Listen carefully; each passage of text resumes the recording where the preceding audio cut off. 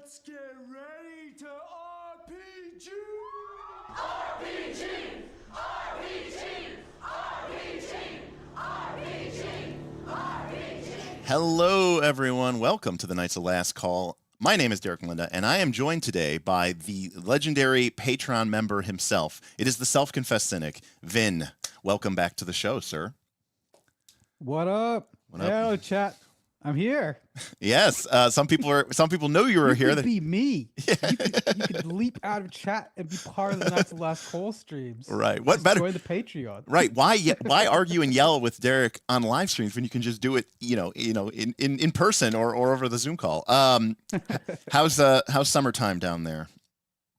Summer is actually stormy, really stormy. In fact, it was lightning storm so bad that my house started flickering. Oh, okay. I was just yesterday. I was not today. We're good today, but it's been pretty wild. It's been good. I actually like it. It makes it more interesting than just blazing sun. Oh, I'm a big fan of precipitation. It is snowing here in Cleveland. We're going to be down to zero next week, which is like negative 20 Celsius or something like that, give or take. Yep. So it's going to be pretty cold, but I prefer the precipitation a little bit. All right, people are saying I need to turn it up a little bit. All right, we'll do that. All right.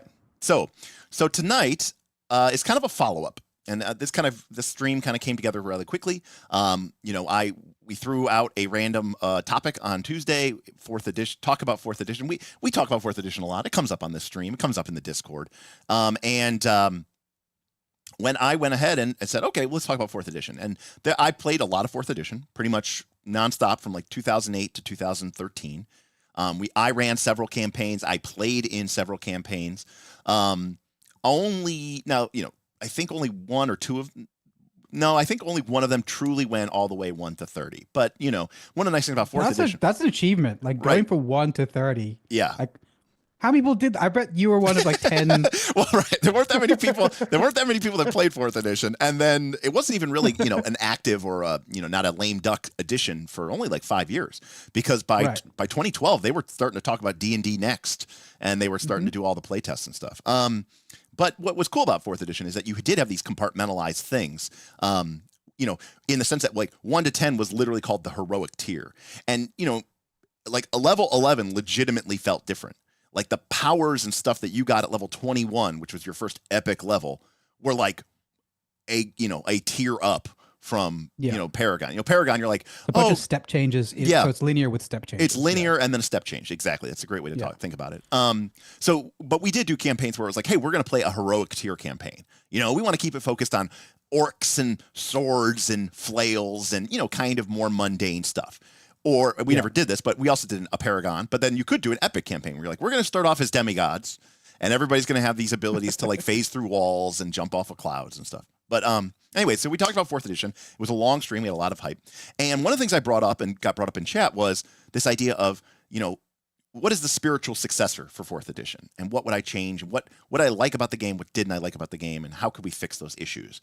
And as we were talking about it, one of the things I brought up was I view Draw Steel, formerly known as the MCDM RPG, as sort of the spiritual successor to 4th edition, potentially. I think it has the most promise. Obviously, 4th edition officially cannot have a spiritual successor because the GSL prohibits people from using the rules in that way.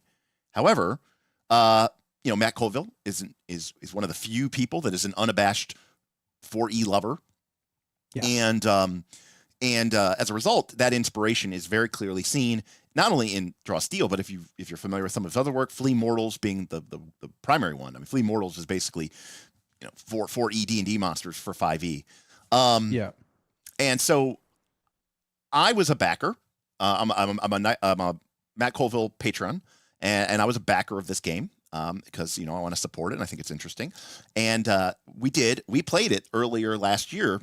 The Knights, Bob Smith. We played it. We went up the tower. We played the tower adventure. Not on stream, but you played it off stream, and then you talked about it. Yeah, we played it off stream with our home group, and then we talked about it for a long time on stream. It was a very popular stream. But that was several packets ago. And now they released, and I confirmed this with the community member, or the community leader, or whatever. The patrons got the final backer update, which is like playtest kit number 4. It's not the public one, it's the private one, the patron one. And I asked them, I said, hey, can I talk about this? Can I show this, on my stream? And they said, yeah, sure, absolutely, go for it. So this is something that came out, I want to say mid-December. So when you say final, does it mean there's no updates or there's no more packets? There's no more updates. So here, I'll read this. This is from James, intro Caso. It's James here with pretty much the entirety of the game in a raw, mostly unedited form. This test gives you everything that we're planning on putting in the core books for Draw Steel. You've got the manuscript for heroes and the manuscript for monsters. Take a gander and start making some characters and planning your adventures. This is probably the final playtest before the final PDF comes out. And it'll be many more months since we need, months since we need to edit and lay out over 800 pages. So this is it. I mean, barring any, this. So. Okay, so James Torres in chat is saying that there might be more changes, but those changes will be small. Right. This is the bigger picture. Yes, exactly. Now, of course, that's 800 pages, and it is 800 pages. There's no way we're going to be able to cover all that. We're not going to go through all the classes or any of that stuff. What I'm really trying to look at here is, number one, I've played the game. I've kind of followed along with it, not in like the last 3 or 6 months, or like the last 3 to 4 months, but I'm interested to see how they change, because there were some things that they did in this game that were kind of like, hair raising. We got rid of attack rolls. That was one of them that kind of messed with people a lot. Well, I will. Yeah, like the resolution, the fundamental resolution mechanic of this game has changed. Yes. Significantly. Yes. Multiple times over its development, and definitely since you last did your video, I think. Right. I mean, like if you look at Daggerheart, they have pretty much stuck with the 2D12 hope and fear thing the whole time through. But this game has basically, except for your D20 as the GM. Except for your D20 as the GM. Putting that on the shelf. It's another show. That's another show. We'll talk about Daggerheart. But this game, they've basically kind of like gone back to bedrock on a couple of instances. Like clearly they've kept the sort of like classes and probably some of the nuts and bolts there the same, but they've basically taken out the engine of the car and replaced that a couple of times, so that's a big deal. They're like, no, it's still got the leather interior. It still has the, the drop top, but we took out the engine. Body's still there. Yeah. The body's still there. Complete new engine. Well, I've never seen someone do that before, but it's cool. This is this new era of open game development. Well, it's not just open game development, but it also goes back. Yeah. It goes back to what Matt said in their development, which is, by the way, something that I can't do, which is why I will never design a game. Which is, for me, I want to sit there before any human being sees it, and be like, I need to think through this completely and make sure that I'm giving. It might not be perfect because we may have to tweak it, but there is no world in which I would be like, this is my idea for a game, and then I get playtest feedback and I go, okay, I'm dropping my core mechanic, and we'll go back and we'll redo that. So. I mean, Tundless is right that there wasn't even an engine at first. As far as I know, this game got funded before it even had a core mechanic, and it's interesting because this was in the fervor of the OGL kind of stuff. Well, I'm sure it was pushed along by the desire to have the OGL kind of kick in. But not just that. I mean, it was the zeitgeist at the time. Sure, was about that, and that's kind of like. But it indicates something very different about the way that I think Matt Colville views game design, or at least or James Introcaso. Which is they go, what's your vision for the game? So, we talk about top down and bottom up game design, right? For Magic the Gathering, right? Where Magic the Gathering, you say, I want to do, they have a set coming on. I want to do a set about racing, a planar racing set. Cool. So we need race car mechanics. We need this. We'll make mechanics, but the core thing is we want a cool racing set, or we want a set with werewolves and vampires. Innistrad from Magic the Gathering very famously introduced the idea of a double-faced card, right? Because werewolves transform. So on the front side, you have the person as a person, and then it flips over to reveal its werewolf side, right? So the mechanic came from trying to support something. I don't necessarily work that way. I think in terms of mechanics, right? And I think what Matt Colville was like, he's like, I want a cinematic, heroic, tactical fantasy game. I'm selling you the pitch. Now, how are we going to make that happen? No clue. We'll figure that out, But what I want to do is I want to just get people hyped about this idea of this game, Right. That's not the way I design things. Sorry, is there anything from chat? No. I'm just looking here. No, I was going to say, so you've done a stream about this game already. Yep. As we're not going through all the rules. So how do you want to approach these books? Because there's two. I definitely want to cover some of the monsters. So there's 2 books that we got. Right. What do you want to do? Do we just Yeah. So I think what we do is I think we should definitely start with the hero's book. And and what we'll do is, we'll maybe around like 8:15, 8 o'clock, we can kind of decide where we're at and make a switch over to the monster stuff, because now, word of warning, this is an unedited game, so it's basically just 2-column text all the way down. It's pretty brutal. That's true. Yep. In fact, I had to send him art just to make sure we had some art. Right. Because it's important. Yes. That's the tone. Yeah. Right. I know we're all about art here. But for anybody who hasn't, followed along or whatever, with this game, they spend a good time talking about what this game is. And, it's one of those things where it's like people are so hyped about this game. And then 4th edition D&D very clearly didn't say. They were very much like, this is D&D. It's just that all we did was give you fun, cool powers to use in combat. But other than that, it's D&D. It's got the same rules or lack of rules as you would normally expect. But people are like, it's just a combat game. And yet, when we look at this first page, what is this game? This is a game about fighting monsters. Period. That's how they chose to open up their statement. And then you're like, oh, maybe it's about more than that, because there's another sentence about larger than life extraordinary heroes plunging into battle against terrifying monstrous enemies, right? So this is basically saying that this is a combat game. And I get that in my experience, there are, for the most part, in the modern TTRPG experience, there's like 2 different types of groups. There's the groups who play D&D or Pathfinder, but really what they're doing is just kind of play acting, and the game is very much secondary, maybe even tertiary.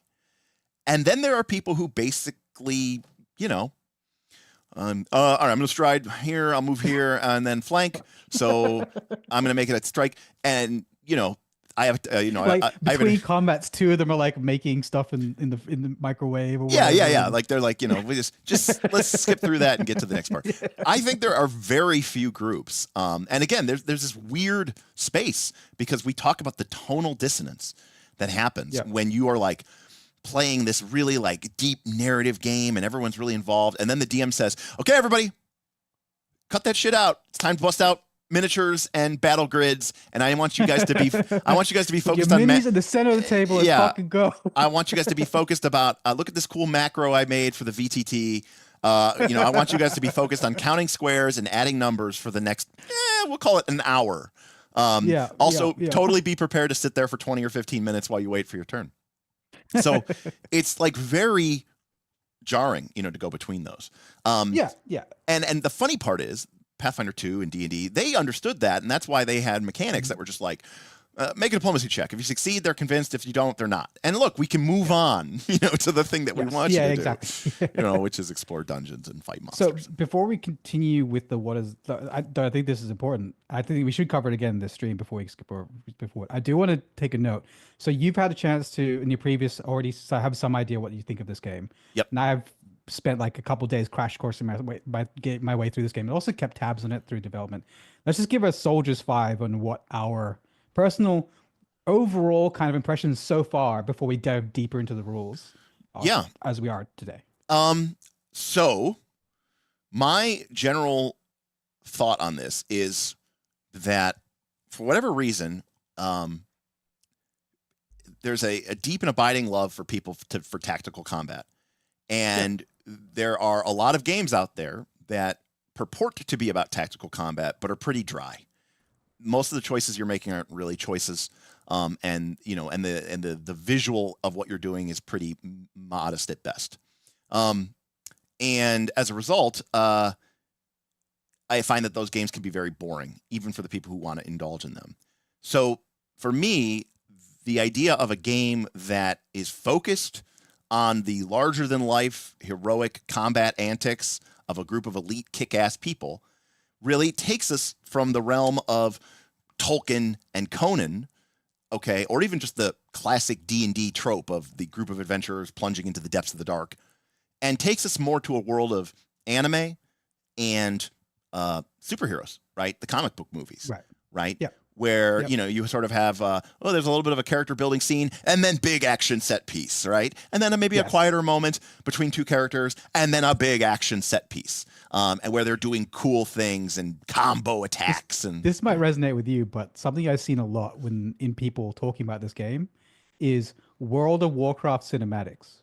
Sure, the 3D renders or whatever, right? Yeah, exactly. Yeah, right. Like okay, because I've seen look, I haven't played World of Warcraft in a long time, but I think we've all seen the opening credit or the opening trailer for where when Sylvanas goes to fight the Lich King, who is not the original Lich King, but the new Lich King, right? To steal, and then she rips the crown. But she's fighting him and like shooting her arrows, and there's like chains that are binding him, and everyone's like, "That's whatever that is. That's what I want." That's what I want. And it's like, the game doesn't. And then you get to play the game, and you're like moving between the zone of fire and then moving between, and it's really lame. And like all of your abilities just look the same with a different little pixel particle effect on the character. Yeah. Or you just turn all the power effects off so you can run better. Right. You're like, I can't. It's crushing my FPS. I don't have any particle effects off. It's just numbers scrolling down a text going to my meters.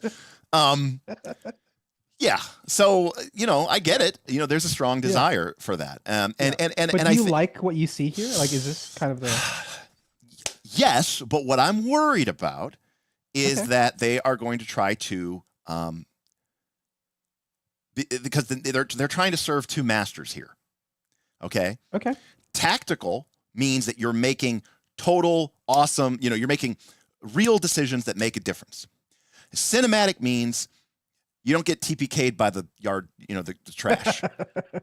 So and the problem is, how do you make a tactical game that also respects, say, cinematic or narrative tropes, right? How do you make a heroic game that is also tactical? To me, heroic means that in the moment of truth, right, the character overcomes, and not because of their skill or because of their tactical positioning, right? They overcome because they're a hero, right? Because of their spirit, of their determination, which is fine, which is awesome, and it's very moving to see.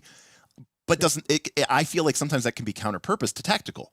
You're like, hey, I made a really, really good choice, and I made a lot of great decisions, and so the game is rewarding me. And then someone else is like, I made poor choices and bad decisions, but as Dildo says, for Frodo, and the GM's like, oh, total success. Oh, yeah, you charge the enemy army and you wipe them out because for Frodo. Because like tactical is you throw the enemy archwizard down a pit and then just rain things from them above while they can't fly out. Not heroic, right? Not heroic. Again, one of the most famous things we played one of the last Pathfinder 1 campaigns we played was Rise of Rune Lords, and this was after like APG had come out. So Create Pit was a spell, and for those of you who haven't played Pathfinder 1, Create Pit was a broken spell that basically just created extra dimensional pits, and as a result, they would just drop a pit. All the monsters would fall into that. They'd push into them, and then they would just chuck, whatever furniture was in the room. Yeah.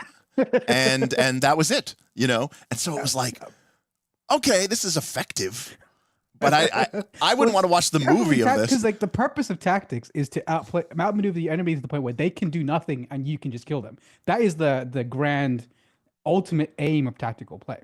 Right. But in terms of like miniatures combat's, well, maybe Warhammer is like actual real miniatures games, but like RPG miniatures combat is it's actually more like tactics is, do you flank him or not? It's not fucking all this other stuff. No, it's not. But the problem is when you make a game too tactical, okay, then it takes time, right? And let me tell you this, there's a difference between the game and the experience of playing the game. So what I mean to say is you could have an extremely cinematic fight in your tabletop role-playing game, full of many cool actions and incredible moments. To a person who's watching the Amazon Prime cartoonification of that battle. But the actual playing of that battle took, an hour and a half, and you spent, good 70% of it waiting for your turn. So even if the outcome, while other people measured things on the board, right? It's not even... so while the other, while the idea of the outcome is nice, how do you get there? And unfortunately, the price that we've paid time and time again in these RPGs, including 4th edition D&D, is time, right? Time. It just takes forever to make these these tactical decisions matter. And then when you start speeding up play, inevitably you have to cut out tactical considerations, because tactical consideration is another word for analysis, right? Sure. And in real life, like cost benefits, but in like real life, time doesn't stop. Right? In real life, if you're playing an RTS or you're playing an MMO or you're playing a whatever, okay, you don't have the time to, make all these choices. In fact, not that it's like super popular, but one of the reasons chess has become much more popular over the last 10 years or so is because by and large, the community of chess players have abandoned traditional chess. And now it's all like blitz chess with 5-minute timers. It's, speed. You don't want people to sit there for an hour thinking about 80 moves ahead. Because it's not about who can get to the best decision. It's who can get to the best decision in 15 seconds. Yeah. Which is actually, I think that's more interesting too. Right. And I've tried this, and even like people who you might think about it hate me and like will push back on me big time for this. But like I have tried, and I have floated the idea of like putting in timers, for people's turns. I also don't like that, but I know why you're doing it. I know why I know you don't like that. We've talked about that. So is chess cinematic? I don't know. Maybe it could be. I mean, let me put it this way, Derek. Let me put it this way. You could play a chess game and record it and then convert it into an anime, and it would probably be really sweet, right? Because it's like, oh, the armies are marching forward, and then flying around, and she like unleashes her power, and she uses huge lightning. You could turn it into something, and you're like, look at the awesome positioning. But like watching it happen, it's like watching paint dry. And let's be clear, watching a tactical, cinematic, heroic combat in D&D and D20 is usually like watching paint dry. Yeah. In my experience, the only really awesome moments of that is like when someone crits.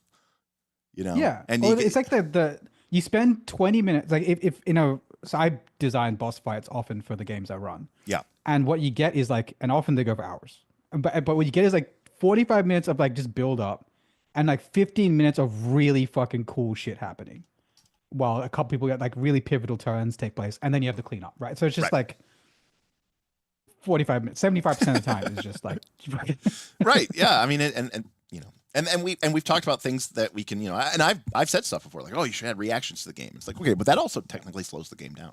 So that's my overall take, from the game, which is awesome. Heroic cinematic fantasy, great. Okay, so we're not tracking torches, and we're not worried about procedural, random encounters. It's set piece action encounters with cool stakes and big stakes, and we're the big damn heroes. But how do you manage that? Because some of those terms feel counter-purpose to me. That's my take. So my take is, so I've been on a freaking journey with this game. All right.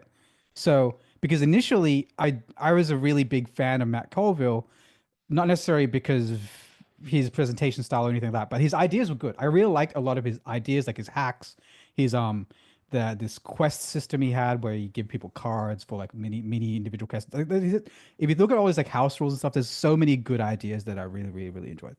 And then I realized they didn't have a core mechanic, and I was like, oh no.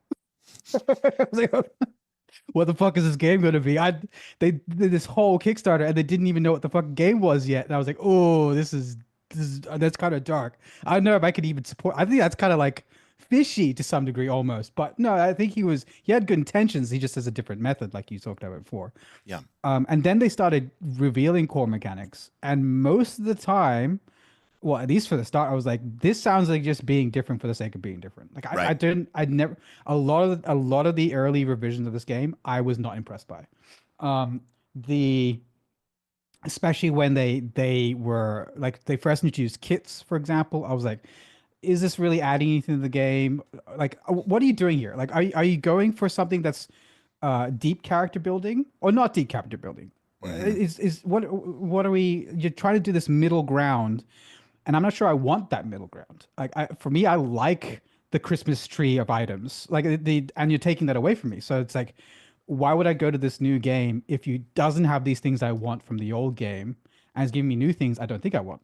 And that was part of that journey. Then you get to the later revisions, and I think it was really when they came up to literally this latest revision of the core resolution mechanic that I was like, oh, I think you might have something here. And it took that long. Like, like a year and a half or whatever it was for me to go, okay, no, I think you might have something here. Like now the pieces are starting to come together. Beyond that, similar thoughts along the whole path was for me for their pretty much everything else but this fucking system. Oh, do we have a? No, that's well, we have super chat. Yeah.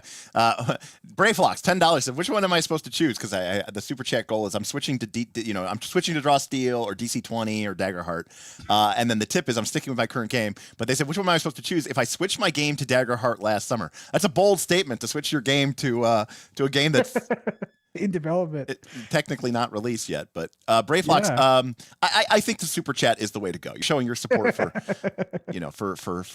Daggerheart. But thank you, Brayflox. But yeah, so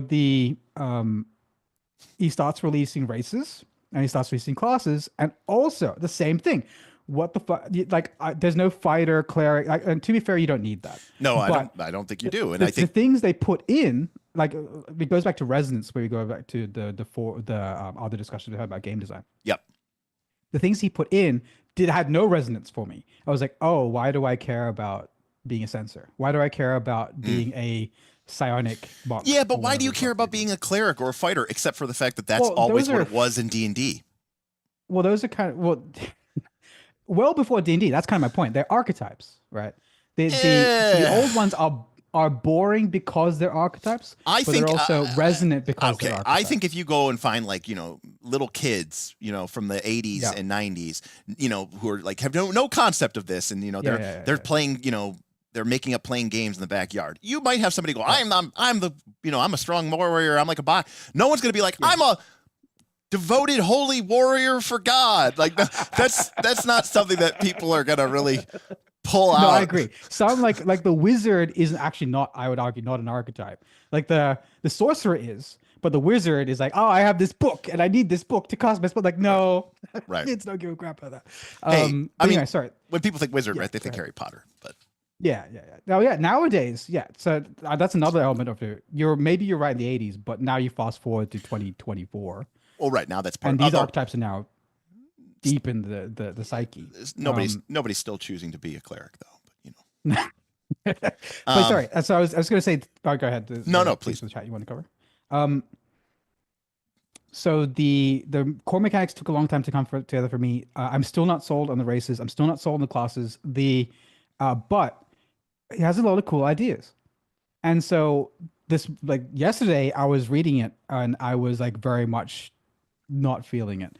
But then as I come together, I look at the conditions. More importantly, I look at the way he's streamlined a lot of elements of the game to make it simpler. Like I was complaining a lot about edges versus +2s yesterday. And then I look at it and go, and especially since I talked to some people who've played the game, they're like, oh no, it actually does streamline in these kind of X, Y, Z ways. I think they've actually put together something that resembles maybe a good game here. And that's I've kind of come the full circle. I went from very skeptical to like maybe it's all right. And that's kind of my journey with this game. I still have a lot of questions, and we'll go through those today, I guess. And the final thing I want to say is I hate the language. I hate almost fucking I hate reading this game because there's some of it that just makes me actively angry. And maybe, I'm so heroic because I grabbed the thing. Oh, this quest is about getting the thing and destroying things. That's so heroic. Well, I mean, going back to 4th edition, right? So 4th edition reads very dryly, Yes. And Matt Colville, and his team have a very casual kind of, I don't know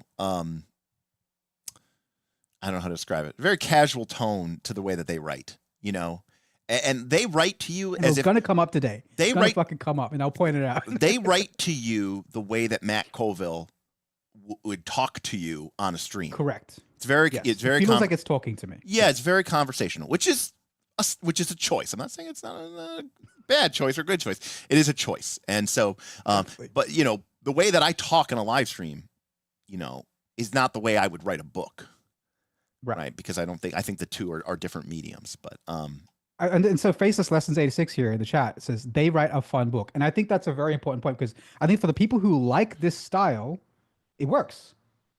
And for the people who are not used to or don't like the style, it's like fucking actively toxic. So right. Agreed. Armored Anathema says the one thing that turns me off in this game is the D&D-esque classes and races. I much prefer having a classless system or classes that lend towards more open concept roles rather than tired archetypes. Totally fair, but understand that like it's not what they, you know, like you could do that, but this is, I don't want to say it's a fantasy heartbreaker, but they are very clearly saying like, look, we want this to replace, this is the type of D&D game that we want to play. Right. And so when you're doing that, that means races, that means classes, that means some of those tropes. And, you know, you could go and make a classless system that has completely, you know, whatever. But I think at that point, you really are like designing your own thing and going from, you know, place. But Jasari says, yeah, it's really weird seeing a book use the emoticon like the smiley D. You know, it's just fuck me. It's very, I mean, maybe, you know what? Maybe we won't see that in the final, you know, the final version. It'd be interesting to see. What if we do, Derek? What did we do? I mean, I'll ding him. Yeah, I mean, Derek Rawlings says Derek dings Slugmaster for the approach to prose as well. I mean, look, I mean, how it's a written product. How it's written is, you know, interesting. So very important. Very important. So very clearly about this game, it is not an exploration game. You might move, but it's more of an awesome cutscene. You know, in the movie where the characters are making their way through the jungle and it's a scene of them, you know, tramping through the wilderness and crossing through a slug-infested river or swinging on vines over a crevasse and then crumbling up the crumbling stepstones of an ancient stepped pyramid, right? And then we cut to the top of the pyramid where, you know, the tribal zombies come out and attack the party as on the steps of this, you know, ancient sort of Mayan or Aztecan pyramid. That's what this game is about. It's not about hex crawling, right? And you might be doing stuff in a dungeon, but I promise you, it is not a, you know, map on 10-foot squares, right? It is a point crawl or a node crawl, and it's more about action set pieces, not necessarily all fights, but action set pieces, big important things. You're not, hey, wait, all right, so this corridor goes 30 feet and then turns to the left, but beyond that is a T section that goes 20 feet and then branches to the west and to the east. There's a door. You make me want to play that game, man. 50 feet down. That game you're describing right now. I can't tell if you're serious or not. No, I love that kind of shit. Anyway, how do you not play old school D&D? I don't understand that. But yeah, I try to fuse new and old. But anyway, this is not that. This is not that. Yes, exactly. So it's not that. It's not wilderness exploration. You know, you can run horror themes, but it's not a horror game. So Draw Steel is very clearly drawing a line in the sand. It is tactical, heroic, cinematic fantasy. And so by tactical, they mean you get to make choice and position matters. For them, tactical means positioning matters. And traditionally, that has meant flanking. That is the nut and the bolts of it. Now, if you've played Gloomhaven, I feel like Gloomhaven is probably one of the best examples of a tactical game that you could ever hope to play. Now, have you played Gloomhaven? No, I haven't, but I bet a lot of people in chat have. Yeah. I bet they have. So let me there's two really important things. Because, you know, one of the things that really started, I mean, you know, you had Bull Rush in 3rd edition. But I played a lot of 3rd edition. And I think Bull Rush happened twice, you know, maybe in the whole game. You know, no, you need like damage. Like, what are you doing? Yeah, and not only that, you need like 6 feet just to be able to Bull Rush effectively. But 4th edition came out and really introduced this idea of pull and push and slide, right? And these were all riders, right, on additional power effects, right? So your sorcerer would do a big close blast, you know, and do a bunch of damage, but then it would also push the enemy's 3 squares. Or your bard might hit somebody with a psychic attack that does a bunch of psychic damage, essentially mental damage, but also lets you slide them, which is where you can basically move them in any direction you want, right? 5 squares, because it's almost like they're confused and they're stumbling around. So the idea was that in 4th edition, and we didn't get to this on the last stream, tactical positioning or, you know, moving around the battlefield was really important, and it didn't matter most of the time. Sure, like you push somebody and then they would on their turn use their move action and re-engage you and just attack you. Like there was no real price or penalty for it. So in Gloomhaven, 2 things matter. One, most of the rooms or the encounter sets have some kinds of, almost all of them, almost inexplicably, almost always have trap icons in a square. And the first model to enter a square with a trap token triggers the trap token. And it's not like a save or anything that usually just says like, you know, take 5 damage or whatever, take 4 damage. So if you can, and then it also clears the square of that trap. But if you can just push an enemy or pull an enemy into a trap, they get triggered by it. And these aren't like, you know, a lot of people talk about that stuff in D&D, but you're like, what would that even look like in my campaign, right? Because what is this room that all these traps just laying around it, right? It's very gamey, but it works. The second thing is in Gloomhaven, because there's no GM, when a monster activates, okay, it has a script that it operates and to whom it attacks. And the first level, the most primary method is who's the closest. So as like the sorcerer, if you could hit the enemy with like a blast wave and it pushes them closer to you and it pushes you closer to the tank, then when those monsters activate, they're going to go after the tank, not go after you. So when you play Gloomhaven, that is very tactical, because not only is your position matter, because you could be like, I'm going to fall back because now I'm not the closest person to that monster. And so when that monster activates, it'll go after my other party member. Or if the fighter runs off to go attack somebody, now the monster can just, go attack. We'll go attack the wizard. D&D has for a long time relied on like attacks of opportunity to sort of do that controlling positioning thing. And I think for the most part, it fails. Right. I don't think attacks of opportunity are effective enough. Sticky and boring. I just don't think I don't even think it's an effective enough deterrent, for the most part. For you, like when you GM, you very much play monsters like, drive it like you stole it. Like, who cares? They only live like 30 seconds anyway. I mean, I'm not a complete soulless fuck, but like for example, if I have zombies, and even in 4th edition D&D, if I have zombies, they're going to charge forward in a mass and they're just going to swarm around people and just rip them apart. Okay. And the closest enemy. But if I have any creature which is at least as intelligent as a PC, then I'm going to play them like a PC would play them, for the most part. But you also drive like you steal PCs. Well, yes.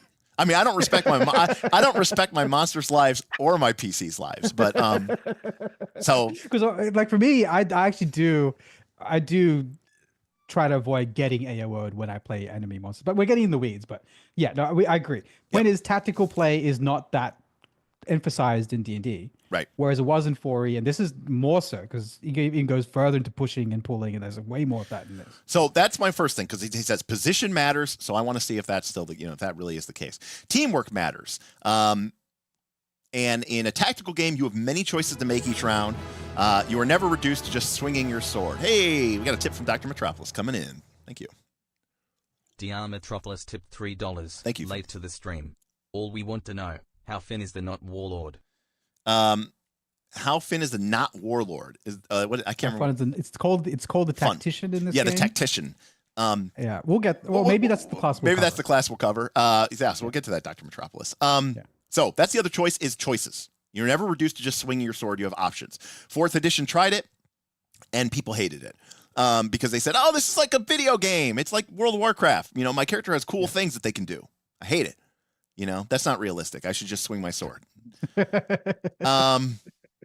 So we'll see with this. For example, there are some people who read this. As you play with the same group of characters, you learn what they can do. You discover synergies, combos. Some of these intended by the designers, some of them not. That excites me more than, there's this idea of synergy, right? That 1 + 1 = 3. If you do your thing and I do my thing, individually, they're not that great, but together they're very powerful, right? And this is why World of Warcraft was amazing. But there's a fundamental problem with that. Okay, is that you're not you're not the 3 all the time. Correct. You need to have the other person. Well, not only are you not that, but not only that, but now where do you balance your game to? Because balance is so important with these games. If you make your game be like, you have to be good, otherwise these encounters are going to raffle stomp you, right? And World of Warcraft said, look, people are here for the challenge. There's kind of a Dark Souls nature to it, where they go, until you learn to get good, you're going to keep wiping on these raids, and you're going to gain this sense of thing. But you can't do that in a TTRPG. Because there's no reload. There's no respawn. Exactly. There's you no... all die. All right, well, I guess the game's over. You all die. Okay, I guess the game's over. You know what we should have done? We should have focus fired the thing. All right, we'll try next time. No, you won't. You'll upset. And that's why these TTRPGs have to make the games so weighted in the player's favor. In their favor, yeah. Because otherwise, that's going to happen. Heroic basically means don't track torches. Or maybe cinematic means that's actually probably the best way to put it, because cinematic heroic's one of the heroic's one of the mirror. I mean, heroic to me means you're the good guys. you know? Well, that's the thing. Again, that's the best way to put it. I think that is the correct way to view what this game means by heroic. Because when I read this game and I think heroic, it reads to me as the opposite of heroicism. Interesting. Right. You're thinking classic Greek heroicism, right? Well, yeah, it's like heroicism is overcoming adversity despite your failings, right? This game is about being superheroes. Right. And so it's more along what you're saying, which is you don't track bullshit. You don't have to worry about too much about like torches and all that kind of stuff. Like you're in it, you're fighting, you know, you're good at weapons. There's no weapon proficiencies, I don't think. There's like you just fucking work. And yeah. And this is particularly ironic because as we were talking with Vin, is that I am getting ready to launch a couple of Torchbearer campaigns for some patrons of the Knights of the Last Call. And over the last couple of, the last week or whatever like that, I have been working and talking with my patrons, including Vin, endlessly on basically on here. Actually, I think I still have the window up on inventory and light mechanics. Yes. And I hate all of this for Torchbearer and tracking all of your different bag slots and how much light you have and how many candles are you tracking and how long will they last before they run out. And so this is not that, right?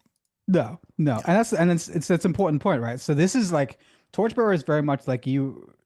Right. It's in the I don't know simulationist, but it's like it's you're very like you're a strappy adventurer overcoming incredible odds. Yeah. But to the point where you're managing individual things. Right. This is very much like you're a starter superhero. You're starting your new superhero journey as Spider-Man Day One. You're Spider-Man Day One getting to Galactic Spider-Man. That's kind of what this game is. Right. And yeah, it's not what I see as heroicism, but it's, and the idea here is, we don't assume that your characters never eat. Of course they eat, but we hand wave it. We don't want to focus on that, and we don't want to make that the important decision that you guys are dealing with. Is how are we going to get enough food to make it across the desert of wastes? That's not the dramatic point that we want to take. We know, right? We know that Captain America and Iron Man, have to take a shit every once in a while, but we don't cover that on screen, so. Correct. Cinematic means strong visualization. So that's how they describe it, right? We like powers and abilities with a strong visual component.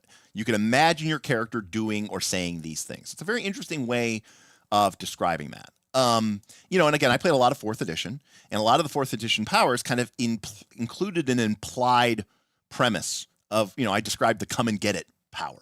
Mm-hmm. And mechanically, it just expressed as itself as, go 2 squares out, pull all the enemies in, and then attack them all. But cinematically, you can imagine the character in the middle of a group of enemies, taunting them in and screaming at them, shouting them, banging on his shield, like, come and get it. Literally, maybe even saying that. And then as they come in, he goes into a whirlwind and he's just attacking them and dropping them low and coming in. So that to me is something I think that is greatly missing in most other TTRPGs, because for whatever reason, for whatever reason, I played with 4th edition with people and in several different campaigns, and a lot of people felt like it came to life in that way visually. Yeah. No, I definitely agree. Pathfinder doesn't have that. Like Pathfinder 2. Yeah, I mean, but I don't think 5e does. I don't think 3e does. I don't remember enough about 5e, but I do. Like power attack from let's go back to 3rd edition, Pathfinder 1. Power attack to me did not feel like anything. Power attack to me felt like a number exchange of accuracy for damage. Right. I think it's where I'm kind of getting the disconnect here is if you talk about martials, you are 1,000% correct. Not 100%, 1,000% correct. 10 times that correct. Because it is I double slice from level 1 to level 20, or I power attack from level 1 to level 20. Whereas if you talk about spells, though, I feel like D&D hasn't had a huge. I actually do visualize a lot of the spells and stuff and how they look and all the. And if you talk about Tome of Battle, like I can see all of that, like Moment of Perfect Mind. I can see fucking all of those. Like, but the White Raven charges and shit. But that is that is 4th edition basically. Yeah. So moving on, the game has 5 characteristics instead of 6. Looks like they got rid of Constitution, which is fine. I mean, again, I always say that to me that the two that could go are kind of in a certain extent intelligence and wisdom. But those could be combined. But also, strength and con to me are linked. like I understand that fundamentally we can understand there's this guy's really strong, but he can't run a marathon. And it's like, but that's not really what Constitution means. When people think Constitution, they think big, strong, able to take a lot of hits. So that's when you start thinking about a really strong guy, So the idea of a character with high strength and low con, not only that, how often do you make a character in one of these games that has a really high strength and a low con? It almost never happens. The two are very correlated with one another.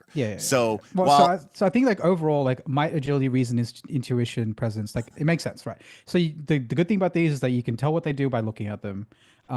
There's nothing like the cons missing. Like you kind of, it's like whatever. Like you can forgive that. I think the main thing to me is they feel very gamey to me, like might and agility being. I'm not saying this is a negative. I'm just saying this is a description. They feel gamey. It's as in, especially because I've been reading a lot of D100 games recently.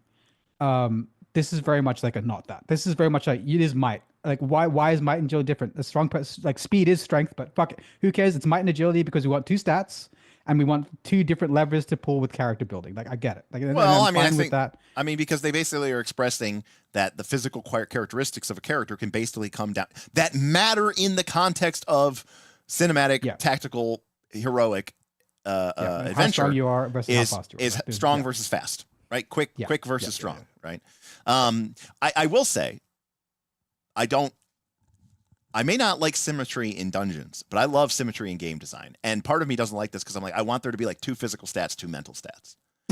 Like that just feels like Fabula Ultima does that, Wait, like, isn't oh no, this is 3. There's 3. There's 3 mental stats? Yeah, there's reason, intuition, and presence. Also, you have to really when you do this, you have to really think about this because people are inevitably going to do this, right? Because they're going to call it, oh yeah, what's your MARIP, right? What's your MARIP? My MARIP. Which, by the way, is very close to a Pokemon name. Okay, I'm pretty sure there's one called Mareep. Okay, and that was immediately came to mind when I read it. But I'd argue the presence is kind of an in between stat. So maybe that's there you go. It's a 2.5, 2, 2, and 1. Yeah, and so the scores go from -5 to +5.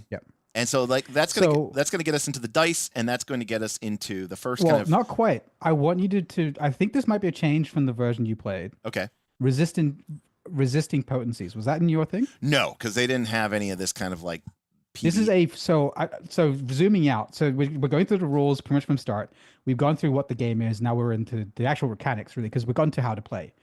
And one thing that's very important in this game is obviously the dice resolution mechanic, and part of that is things like saves and resistances. This game does not have saves, at least in this version of the game. It does not have saves. It replaces saves with resisting potencies. That's what we're discussing now. So if you want to go through that and give me your reactions, that'd be important. Yeah. But the most important thing here that we see is that there is this idea, which we'll see carried on, that it uses these static resolution ranges for your dice rolls. Yes. So you can see here that a potency always appears in text as a capital letter followed by less than sign, single digit number such as M less than 1 or R less than 3. This letter indicates which characteristic is used to resist the effect. M for might, A for agility, R for reason, I for inbred. And the number needed indicates the minimum score in that characteristic the target needs to beat the effect. So, the idea here is that if the ability scores kind of are like, what it works like? It's like a combination of 5th edition and 4th edition. Because in 4th edition, Fort, Ref, and Will became defenses, just like AC. You had to attack them. Right, but then in D&D 5e, they got rid of saves, and saves basically became just strength checks, dex checks, int checks, con checks. So this is kind of like doing both at the same time, right? Because now what they're basically saying is, if you make your punishing smite ability and you make your dice roll, and you end up with an 11 or lower, you're only going to do 3 damage instead of 6 or 9, and you're only going to knock them prone if their agility sucks, right? If their agility is less than 0. Which is, I don't know if that's possible, but I guess you can. Well, no, it's just -5 to 5. Also, I'm assuming this from monster things, and then like you can see that as you go up the tier, if you get a 17 or higher, you get the full thing, 9 damage, and if their agility is 2, right, or less, they're knocked prone, and then they can't save, they can't stand up, save ends.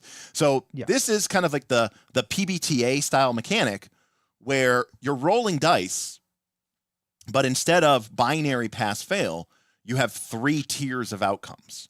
And even on the lowest, so you're not rolling to see if you can hit, you're not rolling to see do I do anything. It's a question of, I'm going to do something. Is it going to be a lot or is it going to be a little? And that's it's funny to me that one comment I did have about this rule set is I found it very difficult to find information because it was always not quite where I expected it to be. Because, for example, this resisting potency section is before where it tells you what the fuck power rolls are. But it's talking about power rolls are intrinsic to what the fuck this mechanic's talking about. I know. We only know. Well, yeah. I mean, the layout here is not great. I mean, power rolls is right here in the next thing, but but I want to point out so that it's interesting because when I read here and when I read further down, the numbers are low, and that I found interesting. Like A2. So first of all, it's less than only, right? So it's if you have 2 or higher, you pass. Right. Which emeans even in a equivalent of a critical 17 plus. If your agility is affecting things, if your agility is 2, yeah, you're not affected. Nothing. Correct. Yeah, which is I found interesting. That's just what I want to point out. Yeah. Well, it's one of those things where, I'm not exactly sure how the ability scores, shake out, but like, you have so few instances to be, good at the thing that you're doing because there's just not that many dice rolls in attack. Like, if someone even remotely invests in that, agility stat, like, I don't want them to be knocked prone. You know what I mean? Like, because like if you're just like, because like a lot of times in D&D, it's like, do you have 0 or do you have a max? And like kind of nothing else matters, Yeah. And so to me, this gives you a good value to say, hey, you've invested a little bit. But also kind of not, because at the starting game, everyone starts with 2s, right? And so 2 means you'd not be also remember that I think these do change as you level up and stuff. Yeah, your potency goes up, and as you level up, you do get increases in stats. I just found it interesting that because from an enemy to player, I think you're right. You want the player to feel sick. Oh, cool! I can dodge all these abilities even though they roll 17 plus. But from player to enemy, it's like it feels like I have no way to affect this enemy.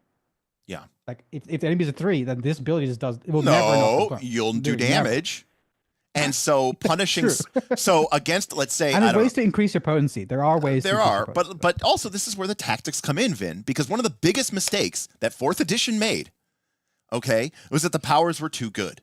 I know this sounds crazy, but what I mean is when because somebody asked this question, we didn't get to it, but like one of the biggest problems is when you go, hey, it's a group of any monster in the game. What are you going to do with your first action? I'm going to use this 17th level encounter power because it's awesome. And I'm going to do that every time. And it's always going to be my most powerful option. I'm always going to use it. Now, I'm not saying that you wouldn't use this, but if you were fighting a bunch of, quickling fae, and you either knew or had a strong inclination that their agilities were very high, then maybe you wouldn't use this power. Maybe this power in that context is actually weak. Even if it's a good power, a strong power, or maybe you say, I would rather go for the damage and I don't really care about the prone. Then that becomes more of an option for you.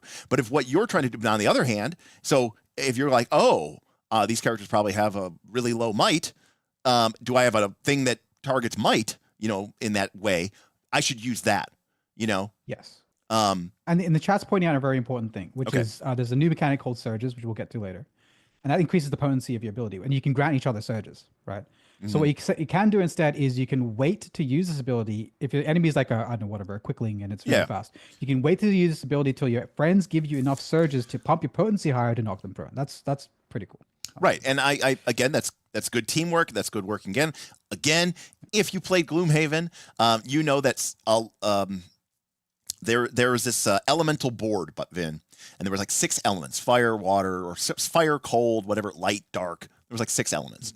And there was a little tracker, and some powers would cause that elemental energy to go up to the peak, and then the next round it would drop back down. It would drop down to the weak, and then it would drop back down to 0. So for 2 rounds, you had fire high, then fire low, then fire 0.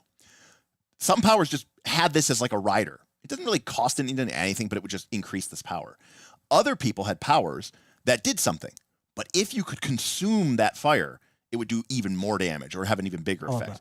So the idea is that like I might use this power and do this thing, and it's okay, but it's granting you surges, so that it makes your punishing smite better.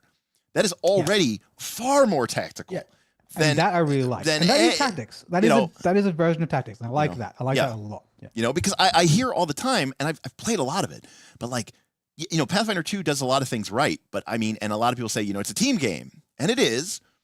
But the choices that you're making, in my opinion, are the same. I aid.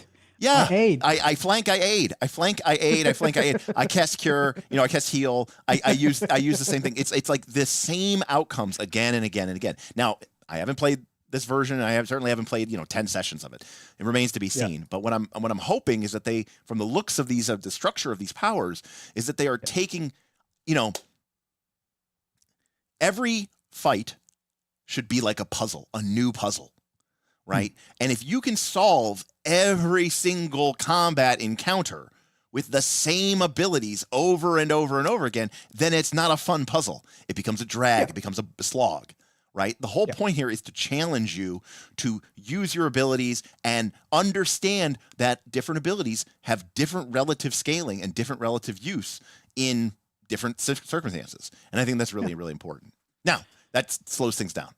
Let's be honest. That slows things down. But they have tried to make things faster by, Well, this is a perfect example of it. This power roll thing, which I think we should move on to now. Yeah. Is a perfect example of making things faster. Right, but checking every single person you hit's agility is not. No. Right, because the moment the GM knows, there's only one enemy type or whatever. This is I'm gonna bitch here a little bit. I apologize. The beauty of the PBTA system, and I've played a lot of PBTA systems. The beauty of the and let's be clear, this is very much a PBTA inspired system, right? The PBTA uses 2d6 plus a modifier, and it's 6 minus 7, 8, 9, or 10 plus. So there's 3 ranges, right? Yeah. The whole beauty of it is, as a player, you never have to ask the GM, what's the AC? What's the DC? You never, and even as a group, do I succeed? You know what your result is. And in fact, there's even that kind of fun moment without ever asking the DM. You're really looking for a full success. You have a +2 bonus to this roll. You need a 10 or higher. That means everyone at the table, without you saying anything, knows that you need to roll 8 or more on your 2d6. And everyone's cool for that. And you roll the dice, and everyone can either cheer immediately or, instead of looking to the GM, what happens. The problem here is that they've created this mechanic, which is great. You roll, I got a 19, 9 holy damage. Yeah. Everyone knows this right away. You don't have to ask the GM and everything. But now it's like, but also what's his agility? And like now you've introduced this delay. The questioning the GM, has been reintroduced to the game. Yeah, right. I see. Yeah. Now, Lionhead Gaming isn't entirely wrong, right? You have been declaring, right? So Lionhead Gaming is saying you roll, you tell the GM 9 holy damage, and if his agility is less than 2, then he's not prone and he can't get up and stay events. Like you're pushing that effect to the GM. Fine, but now that means that you're putting extra workload on the GM, who, in my experience, is typically overworked, right? And so. That's the only reason I bring this up as being a potential kind of weird wonkiness. But let's talk about power rolls. So, sorry, I do want to one last thing. I do want to note that say you do have an enemy that happens to be 1 agility, right? Yeah. I do have a somewhat of a where the moment you realize you can knock him down every time, that kind of breaks that enemy. Right. In terms of like the moment you find out what that thing is, especially with surges and stuff, you now solved. And I find that rough. Like I know. I only find that rough. You like that. I do like that. But here, let me tell you why. There's 3 reasons I like that. Number 1, I only like it if once you crack the puzzle, the fight quickly resolves. Yeah, exactly. Right. Like if I crack, if it doesn't. Well, then that's a slog. That's a slog. The second thing is, and I've talked about this before, right? Which is, it depends on what the time is structure of that. I used to be a big believer. Now things have changed. I used to be a big believer, and I still am, but maybe this doesn't apply in the modern day sense. I used to use the same monsters multiple times. In fact, my rule of thumb was to use them 3 times. I like that too. Right? Yeah. Whereas if you read most adventure paths or a lot of times you fight a monster once in the entire campaign and then you never fight it again. Or it's a singular one-off thing. It does this one thing and you never fight it ever again. And I always say that I'm okay with this curve of mastery where the first time you fight the monster, it kind of kicks your ass because you don't know how to deal with it. The second time you've learned a little bit more. Now you know what doesn't work. Maybe you figure out what does work and you have an easier time of it. But it's important in my world for you to have a third time where you play against that monster again. And now you know all of its and you kick the shit out of it because that is, even if you didn't level up or anything, it's an arc of mastery and not just PC mastery, player mastery. Because ultimately tactical games are about player mastery. It's about me being good at this game. And that, I think it's important for people to go through that arc. So to your point, I think it's okay if when they solve the puzzle, they kick its ass. I just hope that they kick its ass, and that they're going to do it, Yeah. All right. So power rolls. So an ability roll is, you make a 2d10 roll and you add your attribute, right? Might, int, whatever, right? So the first time you played this, you played it with, what was the resolution mechanic when you guys played? I think it was just like, I don't even remember what it was. Jesus, it's been over a year. So the way, so I guess you're right that it does make it similar to PBTA. They got this mechanic, or they thought of this mechanic from some I think it was strategy-esque, or mech warrior-esque kind of game. It was different. It was different genre. It was an interesting thing they got this mechanic from because they envisioned it as tables where you'd actually get a table which had your direct result, and it ended up pretty much being this kind of PBTA outcome. Yeah. And so it's very interesting to me that they essentially are applying a PBTA result architecture to a D&D-esque game. I just find that interesting. I thought this was a really cool idea, and we'll see it more. We saw 1 power already. We'll see it more when we look at Tactician, for example. But the way it makes combat, I think, potentially much faster is interesting to me. So Tristan asked, couldn't they just have done D10 plus attribute? They could have, Tristan, but, and I know this from PBTA, the average of 2D10 is 11. And if you notice, and by the way, remember, we're assuming that people are going to have a +1 or a +2 or a +3, or maybe even a +4 on their ability. What this means, and remember, it's a bell curve distribution. So what that means is if you look at these tier results, if you get an 11 or lower, which means you have a 0, or a 12 to 16, you get the tier 2 result, and a tier 3 is your full result. This means that because it's a bell curve, most of your time, you're going to get a tier 2 result. That's really what it means. And it's not just like getting, it's not like getting between a 7 and a 13 on a D20, because that 6 number range in the middle, okay, rolling on 2D10, right? Rolling a 9, 10, 11, 12, 13 is significantly more likely than rolling a 2 or a 3 or a 4, or rolling a 17 or an 18 or a 19. And when you take into account that characters are going to probably have these bonuses, it means that when you're doing the thing that you're good at, most of the time you're going to end up with this tier 2 result. And so I think a tier pushes you to the center. Rolling a 5 or less is only like 1, 3, 6, 10, so like 15%, something like that. Yeah, it's very low. So I mean, 85% chance you're hitting 6 plus. Right, we talked about this. Right, I mean it's 2d10, so it's 10 times 10, so there's 100 different outcomes theoretically. So to get a 20 is a 1% chance, right? To get a 2 is a 1% chance. So it's very it's a very steep bell curve, and so the extremes of this bell curve are very unlikely to happen, and you're going to get a lot of probable outcomes in the back. But this I did a whole video. It was one of our more controversial videos, right? About missing is not fun, is what I said. Yes.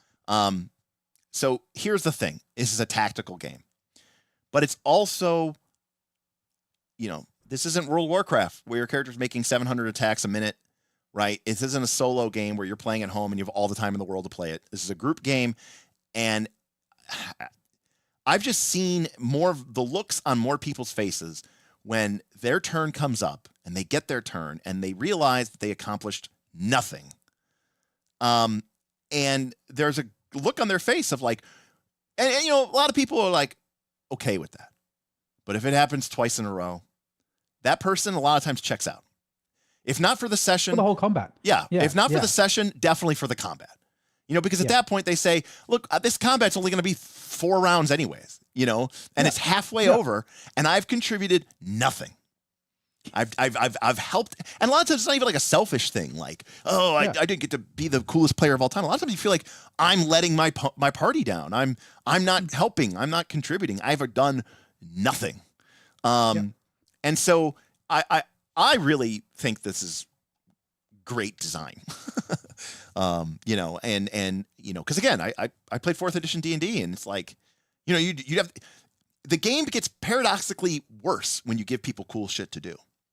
Yes. Right. Like when your attack is strike, and someone goes, all right, I miss. Whatever. It was just a strike. I don't care. It might have been my whole turn, but it was just a strike. But there's this promise, right? You're like, oh, I'm going to use my rain of venom attack, and I'm so excited to use my rain of venom attack. This is going to be awesome. And nothing happened, right? So like you've set up this. Your character's going to be cool, and you're like excited to take your turn, and then because you've set the expectations high, when the person misses completely and does nothing, it makes it worse than if you're like, you're playing Shadow Dark. Nobody can do anything anyways, but just bash people in the face with the weapons. It does nothing.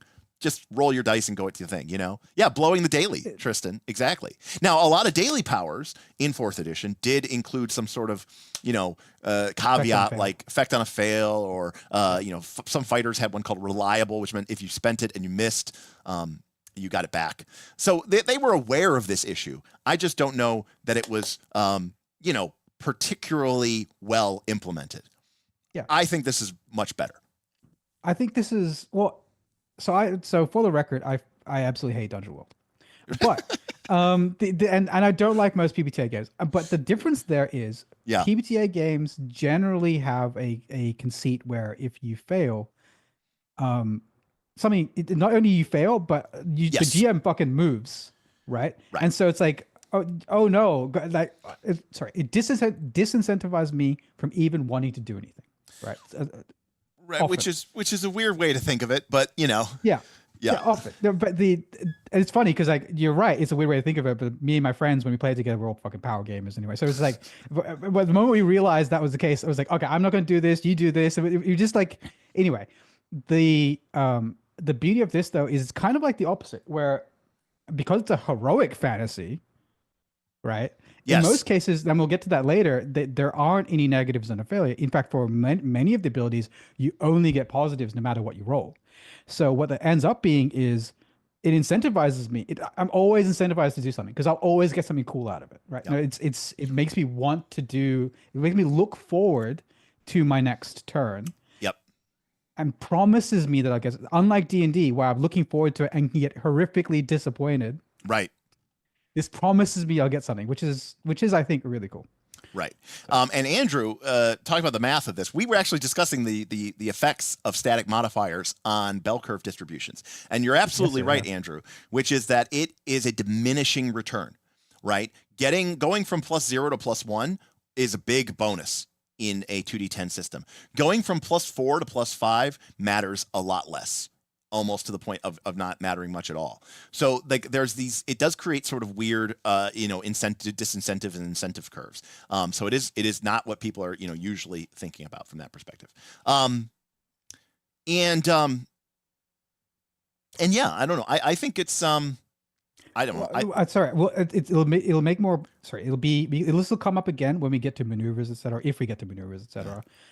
Because it is important that Tier 1, Tier 2, Tier 3, as it's described here, specifically it does not say what we just told you, which is you always, even on Tier 1, you get a benefit.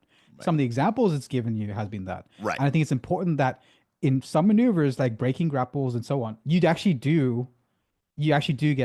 fail. And I think it might be in the next, maybe it's a couple pages or whatever. There is a table that shows you that things can go badly if you fail for some actions. And what I like about this tier system is that they applied it differently in different contexts. for attacks and maneuvers, it's almost always all good. But for things like breaking grapples, you can fail. And I think there's good sprinkled in this system in a lot of smart ways. So here is edges and banes. So this is their version, right, of advantage and disadvantage. So an edge represents a situational advantage they have when they make a power roll. For example, making a melee strike against a prone creature gains an edge. A pair of magic gloves make your hand sticky could grant you an edge when you're trying to climb.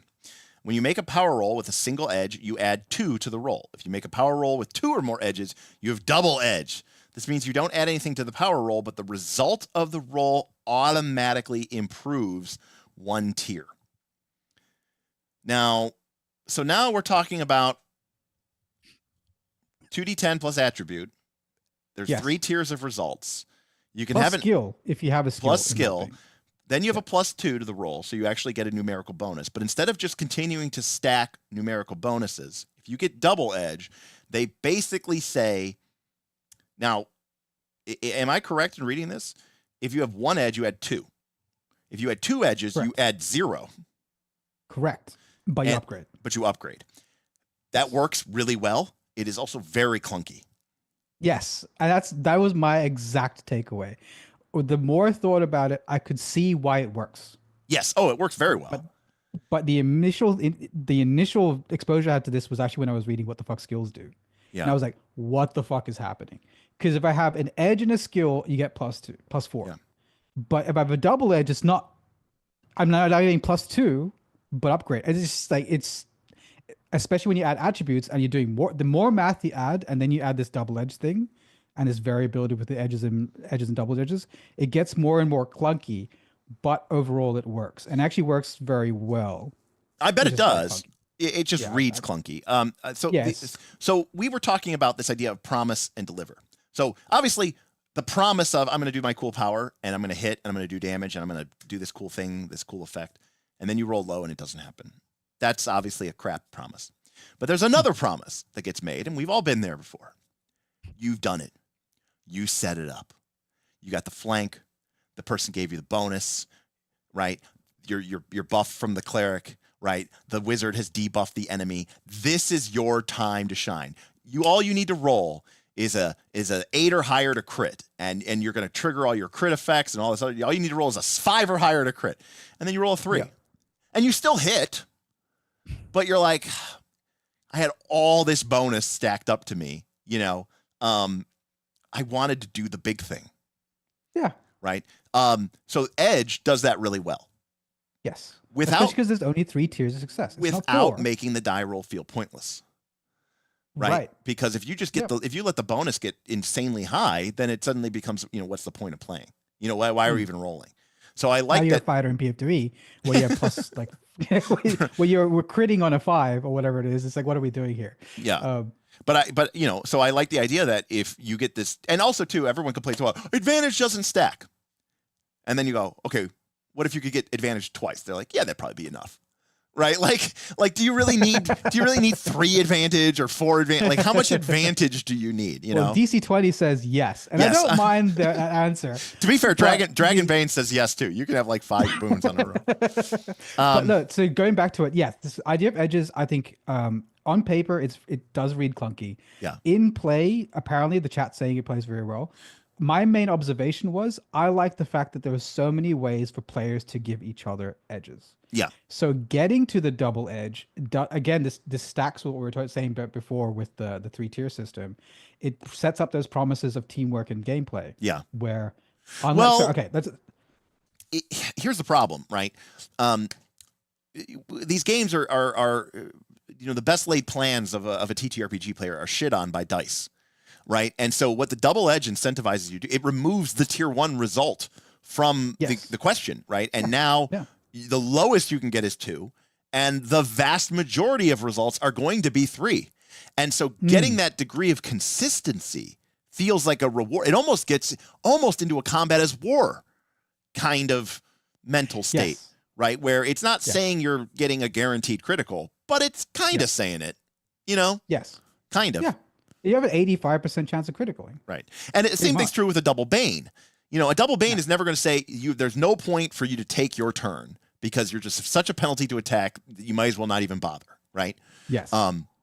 It's saying, hell, if I have disadvantage in like 5e, I'm oftentimes like, what's even the point? Roll 2d20 and taking the worst one is tough, right? Yeah. But this is saying, look, you will still probably get, a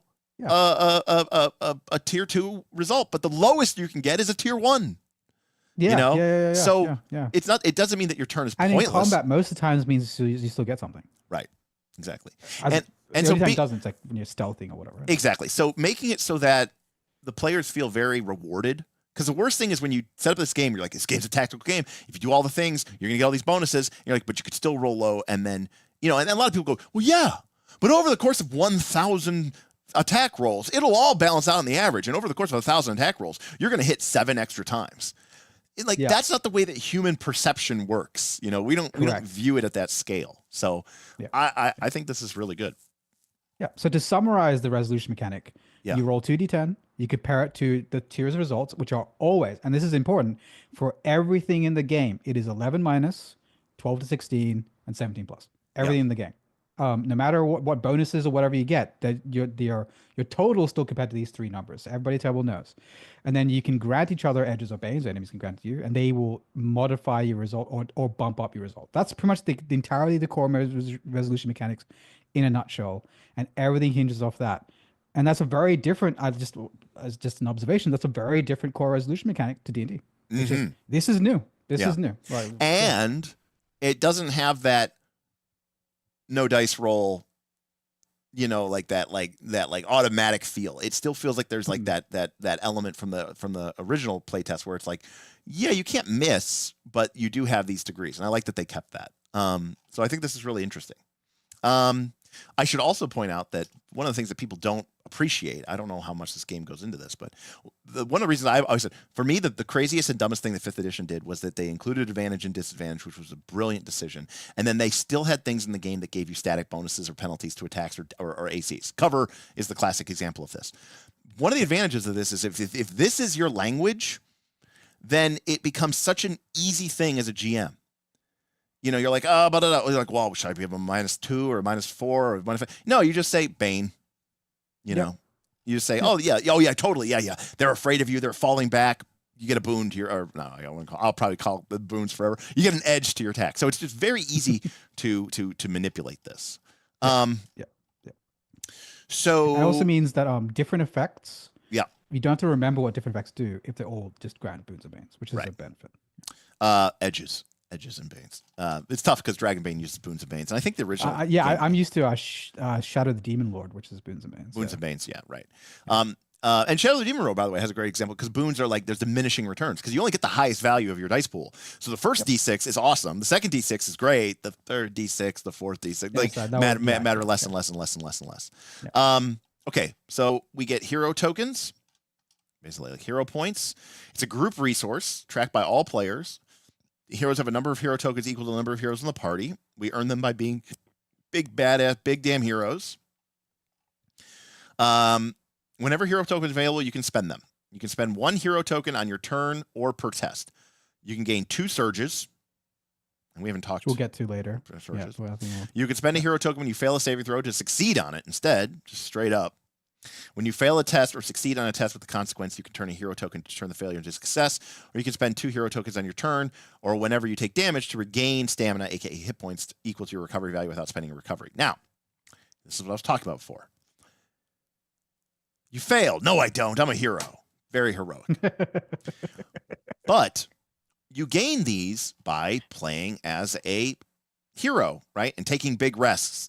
This is rewarding you as a player for playing into the tropes of being a big damn hero.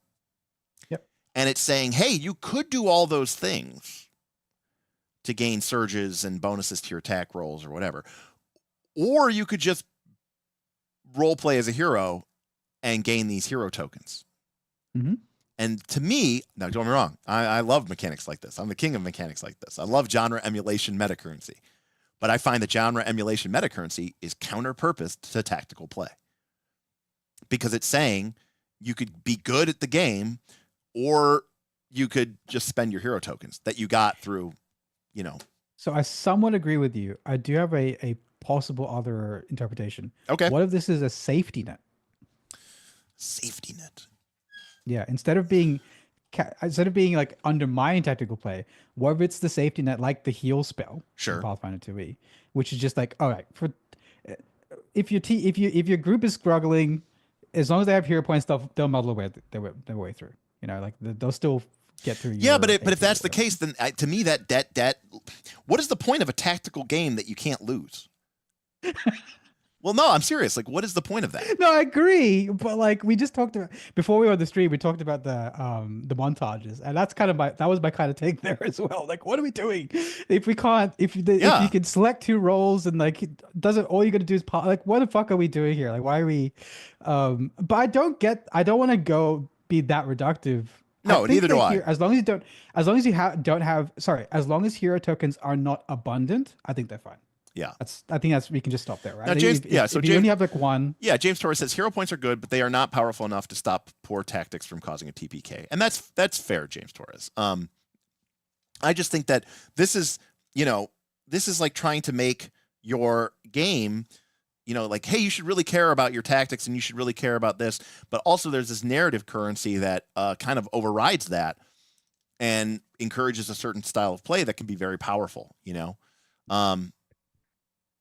So, as long as you only have a couple, I think it's fine. Andrew says, if everyone is 5, you're fucked. Andrew says, tactical play requires careful resource management choices. The hero token mechanic is total utter bonkers, encouraging reckless play, not cleverly solving puzzles. And I think that's, in theories, it's what matters is not the end, it's how you get there, the decision and sacrifices that you make to reach the destination. Right. But I guess, one of the reasons I like solving puzzles, okay, like I like doing Sudokus and crosswords, not word jumbles. I suck at those. But I don't assume that like, well, if I play this puzzle, I'm gonna solve. Like, you know what I mean? Like it will be beaten by me. Like I don't assume that, right? Like the thing I enjoy is the idea that I might not. Also, remember, it's not per person; it's per party. Oh, you serious? Yeah. Hero tokens a party? Yeah. It's actually very different. It's a group resource. It's a group resource. Yeah. So. I didn't realize that. I spend a hero point on every one of my turns. Derek, please stop spending all of our hero points. No. Always round down. Yada yada. Okay. So when you make so this is them trying to solve the 10-minute workday problem, as I recall. It's called Victories. I think you went over this of your own. I did. Yeah, but this hasn't really changed too much. But basically, when you start an encounter, okay, you get this resource. It has a different name for every class, but it kind of is all the same. It's like a pool of resource that you gain that you can spend to do your really cool powers. And at the start of a fight, the number of resource points that you start with is tied to basically how many encounters you've already fought through for the day. So if you've already had 5 or 6 encounters, then you're going to start the 7th encounter with 6 points or more. Yeah. And then when you rest, those get converted to experience points and reset back to 0. So from a weird kind of, now granted, emulationist, heroic, cinematic, your character in a weird way becomes more powerful and more potential. Definitely. They definitely get more powerful as you go. Your recoveries are going down. Right. But to be fair, recoveries, in my experience, right, work. So this is an interesting clock because hit points, recoveries, all this stuff, right? As long as you have 1 hit point, you are functioning completely fine. So it's a resource that matters until it doesn't. Or, you know what I mean? Yes. Or sorry, it doesn't matter. It doesn't matter until it does. Yeah. It's just like life in Magic the Gathering, right? The only life point that matters is the last one, most of the time. But so it's interesting because that's building up this tension without causing a death spiral, right? Without causing you, because if you have this thing where it's like, well, you got beat up, so now you have less, abilities, then you're more likely to fail. But in this, it doesn't necessarily matter. Instead, as you progress throughout the course of the day, you're actually going to get stronger and better and continue pushing. Right. It's like, that means essentially you'll be able to Nova the more you progress. Correct.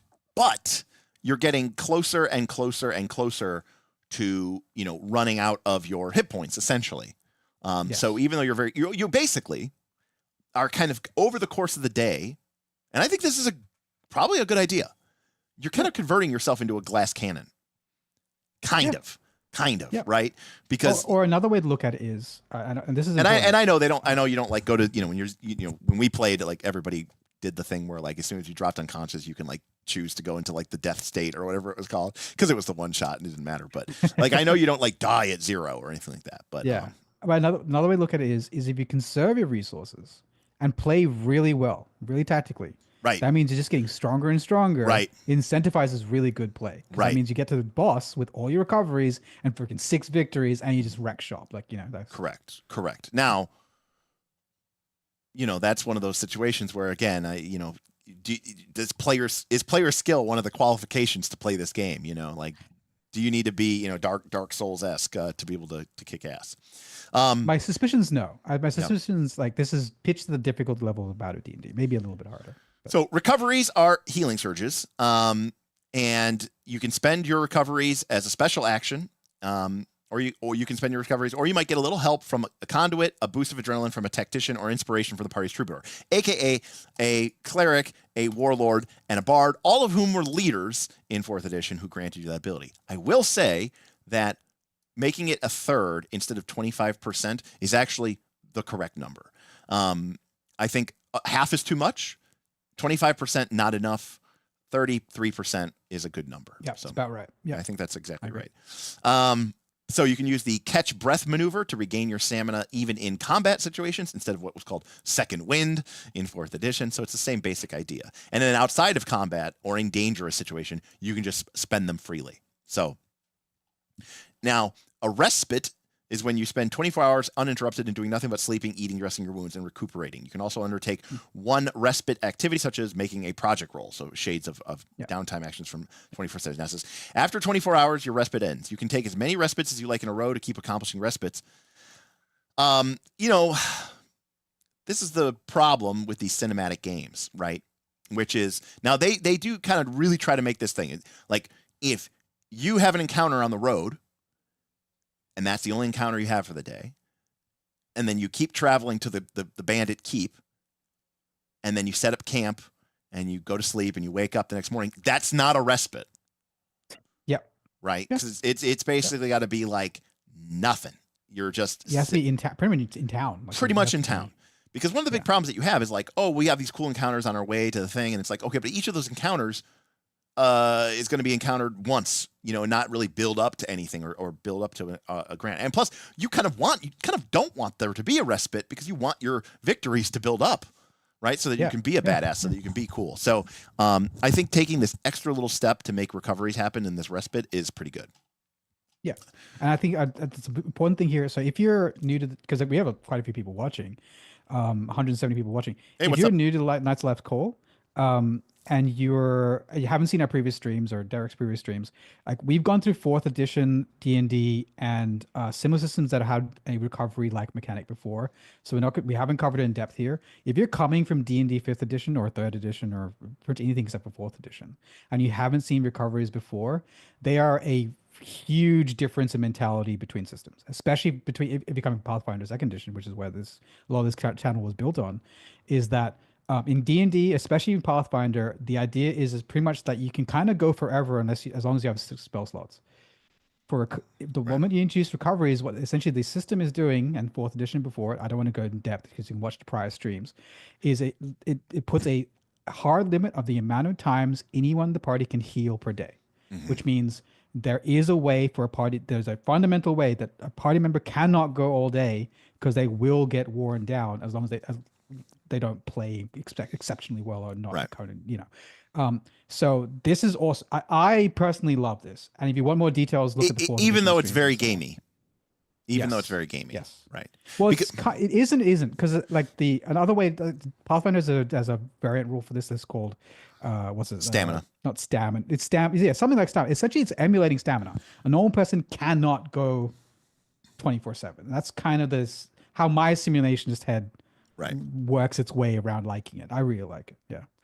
So for me, the reason why mechanics like this are very compelling is because I like the idea to be able to compel to say, look, this is the goal. of the adventure. I mean, a game like this is not about wandering around in the sandbox, right? A game like this is not about random hex crawls with random encounters and random stuff. There are great games for that. I enjoy those games, but that is not this game. This is a game where I'm like, okay, your objective before you'll get a chance to respite is you need to take out the bandit king. And this is the bandit king encounter up here. Okay. And then I have 4 or 5 other encounters that are situated before that. You know, maybe there's different ways that you could go. You might go this way. You might go that way. And I have sort of ideas of how you might deal with those challenges, but not. And I'm basically saying you have this pile of resources. You have this pile of hit points. You have this pile of recoveries to get to the bandit king and kill him. And if you fail to do that, okay, if you don't manage your resources well, then it's not just a situation of, well, we'll just heal up and we'll keep zerging the encounters until we eventually win. That to me feels pointless. Yeah. So what I like doing is giving the players that sort of the gauntlet, the challenge. You know, now I can tweak that difficulty level up and down, but I might have to be like, look, you're gonna have to kind of play smart, and the better you play, the more you're gonna manage your hit points. If you manage your hit points better, you're not gonna need to use as many recoveries, and that's gonna let you get through 2, 3, 4, 5, 6, 7 encounters. But even better is in this game, by the time they get to the bandit king, you know, with any hope, they're down to their last recovery, right? You know, if they, you know, maybe they've managed really well, and they say like, oh, we've got 3 recoveries, we're doing great, but like, they're also sitting on 7 victories. So they're going to come in there and the fight is going to start at an 11, right? We're going to, you know, bypass the boring part of the fight when we're not doing anything. We already did that. Not only is this a tension building mechanic from a combat perspective, it's a tension building combat thing from an arc, right? And this is something that I've wanted to do with 4th edition D&D since 2010. And this more than anything is what has got me excited for Draw Steel. Yeah. And importantly, sure. this is something that you can't really get in D&D without house rules. No. Like no. Yeah. In D&D, every fight pretty much plays out a similar way because you can heal up between fights and you just keep going. But this you can't. And it is a well, this is what 4th edition did that was so smart, which is because when you're balancing a combat, okay, because tangent here real quick, all right, we're just going to real quick, for people who don't necessarily know as much, the original idea of D&D was that your character, let's say, you know, your character has 30 hit points, okay? You're a modest level character in D&D. Your character has 30 hit points, but you're playing in a game where when time passes, random encounter monsters are being checked. You can't just sleep in the dungeon. You know, it's not even really risky. It's kind of risky for you to even camp because monsters might attack you and monsters might attack you. Roving monsters of the region. And you're like, yeah, but when I wake up in the morning, I'll have full hit points. No, you won't. You get like 1 hit point overnight, okay? So a way to think of it is you have 30 hit points between the time you leave town to the time you come back to town.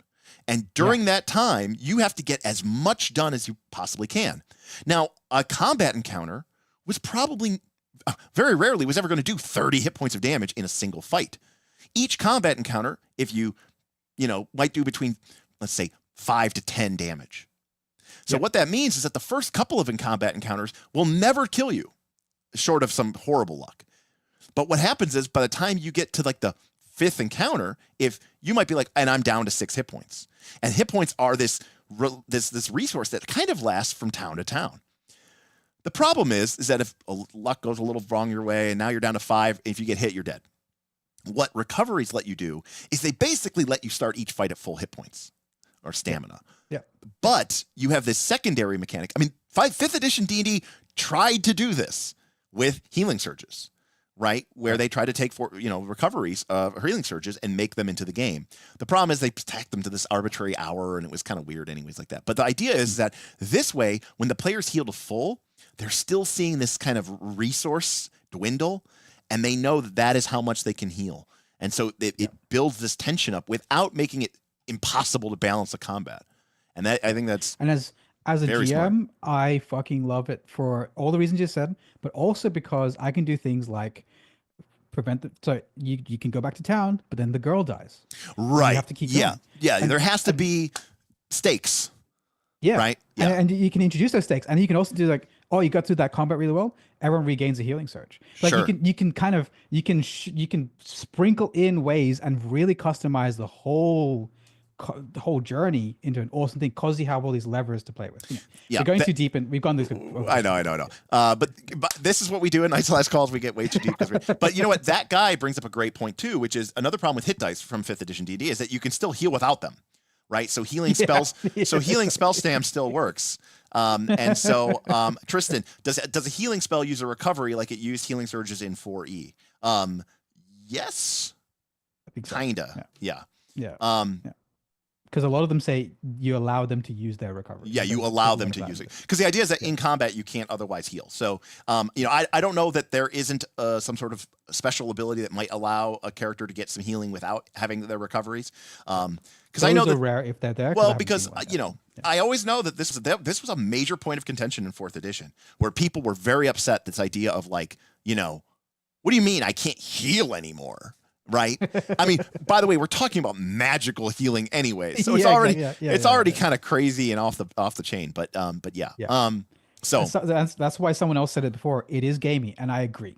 Yeah. Like there is that. It's kind of a mix of emulation, gaming, and narrativism in one thing, Right. which means it will piss off a lot of people. Right. But I think it's good. But the downside of this, okay, is that you have to. There is a world where the party doesn't do well, and they are 3 encounters in to trying to kill the Bandit King, and they've got at least another 2 to go, and they've just and they've just used their last recovery, right? So they can no longer now. They've got a couple victories, but they have run out of their ability to heal. Yeah, and this is where it becomes so important, as Vin was saying, that you have to say, hey, look, you guys didn't do well enough. And you guys could press on. And it might be very dangerous because you're no longer going to get the healing. But realistically, this may not, you didn't accomplish it. And maybe the Bandit King wins. Your characters don't die. Yeah. The campaign isn't over. It doesn't go to a black screen, game over, save and reload or whatever, like an NES game. The world goes on. Unfortunate for you, right? Because you have to put yourself in a situation where, what if the party sucks? What if the party rolls badly? What if the party makes bad decisions? And we get up in a situation where they've run out of this critical resource. That dilemma that I just talked about is one that Pathfinder 2 explicitly tries to avoid. Right, they never want you to feel like, oh, we have to go home. How can you finish the AP if you? Right, how can you? Well, because their premise is you came here to sit down and watch your characters overcome and beat the Bandit King, right? Not to go home as losers. Now, is that heroic? Maybe not.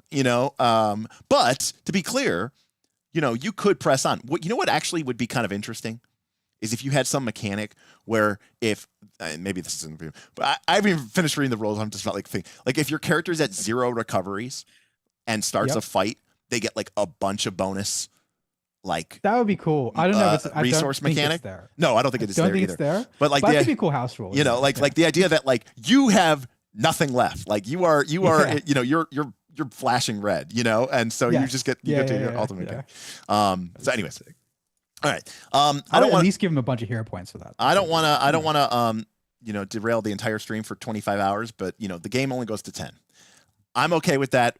Vin hates it. I hate it, but actually, you know what? It's actually right here. And if you scroll down a little bit, there's the tiers of play. Yeah, I'm looking at it right now. Page 12. And that's exactly, I think if you read this and you like it, good. I read this and go, that's fast. Because you're going from fucking helping local towns and villages to at their level 7 to 9. At this echelon, heroes are saving and known throughout the setting where they serve. Most folks in the world know you. It's just fuck it. That's a lot in 7 levels. It's you're. This has always been the case with D&D. One day you're fighting orcs and trolls. The next day you have plane shift and teleport, literally overnight. The cleric wakes up the next day and goes, I'm going to go hang out with my god. What happened there? Yeah, it's just over 20. It's really up to you if you like this or not. I don't. but like I get it. I get why people like it. Yeah. Okay.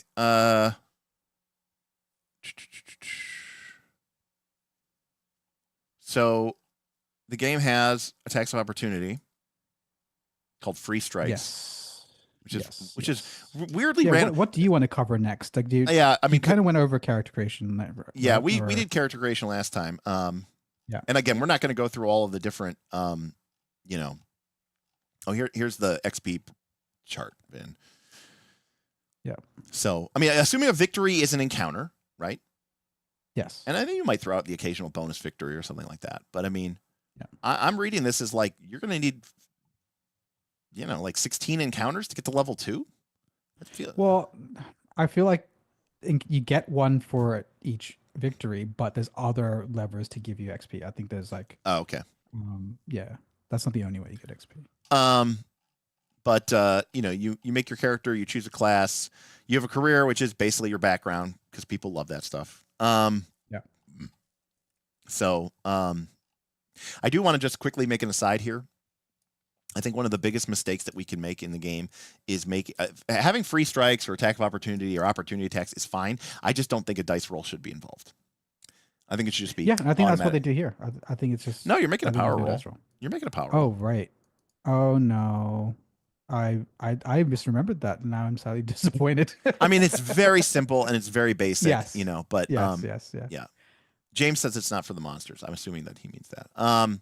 Yeah. So anyways, okay. By the way, the heroic advancement is also they have a double or half, or they just have milestone. And the reason why I say that milestone is very useful is because I don't necessarily know that this is how you want to play your game, but I could easily imagine saying, like, let's just use a very simple shorthand. Every adventure has the boss, you know, the big, the BBEG. We're going to use a milestone-based experience. Every time you guys finish an adventure by defeating the boss or getting whatever kind of victory you can get, then you guys level up. If that's the case, you are going to have a 9-adventure-long campaign. That is a really long campaign. Like, even if you go back to the old APs, they were like 6 and 7 adventures long to go from 1 to 20. That's a lot of gameplay. Yeah. And by the way, the effect of leveling once in this system is, you know, you get a new thing and a new thing and a new thing, which usually takes 2 or 3 levels in a 20-level system anyways. So you're in fact, what you're actually doing is like, hey, we're in the adventure. In fact, there's even something nice about this. Hey guys, we're in the adventure. This might take us 6 to 8 sessions. Yep. Don't worry, your character will not change during these 6 to 8 sessions. Then after the adventure, we're going to do an in-between session, and it's going to be a leveling up session where everybody comes in, everybody levels up. You can ask me questions. We can talk about the group's advancement. We can make changes to our character sheets. We can do a little FBT. We can do a little, role-playing nonsense. We can show some downtime stuff, and really like let time pass. And we'll actually do like a downtime session between these 6 to 9 session-long adventures. Then everyone will be level 3 now, or 4 or 5, and then we'll start the next adventure with the next hook or the next part of the story. And we don't have to worry about you leveling up in the middle of the combat, you know, where you're like, hey, at the beginning of this adventure, I couldn't fly, but somehow in the middle of this dungeon, now I can fly. So I think that works totally fine. I don't understand why anybody would have a problem with that. Yeah, no. But you it really is a case of, for me, I like most of the XP about this, the stuff about XP in the system. I like most of the advancement about the system. I like how simple a lot of the classes are. We'll get there in a second. For me, 10 levels is too few. People have gone crazy at me in the Discord because they're like, what do you mean? It's all arbitrary. My argument says not arbitrary, and there's no reason to go into that now. But for those at home, if you're a D&D player and you also feel that 10 levels is too few, first of all, comment down below. Secondly, I'm with you. I feel your pain. I don't understand what these systems are doing with 10 levels, but we'll move on. Well, they're doing it because most campaigns probably don't even make it to level 10. They make it to level 6 or 7 or something. So we do have some ancestries here. We've got devils, and we'll just call them what they are, Dragonborn. We have dwarfs, we have wood elves, and we have high elves. And again, this is, I mean, kind of out of 4E. Devils are tieflings, dragon knights are dragonborn, dwarves are dwarves, wood elves are woad elves, eladrin are high elves. So, you know, basically 4E. And if we flip over to the other group of things, we have some polder, which are basically halflings. And then we have some stranger ones, which are the Hakan and the Memonek and the Time Raider. Yeah, there's humans and orcs as well. I haven't got pictures of those, but right. And the way that Ancestry works in this is pretty basic, right? It's you get a couple of points, 3 points. They all have a signature ability, which sort of, you know, innate, you know, works. And I don't know if they all do this. Maybe they don't. Okay, no, that's just the one. But like, this is a great example of, this is a very like Blades in the Dark style mechanic. Like the Silver Tongue of the Devil, you gain an interpersonal, you have an edge when attempting to discover an NPC's motivations and pitfalls during negotiations. That's awesome. Like that's like a really significant benefit. You know, it doesn't make it's not like, because the problem with a numerical benefit is it either matters or it doesn't. You know, it doesn't actually ever show up in the game. It sounds weird, but like the only time that a numerical bonus happens is when you're on that exact number where if you didn't have the bonus, you would fail, but if you did, you didn't. So that's only like 5% of the time. Right. So 95% of the time, your bonus to this, you know, negotiations doesn't matter.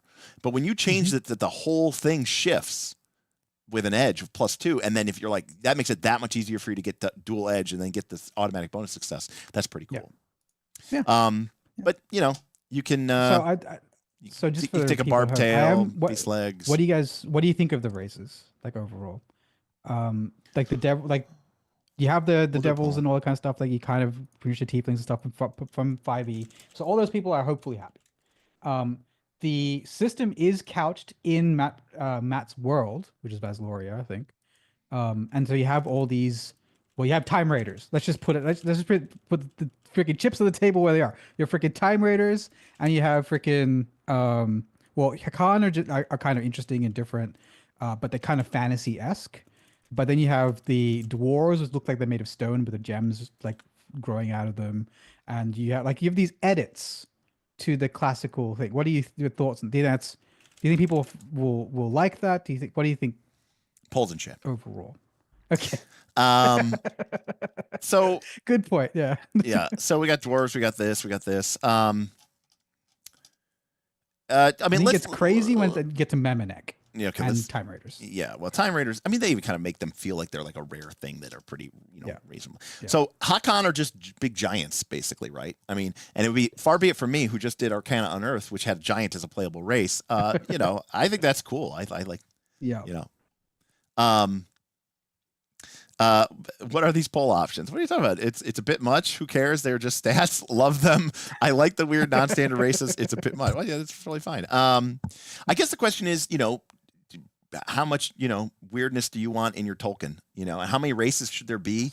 And I also think part of the problem with these races, if you want them to be more than just stats on a page, they have to have abilities and they have to have things that like stand out, you know, to make a difference and make it feel like you are that race at the table, you know? Yeah. Playthrough Pulse, I have no idea what size 1L is, but obviously it means like large. I assume it's large, but like, I don't know. James also makes a note, none of them affect your stats, and I'm okay with that. Actually, I'm okay with that. They don't affect your stats, but they do give you perks. So like we just talked about, the one edge to a specific circumstance and all kinds. They do give you meaningful perks. And one thing they did change, I'm pretty sure it's in this revision, is that every race kind of works how Devils used to work, which is you have like essentially a point buy of your traits. And the most I actually think the most interesting one's human. Which is for what it's worth. In fact, I'm curious what you think of humans in this system, because they are finally something that is something different. Humans have access. So their signature trait is they can detect the supernatural. They can detect undead constructs or creatures from another plane, even if I don't have line of effect. Kind of interesting. Okay. Yeah. Can't take hold. Your connection to they're like intrinsically rooted to like the natural world. Yes. So you have 3 points to spend on any amount of these abilities. Yeah. And of course we have perseverance. You know, we don't give up. We have edge on endurance skill, and when we're slow. But then you get resist the unnatural, which might be broken. When you take damage that isn't untyped, you can use your triggered action to have the damage. Full stop. Yeah, it's pretty powerful. I'm all right. I'm going to end the poll. 43% of people said they like the non-standard races. 22% say it's a bit much. 22% say they love them, and 12% says who cares? They're just stats. So most people seem to like them. But also remember, I mean, like, there's a big difference, and I really want to bring this home. Not that I'm sort of anti-weird races. Here's the thing. Look at all these races, okay? Look at the Devil. Look at the Dragon Knight, okay? They all have 2 legs. They all have 2 arms, okay? They can all wear armor. They all use, you know what I mean? We don't like... There you go. JG's with you. Look at JG in the chat. He's kind of... Yeah, but see, no, but like the thing is what I'm saying is like Pathfinder 2, you know, some of their weird races are things like living, you know, like not even living like a plant creature. Like I can almost get behind that to a certain weird extent, but like that has like 4 arms, you know, or 2 arms. I'm talking about like creatures that are just like, I'm an intelligent shade of the color blue, you know, like, it's like, well, what is your character? I'm an amorphous ooze person that doesn't exist. You know what I mean? Like, yes, the floating jellyfish race from our ancestry from Starfinder is what I'm talking about. Are you saying you don't like that? Or you do I'm saying like I don't like that. I don't like the like I'm okay with having I am kind of calling out for combat. And that guy, I mean, I'm personal friends with Stephen Glicker, and I do that all the time. But like, I'm okay with, you know, it's like they have to be like a Star Trek alien. You know, on Star Trek, it's like, oh, they're a human, but they have like a weird thing on their forehead. You know, oh, they're a human. Like, if we look at like the Trill from Deep Space Nine, right? Like, they're a human, but they're joined with a symbiote that's inside of them, and they have like the knowledge of like the symbiote's like 1,000 years old. Very cool. Yeah. Like, that's very, very different than human. They have a very different perspective, but fundamentally they can do the same places. You can, you know, use the same equipment. You don't have to like jump through all these hoops. So. Yep. Cool. Yeah. Ouija board and says the chat seems to like them. Yeah. Ouija board says bag of sentient spiders from Wild Sea. That is a wild race, but Wild Sea is deliberately crazy. And you can see it wouldn't be a D&D heartbreaker without crazy playable races, I guess. I guess when they make the playable races and they don't have a place in the world, that's where I have a problem with it. So. And that's the interesting thing, right? So for me, I think it's a weird, I'm torn because I think you need your unique races for a system just to give you that like differentiating factor. If you only had the core elves, dwarves, orcs, whatever, then you kind of risk being forgettable. Not absolutely that you will be. But absolutely. Absolutely. Yeah. So I think it's yeah. But I actually don't. For me, it's actually the sci-fi jump that I personally dislike. That's the thing about this. Okay. That you don't like the time raiders. Specifically, yes, and the Memenek, but he specifically says some of these races are for you to discuss with your GM. Yeah, I mean, as to whether they fit. Pathfinder 2 did it right when they said, "Hey, look, some of these ancestries are not even uncommon. They're rare. They're weird. You know, they're out there. They're just too far out there." You know, and KC says the issue with races that weird is that no player will ever be able to actually roleplay what it's like to be a fucking space jellyfish. Right. What you're going to be is a human wearing a space jellyfish costume, right? Because that's like, what am I supposed to know about being a space jellyfish? Never say no player will be able to, because that's just a challenge. So then we have culture. So breaking up the idea that you're more than just your species. And these basically just give you skill changes, which is fine. Yeah. I just want to note that. So last thing on races, I do find it interesting that some of the options are incredibly powerful. I do find it odd, and I wonder if they'll rebalance those, because I don't know how much they want race to really play a part of your character. I know there's deep roots to the lore, but it does seem that there's some definite build decisions that might be made. So that is an interesting question, and I'm going to put it into the poll. How important should race, species, ancestry be in the actual, I don't know, the DNA of your character from, game system point of view? Yeah. Right. How important should it be to your build? Like, I don't like the fact that for very early on, almost every alchemist was a goblin because they had burn baby burn or whatever the fuck it was called. Right. Like they had these like mechanical advantages that just made it better for alchemists to be a goblin. Like I don't like that because it leads to those outcomes where you get the people on Reddit who go, well, if you're playing this class, these are the A tier races and these are the C. Like, I don't like that, but Right. yeah. Like, I mean, so, you know, if we go back to like 3rd edition, right? Like, you know, it's like, oh, well, that class gets an intelligence bonus. They're the best wizards. Yeah. Is that a bad thing? I personally think so, but not. I get why they do it, and I don't necessarily begrudge them for it. Right. I just think it leads to that where it's like people making race choices depending on because of the build they want rather than I want to play this race. And I think But doesn't that lead you to species or races that are basically just fluff, that don't have any crunch, that don't make any difference? I don't mind that. You're fine with like the species or race choice being just like cosmetic mostly? Well, I think that some of 3rd edition I like the fact that if you're small, you have to use smaller equipment, and that means you do less damage. I don't mind stuff like that. Where's the balance? Where's the trade-off? Exactly. There's a very narrow amount of effect I like it having, and beyond that, it's too much effect. It's kind of like a very tight rope to walk. Yeah, it's interesting. Let's see what chat here is. We've got 35 votes. We'll give it another minute. All right, we got a bunch of languages and stuff like that. All right. So, classes. We're not going to go... Sorry, culture and career. The only real main things there is, because I built a character before we started today, is that each of them essentially gives you a bunch of skills. Yep. They're just... And the skill system is just a +2. That's it. Yep.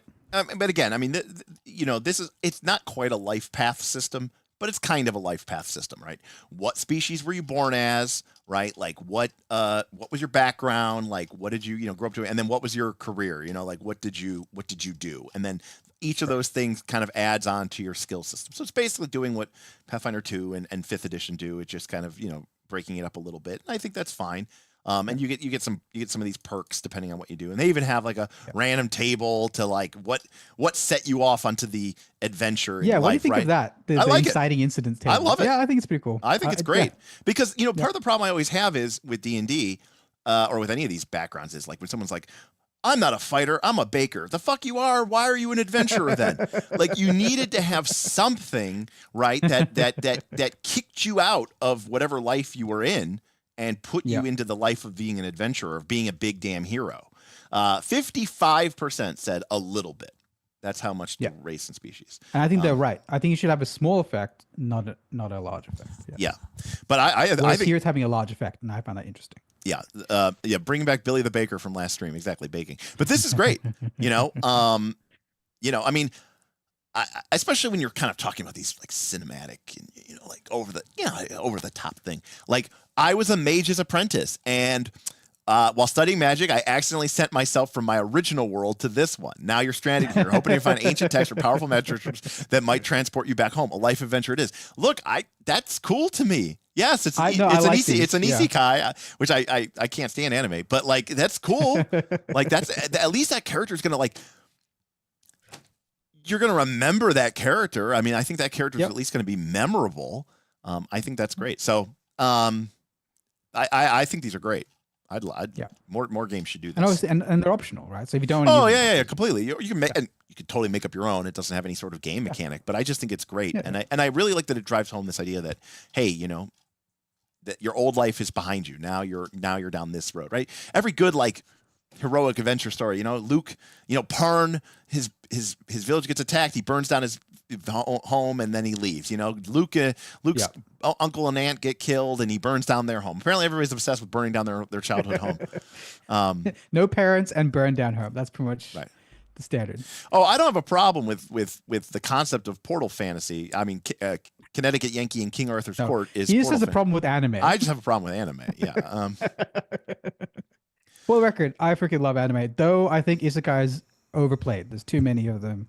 That's my last thing I'll say about that before we move on, because we're a couple hours deep already. Okay, so classes. We've got the Censor, which is like an Avenger Paladin, right? This is actually, this is my fucking problem. I don't fucking know what a censor But is. why would you know what a paladin is? Why would you ever know what a paladin is if you didn't know what a paladin was? The word paladin. Well, that's the thing. Again, it's not the 80s anymore. It's 2024. So no one should ever Everyone come up knows with what a fucking paladin is. so no one should ever come up with a new class ever again. That's it. Gary I'm not Gygax saying wrote that. it down I'm not saying in that. 1974, and that's it. We're stuck with that for the next 1,000 years. In one way, first of all, absolutely we will be. You already know we will be, and it is we will 2025. still be using them in 1,000 years. I don't know how to tell you this, but the sorcerer wasn't originally a class either. Well, it is now. So, what's a sorcerer? I only know So I'm not saying that censor's bad, right? I'm just saying that okay, one element of this is because we don't have art. How about that, right? So when they add the art, it'll give me a better idea of what these are.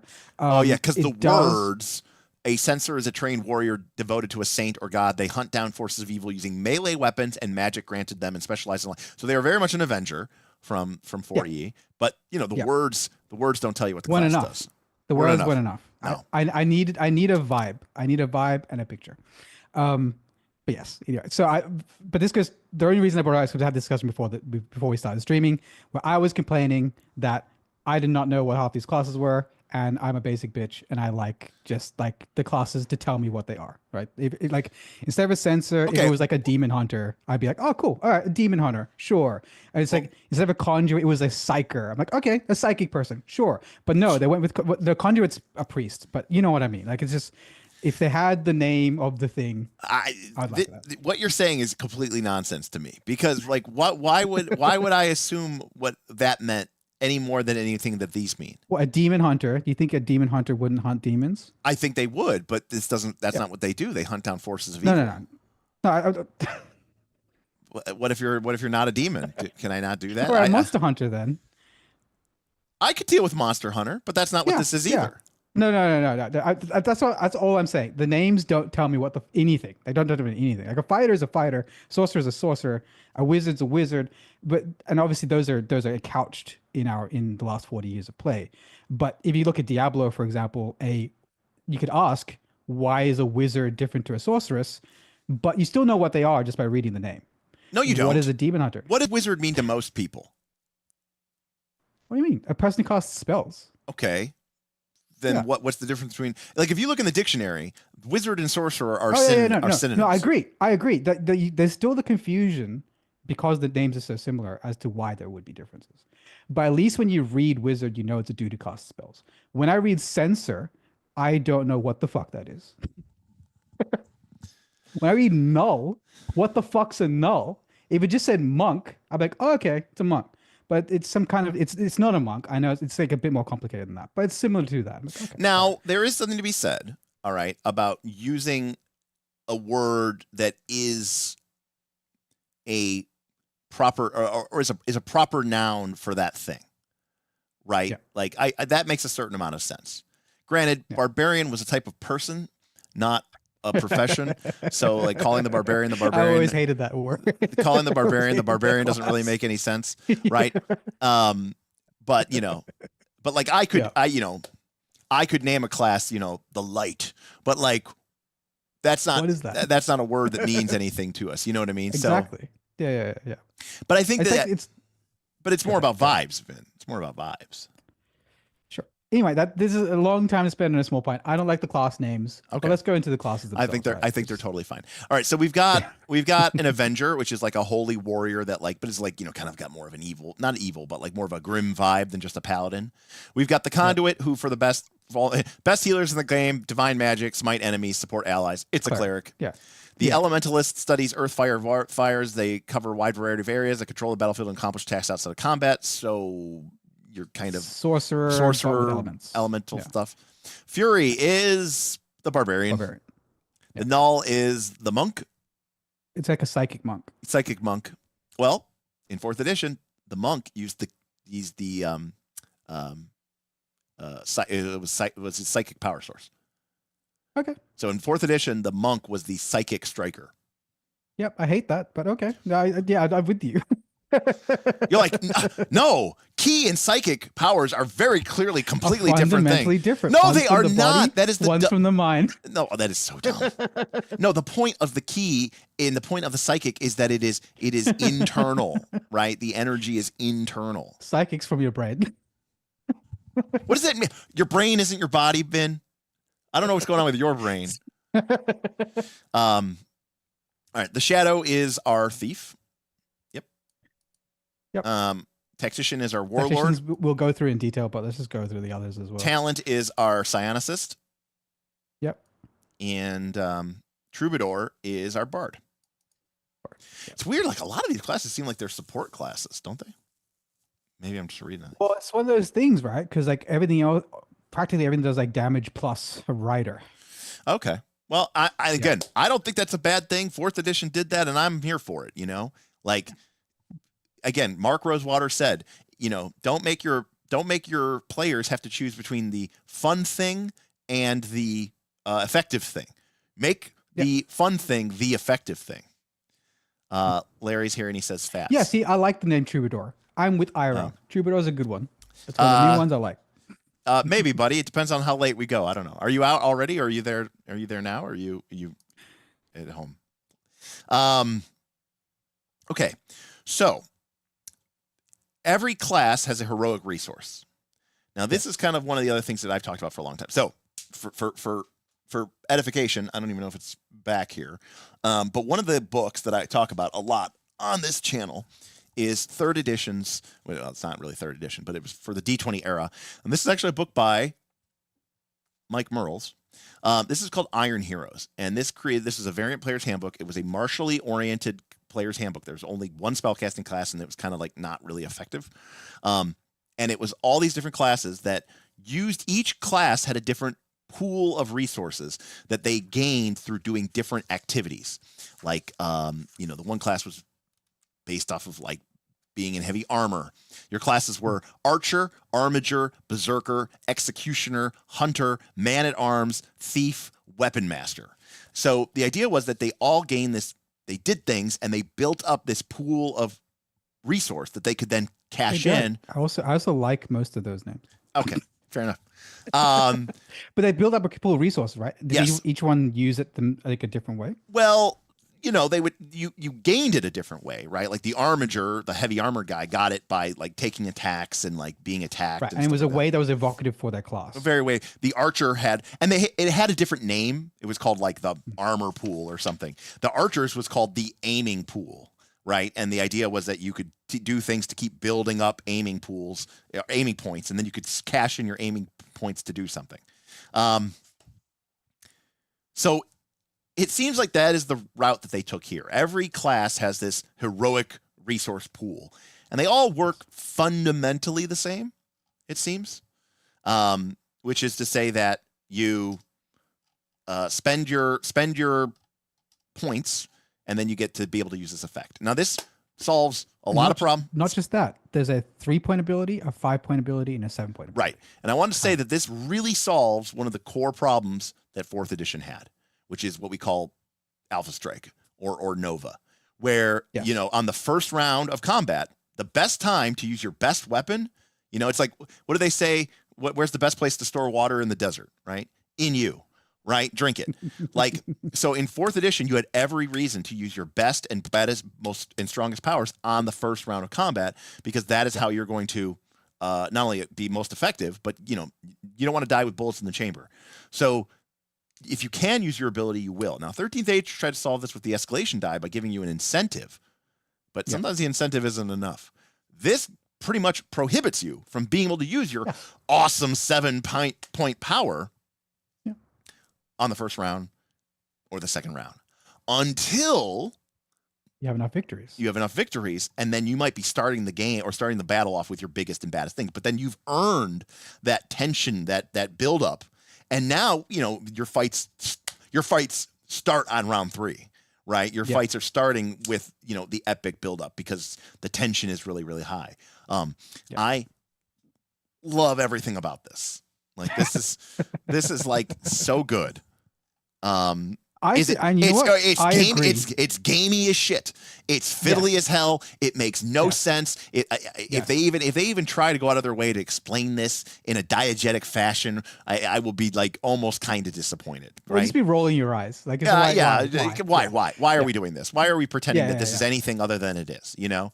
Yeah, but it is a fantastic game mechanic. Yes.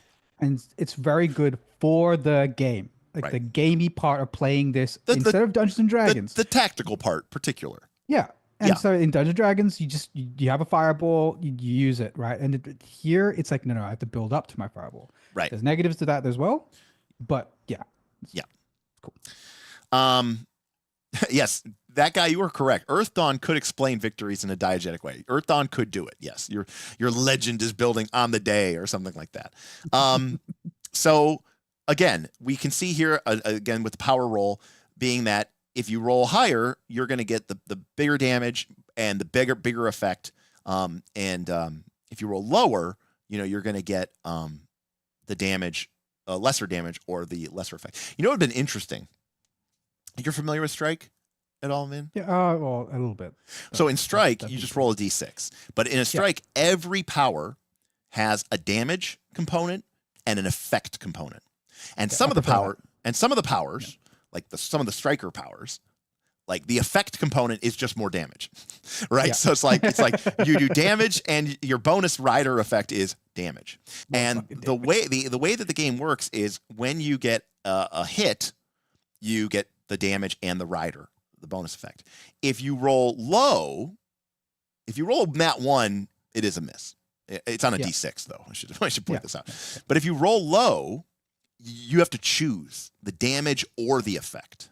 Yeah, and I vastly prefer that. I actually really like that. Yeah. And I really, really like that as well. And I thought it'd be kind of interesting if like the 11 or lower, instead of being lower damage and lower effect, right?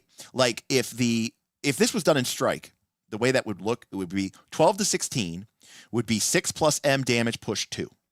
11 or lower would be 6 plus M damage or push 2. Yeah. And then 17 would be 12 plus M damage push 2. Like the effect doesn't double, just the damage. And I know that in Strike, that's really cool. I like giving the player that tactical choice. If you're like, well, we really needed to push him 2 squares, so even though I still got my effect, it feels like I didn't. And then you get that option to say, hey, push. Now, Tundalis, who is a well-known of a Strike, because Tundalis is making his own 4E Inspire game, which is also inspired by Strike. One thing I realized during running Strike is that players would always choose damage over effects, except at the very start of combat, because damage brings the fight to a close. And this is a problem, right? The best condition is dead. Very good point. Best condition is dead, and you can think of damage, hit points is just another way of saying getting the clock to 0, right? Like filling up the bar to completion, and anything that isn't doing damage isn't really completing that. So I appreciate that, Tundalis, a lot. And here you don't have that issue, right? You're always going to do damage. It's just a question of how much the effect is. Yeah.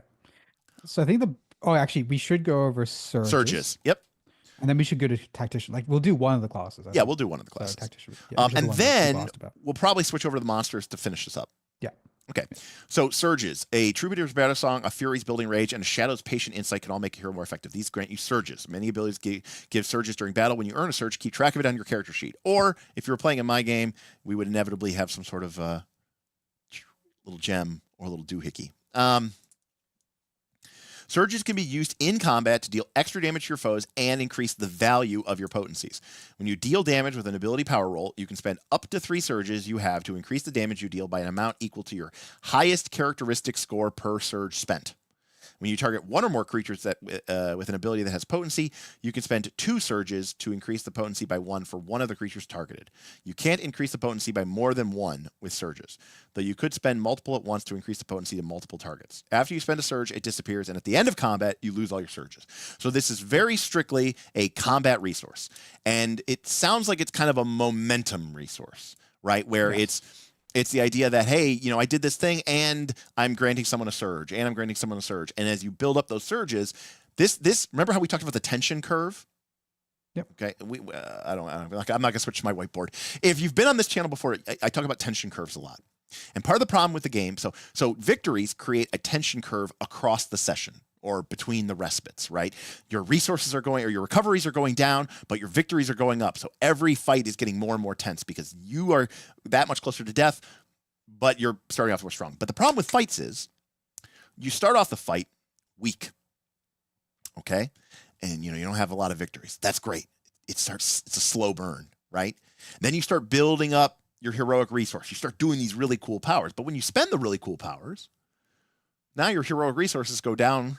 Now you're not going to be able to do your cool heroic powers. And maybe you've killed 1 or 2 monsters and there's still a couple monsters to fight. And like the ending part of a combat can feel like a slog. I think the idea here is that as you fight through your audio cut out there for a second. okay, sorry. Yeah. As one of the reasons I'm building a new computer is because of my USB interface. So as the tension in a fight builds up, you're going to spend your heroic resource. You're going to do the really cool, powerful attack. But now your heroic resources is low. You've killed the one big enemy, but there's still like 2 enemies left. And this is where the fight enters the grind, the slog, where it's not over, but it's over. And I think the idea for me is if these surges are building up in combat and it's use them or lose them, then at the end of the fight, you're going to just start dropping surges left and right and doing a shitload of bonus damage or really increasing the potency of your effects and really ending the fight quickly. And I think that's very interesting.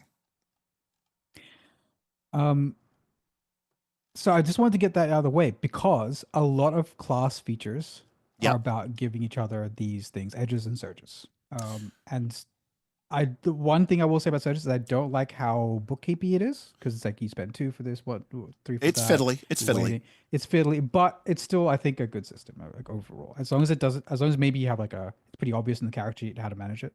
Because like you're tracking your recoveries and you're tracking your victories and you're tracking your heroic resource and you're tracking your surges, right? Yeah. And you're tracking your class resource. No, what's it called? Your hero points? Oh yeah, heroic tokens or whatever. So you have heroic tokens, victories, heroic resource, and surges. Is that right? And edges and well, yeah. But that's done on the thing. Yeah, that's a lot. Yeah, that's a lot. I'm not gonna lie, that's a lot. Yeah, but I think it's still not too much. I think like 2 of those are like 3 of those. I don't care, but I also grew up playing like Warhammer and God knows what else. This is what people are saying about Daggerheart is that a lot of good people are saying, oh, that's a lot. And Daggerheart's not that many. It's only like 5 or 6 as well, resources, but people are finding that.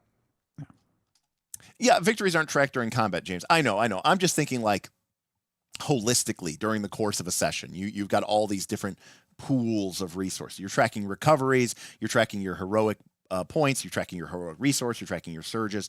It's just a lot of stuff, going on in your paper. Now, I don't mind that because I think it's interesting. But again, to make a game more interesting, most of the time you have to increase the complexity. The question, in fact, you almost always have to. The question is, how much juice for your squeeze are you getting, right? Like by making the game this much more complicated, how much more interesting are you making the game? And how well does that interest correspond to making the game fun, right? Because one of the key things that we talk about when we talk about game design is fun mechanics are ones that make you feel something. Interesting mechanics are ones that make you think, right? And those can be very different things, right? So interesting mechanics tickle you intellectually. Fun mechanics tickle you emotionally, right? And obviously the best games do both, right? They hit you here and they hit you here. They hit you in the head and the heart. But now Tundalus says, how many things are you tracking in Torchbearer? Feels like a lot, but I don't know. A lot, but Tundalus, remember that the pace of that game is extremely slow, right? You make 1 test per turn. There's no tactical minis. There's no grid, right? So at that point, if you weren't tracking something, it would just be like, Shadow Dark, I guess, like something super micro light, which is fine. Now, Callum, I tend to agree with you. My players are very happy that it makes the game more complicated tactically, but not more mathy. I kind of tend to agree with that. The bane of 4th edition, which we did not get to because if we're going to do the bane of 4th edition is all the stacking modifiers, and some of them end at the end of your next turn, and some of them end at the end of the monster's next turn, and some of them are from a different PC and they end at the end of their turn, and you're like, okay, I've got these many modifiers, and tracking, and it's all math, and then you roll a number, and if you roll high enough on that D20, you go, hey, it didn't matter anyways. I was going to hit regardless. All right, so let's take a look at our Tactician, and then we'll talk about monsters. I think we should only do one level because it's pretty long. Yeah. Because I also want to talk about kits, but anyway. Okay, yeah, we can talk about that. I mean, I accepted this was going to be at least 3 hours long. So okay. So Tactician, you always start with a might of 2 and a reason of 2, and you can choose one of the following arrays for your other characters. So you have 3 2s and 2 -1s, or 2 2s, a 1, a 0 0, and a couple options. So no rolling. I actually kind of like this way of doing stats. I think it fixed stats. And, Yeah. This way we get around the pretext, like Pathfinder 2. You pick your stats. It's like just make your primary 18. Why are you even giving me a choice? That's so stupid. And even worse than that, like one person who was new to the game, and character in that group, yeah, and he had 16 as his top, 14 or 16 as his highest stat, and I was like, and everyone was like, oh no, I need to explain to him that was all fake. Right, it was a fake choice. It was a fake choice. The whole thing. Absolutely. So. These are your right. So potency levels are interesting, right? Because this will link to your abilities, and that'll link to essentially the save DCs, or not save, but the effect DCs of against your enemies. So they're pretty important, and they're usually in this highest stat -1 and 2. That's kind of like the right. So our reason is 2. So our weak potency starts off at 0. Our average potency is 1, and our strong potency is 2. So it starts off 0, 1, 2. Yeah, which is pretty easy. We had a super chat from Tun. He said, we didn't get to it in the 4E stream, but the moment is right. End of your next turn is my least favorite duration ever. It made running 4th edition really hard. And Tundalus, I completely agree. We called it EONT is the term that we would use, EONT. And Kalana says EONT may have been annoying, but it's vital to make mechanics work.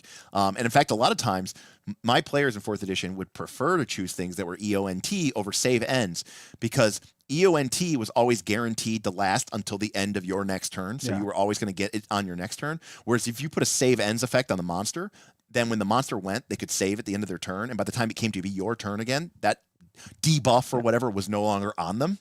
And so they kind of felt like they didn't get to benefit from the benefit of it. So EONT always gave you at least one full round, and so it paradoxically, the game balanced things, like save ends was stronger than EONT, but my group, and they were unapologetic power gamers, definitely like mathed out that it was like better to take EONT stuff. Guaranteed. Yeah.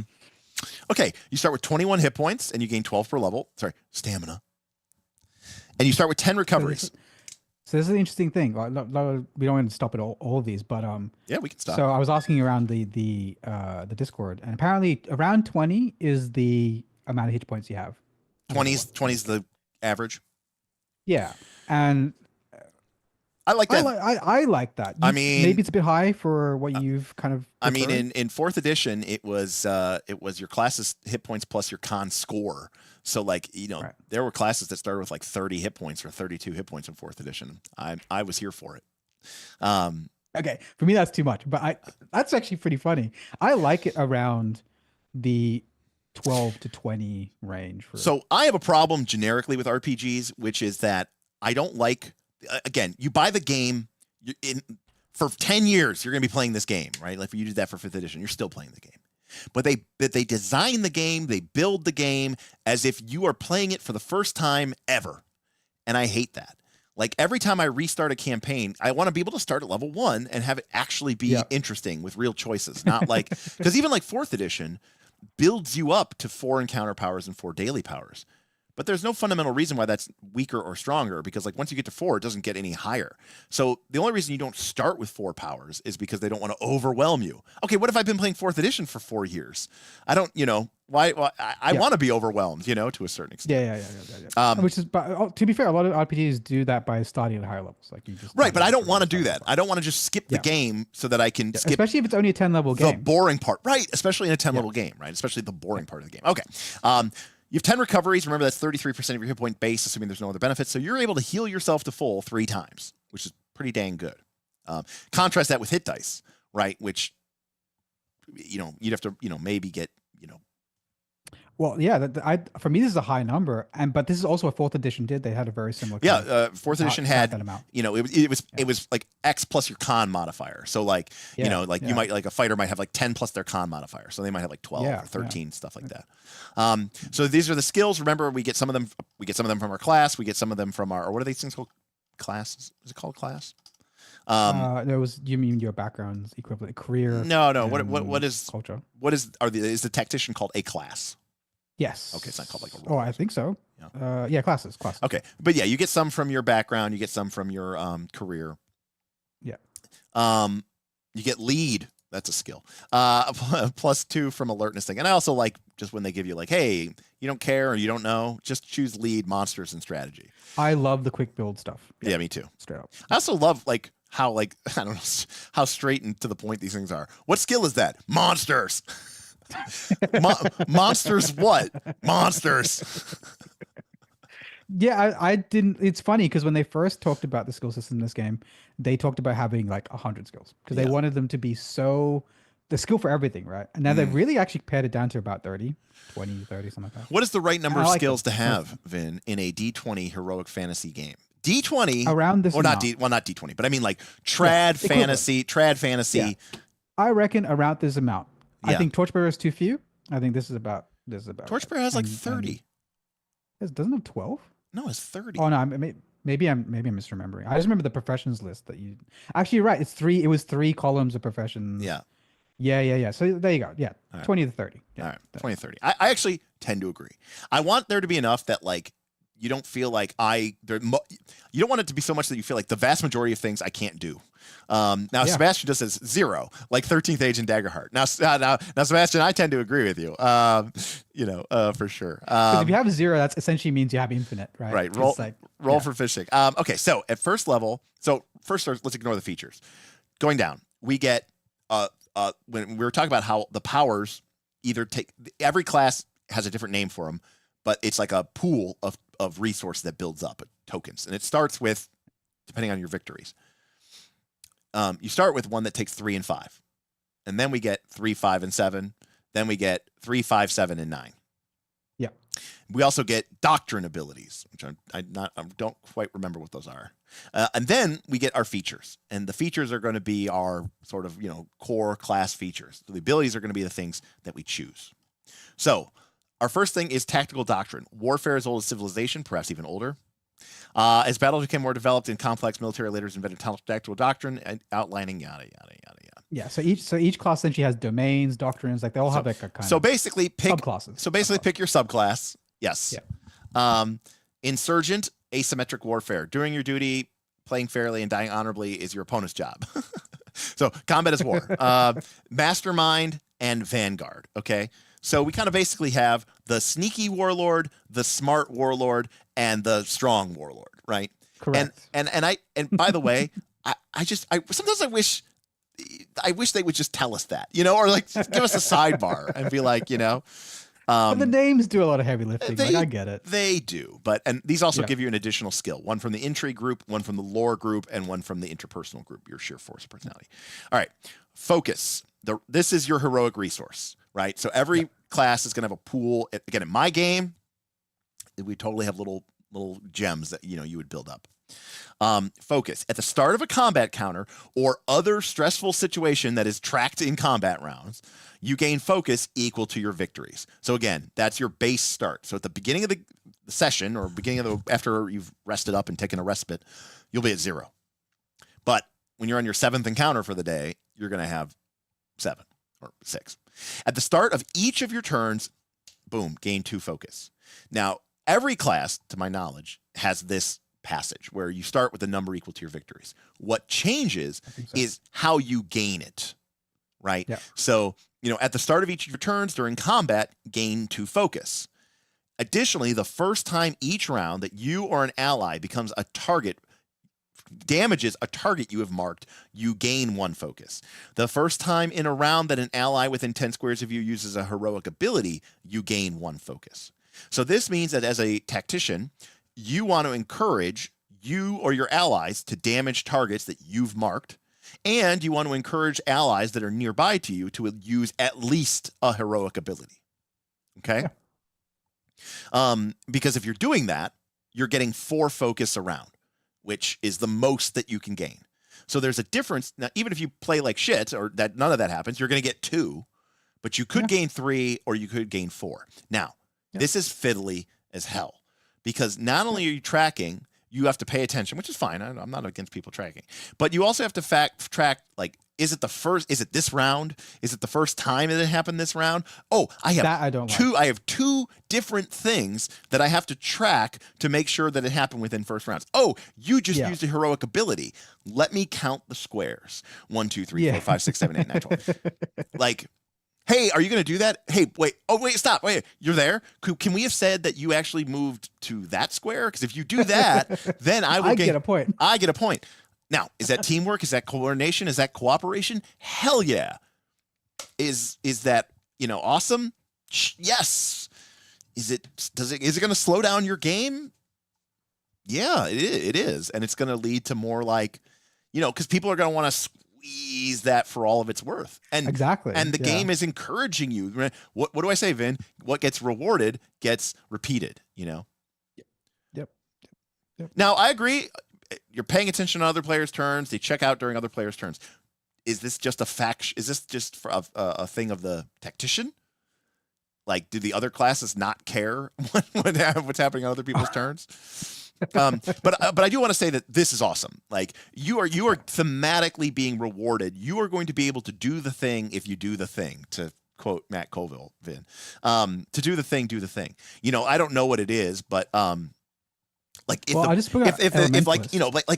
I always said, like, when we many streams ago, people were like, well, how would you do that, Derek? And I was like as a barbarian, like, if you like at the end of your turn, how many people are you in melee combat with? You gain that much rage points. And it's like, and every time you get, hit for damage, gain a rage point, and anytime you miss, gain a rage point, right? Like, and this is going to encourage a style of play where the barbarian rushes in and gets completely surrounded and takes a bunch of damage. And he's like, yeah, I know I'm fucked, but I just gained like 12 rage last turn and I am ready to rip ass on my, just tear up these people around me. So that's where I like, it's mechanically enforcing or reinforcing a style of play, Yes. And so I brought up essence in the elementalist class just to check. And for them, it is you also gain 1 essence. You get 2 at the start of each of your turns. It's just like the tactician, but they also get you also gain 1 essence the first time in a round that you or a creature within 10 of you takes damage that isn't untyped or holy. All right, so it's elemental damage. Elemental damage. So essentially, so you could trigger it, but so could somebody else. Yeah. So it seems like they all kind of have a out of your turn, pay attention to what's happening, so you can track the fact you get this resource. Got it. You cannot gain focus outside of combat. You can use your heroic abilities and effects that cost focus though without spending it. Whenever you use an ability or effect outside of combat, so this is their like. Why do these things, it's like, this is a nod to like the simulationism, right? Which is, why can I do this in combat, but I can't do that outside of combat? Apparently you can, but you can only do it once until you at least have another victory or you take a long rest, basically. Thoughts on that? Why? Because it's a game. It's a game. Yeah, it's a game. I prefer. I would be fine if this passage didn't even exist, to be clear. Like I don't need an excuse for why my arbitrary token system that lets me do supercharged Muso attacks, right, doesn't work outside of combat, So for me, I've always actually really loved the house rules you guys use for 4th edition. They inspired me a lot for my house rules over time. And I would love it you can use this out of combat if you want. It'll cost 1 resolve. Right. And so essentially tie it into your the resource adventure game. Resource. Yeah. I prefer that. Yeah. I think that makes a certain amount of sense. Okay.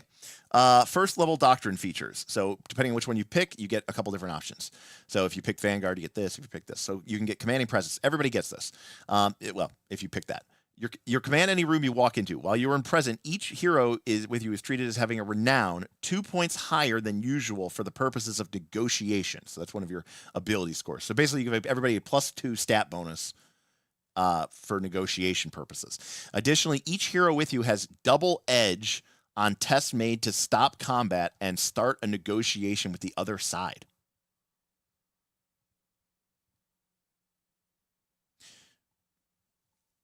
Huh? So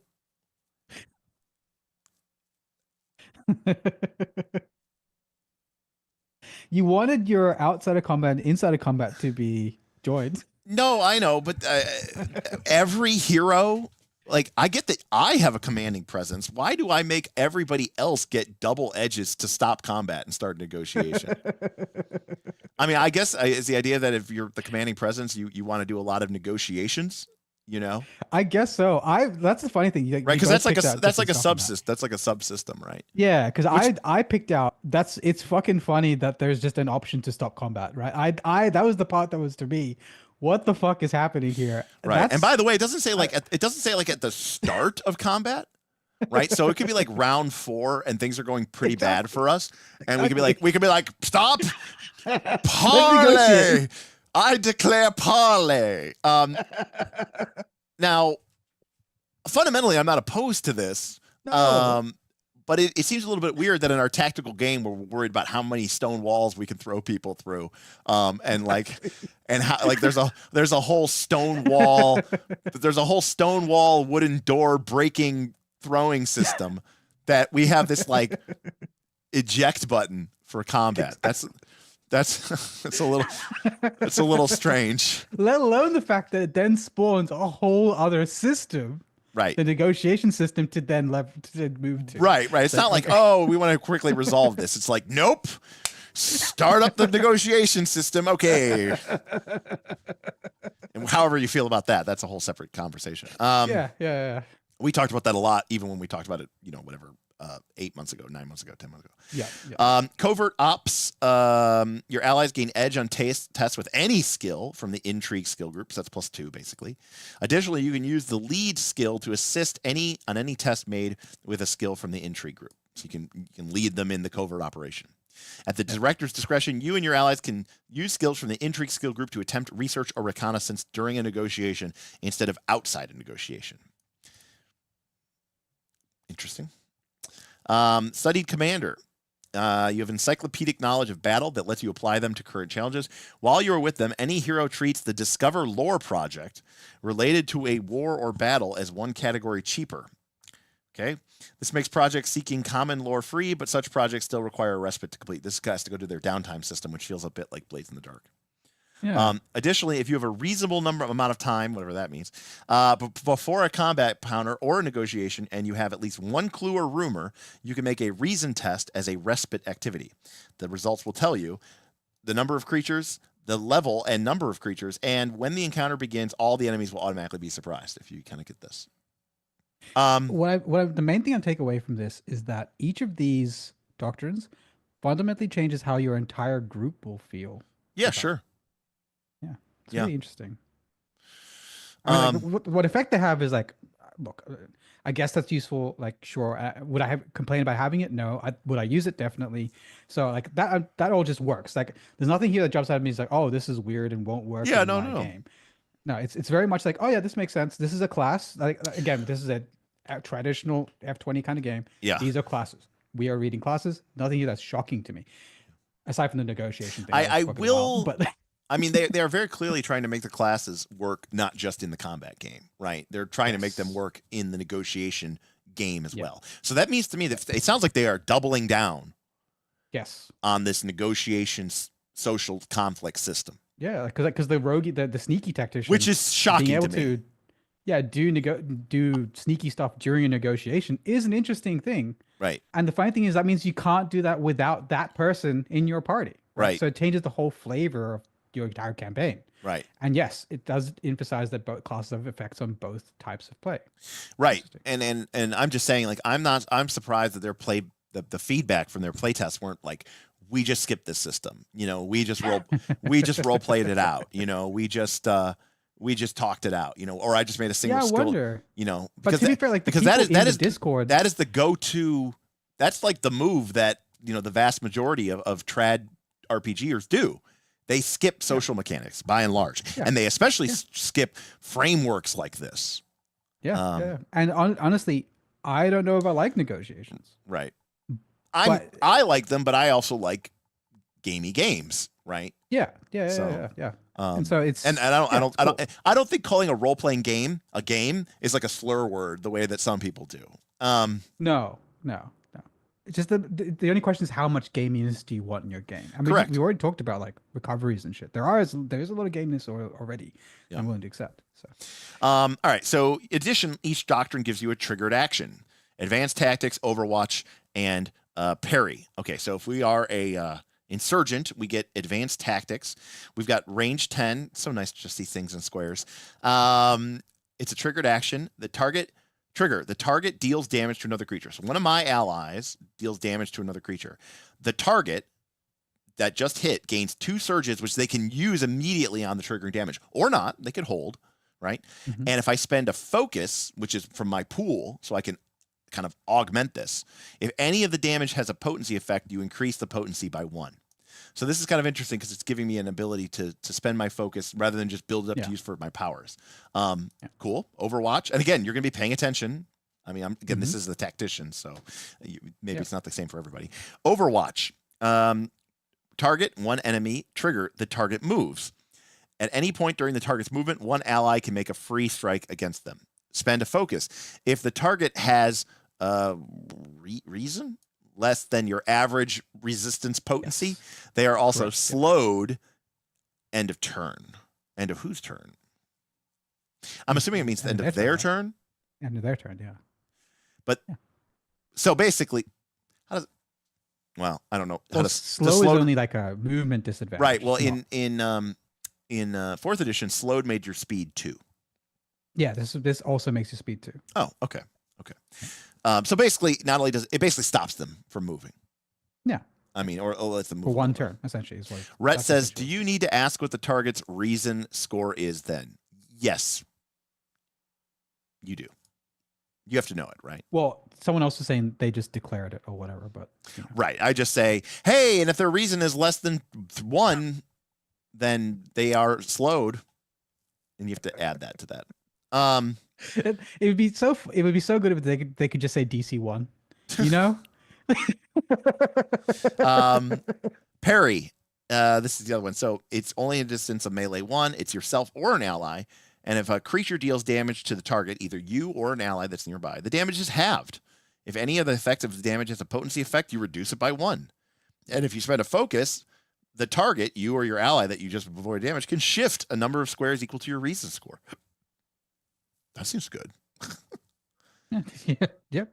It's like a melee range half damage. So you don't roll for these? No. You just no.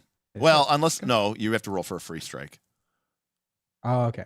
But I would love it if this just said do damage, and I would love it if free strike just did damage and didn't involve a roll.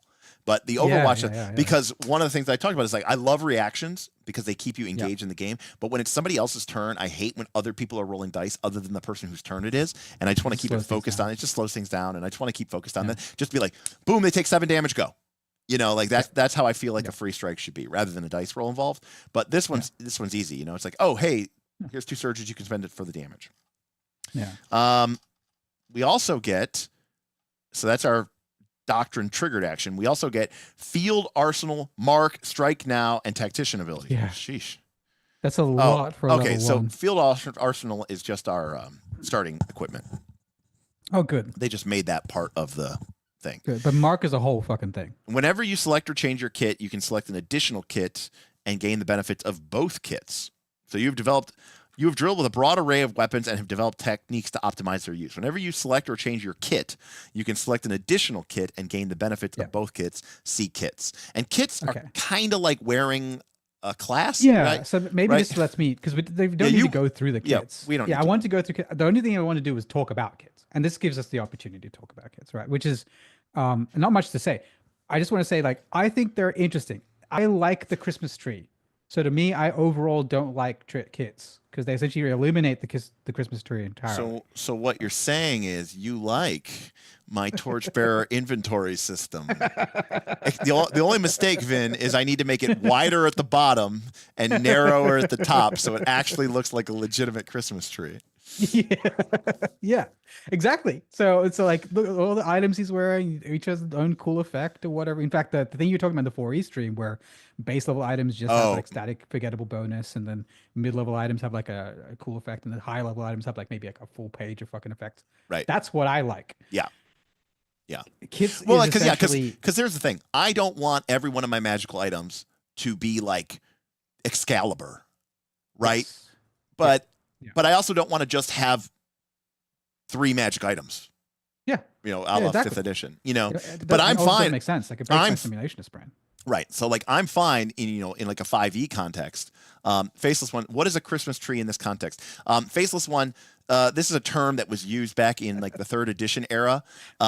I apologize for not explaining because yeah. I recognize that makes no fucking sense. It doesn't make it's called like a magic item Christmas tree, which is the idea that like your character doesn't look like a PC or a person. They look like a Christmas tree that instead of being hung with ornaments and lights and garland is just here's your ring slot, here's your other ring slot, here's your bracer slot, here's your glove slot, here's your arm slot, here's your shoulder slot, here's your back slot, here's your chest slot, here's your belt slot, here's your leg slot, here's your boot slot, here's your helm slot, here's your face slot, right? Like that's I think here's your Ioun Stone slot. Like yeah.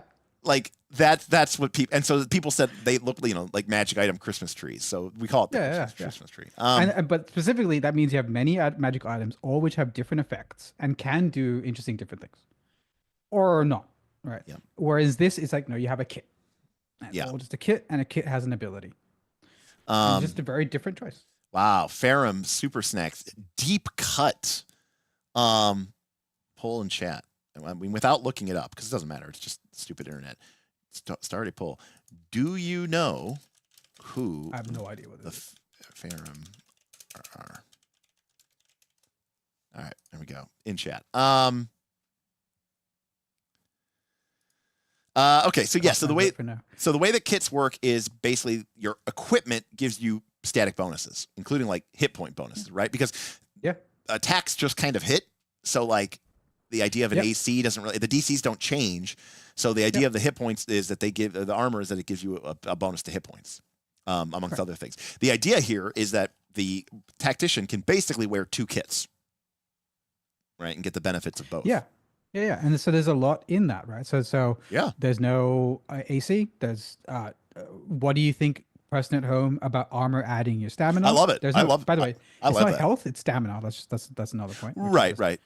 Yeah. Which by the way, even though it was called hit points, which is just as arbitrary, the fact that it's called stamina, not hit points, I think actually goes a long way towards making people feel better about the recovery issue instead of calling it a healing surge. Correct. And also like it functions because some things detract stamina that wouldn't make sense to detract hit points. There's things in the rules we won't get into, but there's things that do detract stamina. So there's one element of the kit discussion, and the element of the kit discussion is you don't have the Christmas tree, so you don't have each slot having a different effect on the body. You just have an overall effect from the kit together, and the kit can also essentially includes what kind of weapons you have that you can reskin it however you want. Right? That's kind of like the idea. Yeah, but there are magic items in the game, right? Yeah, I don't know how they work. I haven't actually gotten that part of the rules. Faceless one says you still have magic items in this game. Magic items go on top of your kit. So there you go. Yeah. So So like you could still have like an amulet of health, and it just says stamina bonus plus 10. I hope so. Right? Yeah. I mean, I love that. I was going to say you need that. Like you almost pretty much fucking need that in a trad 20 game. Like, absolutely. Let's be absolutely honest. Absolutely. Yeah. Absolutely. So I was curious how that would work. Yeah. I still prefer the Christmas tree, but I don't. Yeah, look, kits. The one thing I like about kits is that they're very simple. It simplifies a lot of the game into like a single variable that you can switch, which allows you to do this tactician thing, which is having 2 kits at once, and that can be incredibly powerful because some kits actually grant a significant benefit, like there. I think. Yeah. So. We also have the ability to mark, and this works like so. So the tactician is sort of like a warlord and a fighter. And a champion. The target is marked by you until the end of the encounter. Now, note that this is a maneuver. So this is something that Strike did really well. I mean, 4th edition did it as well with like minor actions, but like in Strike, your character had a move action, a class action, and a roll action. So if your roll action was basically like if you're like a healer, you can use your roll action to do the heal thing, and that doesn't intercede with whatever it is that like what class of power that you're using. So the roll power kind of lives differently. So in Draw Steel, you have a action, which is your main big thing, your attack, or you like have a your standard action. Yeah, standard action. If you think of it as standard action, that's what it is. And then your maneuver is sort of a separate resource. Yeah, kind there of. was a swift action from 3.5. Swift action, minor action, bonus action, I guess you could call it. But it's not a bonus action because there's a weird difference. I know, like swift and minor. Yeah. Bonus action in the text, in the sense that they should have just made it like 4E, where it's just a third action. Yeah. So this marks the target. And a lot of the things that we saw, right, said like if the target is marked or if you have a target marked. You can only have one target marked that way if while the target is marked and within your line of effect, you and allies within line of effect have an edge on power rolls made against the target. That's very powerful. Right? So that's a static +2 to bonus for you and all your allies. And of course, if they already have an edge, then that's a dual edge and they're getting a massive bonus. And mark is free. There's no cost. Well, no, it's free, cost of an action. It's a maneuver. But if they get killed, you can, as a free triggered action, move it. So like it's not like an action, and it doesn't like suck up your actions, right? Even the Pathfinder 2 Ranger could only wish. However, in addition, this gives us another way to spend focus points. We can spend 1 focus to take one of the following free triggered actions whenever you or an ally damages a target with an ability. You can't use more than 1 instance of a benefit per trigger, so you can't spend multiple focus and get them all. It does additional damage, or here's the leader part of it: the ally who just dealt the damage can spend a recovery. So like when they damage your mark, you can spend a focus and let them spend a recovery, but it's still a resource interchange game, Yeah. And then lastly, all tacticians get Strike Now, and it is an action. You're giving up your turn. It's within range 10. The target can make a signature attack as a free triggered action. So basically, you're giving up your action to let your ally make an attack. This is also known as Commander Strike from 4th edition. Was kind of like the OG lazy warlord build where you would just I don't think Smith ever. I think Smith attacked like 7 times in the entire campaign as his warlord. I think every other time he just made somebody else attack. Instead. But you can spend a whopping 5 focus and do this with 2 allies. So you can literally make your 1 attack action into 2, but you have to spend 5 focus. And I like that you have these static abilities that are always available to you. All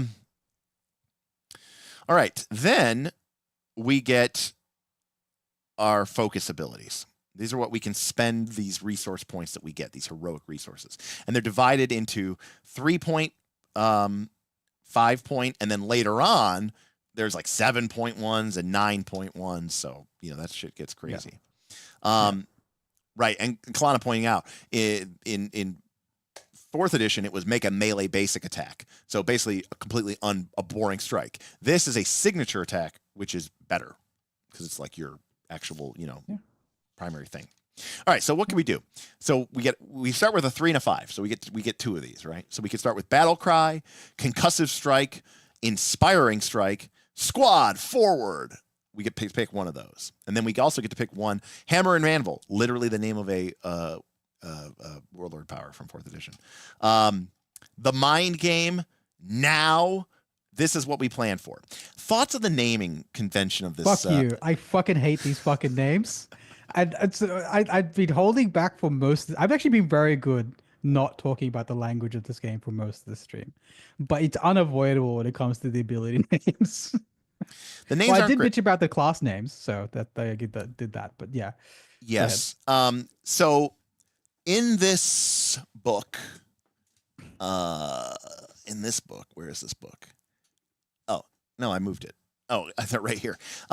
In this book here, Races and Classes, which we actually have to go over one day. This came out during the development of 4th edition. And they talk about like the development. They talk about Book of Nine Swords and stuff like that. And then they start talking about the powers and like how in the initial phases of the game, the powers had like just like these completely abstract, silly name. Like there's like a warlord power that lets like all your ranged attack people shoot at a target. But like during like playtesting, it was called feather thee on target or something like that. And it was called like, and it was like, it was this very like kind of like tongue in cheek kind of way, way of naming it. And like, in the final version of the game, right, it was called like White Raven Strike or, or something like that. You know what I mean? Like it had I don't like these names because they're so the writing can sink so low that even you can like I don't like I don't mind like concussive strike. Yeah. Right. Definitely. I don't mind battle cry. Yeah. I don't mind inspiring strike. Yeah, it's good. I don't like squad forward. Yeah. So here, let me give you an example. I like Hammer and Anvil, by the way. Okay. That's a good one. Yeah, that's fine too. So maybe I don't like the ones that are like the quotes. Okay. But this is very similar to a power that the Warlord had in fourth edition. Basically, it was a way that the Warlord could let his allies move on, even though it's the Warlord's turn. Yeah. And it was called Knight's Move. With kind of like an element towards chess and like, you're moving these pieces tactically, right? It was called Knight's Move. Great name. Great name. Great name. And it felt cool. Smith used that he kept that power for a very long time, for almost the entire campaign. And Delport, I completely agree. These names may very well change. They could be placeholders. I just find the problem with Delport, all right, you look at me fucking right in the eyes and you tell me what the percentage chance is. Here's the problem. Here's the problem with now. It's like 0. It's 0. Here's the problem with now. The problem with now is, number one, what if I'm not, this is more of a thing. If I say now and you're like, oh, are you using now? And you're like, well, no, I'm just saying now. Okay. Like if I'm like, the ambush is about to start, I'm like, now. And they're like, wait, did you just use, everyone starts making free attacks because they're like, oh, so are you, no, I'm just saying. But the second problem is if I go, should I take now? And you're like, what does that do? And you're like, I have no idea. So to be fair, I don't know what Raven Strike does either. Like, okay, but at least you get the idea that it's something involving attacking or something like that. Strike. There's some strike involved. I just again, I mean, like now but I also don't like this is what we planned for. I don't like the mind game. I just don't like. So yeah, which beholder is on first? No. Whose beholder is on first? So here's what we can do. For 3 focus, we can give a battle cry. It affects 3 allies within 10 squares, and we get to make a battle roll. And if we roll crappy, they gain 1 surge. The 2 surges or 3 surges. That's pretty good. Yeah, that's really good. Yeah, that's really good. Well, and this is a maneuver, so this isn't even taking up our action. Yeah. The thing I find is that, like, as I started the stream with my overall journey with this game, Draw Steel, is that I start incredibly skeptical. Yeah. And then it wins me over with the quality of the mechanics in the game. Right. Like even, I mean, obviously it's obviously, like you said, there's certain like stylistic choices that we may not necessarily agree with. But here's the thing. I don't care necessarily if a power, like, I like it when a power is fun and feels effective and is effective. And I don't know enough about this game to be able to completely tell you this, but like you're getting this. I read this, and as I read it, I thought, wow, okay, so 3 allies, and then it was like, oh, each target gains a surge. Wow, each target gains 2 surges, so you could attack 3 people. And then I was like, oh, okay, so that's what you did for your turn. No, that's just your maneuver. Yeah. So I'm like, wow, like it was like a series of it getting better with each read. There's a good job of making these power feel impactful. Yeah, absolutely. And the idea that even if you completely balls and biff the roll, everybody's at least getting 1, and obviously, and it's important, right? Because like 1 doesn't actually let you spend anything, but still it contributes, right? So it's you're building up. Cost is 2. You're building up. Larry, I must have missed you in chat. You have to tell me. I'll text you, Larry. I'll text you. Let's see what time it is. No, he says never. Larry's my buddy, by the way. Apparently he's at our local bar. Concussive strike, 3 focus. Your precise strike leaves your and by the way, to be clear, you would not be able to do this on round 1 of your first combat of the day because you'd gain 2 and you'd have 2 and you couldn't use it. But if it was your second combat of the day and you have 1 victory in the tank, then you gain 3 focus. Also, too, you were mentioning, Vin, about like, oh, you guys did a great job. Here's a recovery. That's also a really cool way as like a GM. You could award the players extra victories. Not only is that going to give them more XP, but then they go into that like, hey, you guys disrupted the ritual before you went in to fight the necromancer. I'm going to award you guys 3 victories or 4 victories. So now you're going in with 8 victories. You guys are going in kind of supercharged. I think that's pretty cool. Yeah. I love those levers that you can pull. Oh, I love I'm a resource lever guy. And I absolutely love that. Oh, that's a good point. If somebody did trigger a first round, okay, fair enough, James. You're right. I didn't think about the tactical depth. Concussive strike is also 3 focus. I love the 4E templating, right? Keywords, melee, range, strike, weapon. Like, you get all the different types. Very useful. Yeah. And I also like this more than traits because traits, yes, I agree. What it's fucking called in Pathfinder, everything was a trait. Yeah. But here, it's like actually splits them up into useful sections. Right. So we target a creature or an object. We do damage to it and daze it. And all of them daze it. So it's really just a question of how much damage you do. And daze is probably like 4th edition daze, right? Where it's not a full stun. It's just basically you get one of the... You can't do an action and a maneuver. You just, get No, I think it's you only get one action. So it removes a bunch... You can't do free actions. There's a bunch of things that it stops you from doing. But you still get to do one thing. Yeah, you get to do one thing. Yeah. That's what Daze did in 4th edition as well. Inspiring Strike. I'm guessing this is a heal. Melee 1 or in range 5. Target 1 creature or object.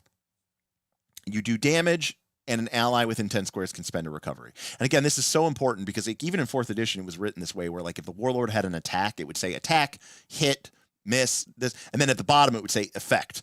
An ally can spend a healing surge. So whether you hit or missed, you still got to heal some ally. But you do some damage, you heal an ally, and then if you roll really well, not only do you the most damage, not only can you ally spend a recovery, but each of you gains an edge on the next ability power roll they make in the encounter. I don't like that. What don't you like about it? Now I have to track this phrase. Okay.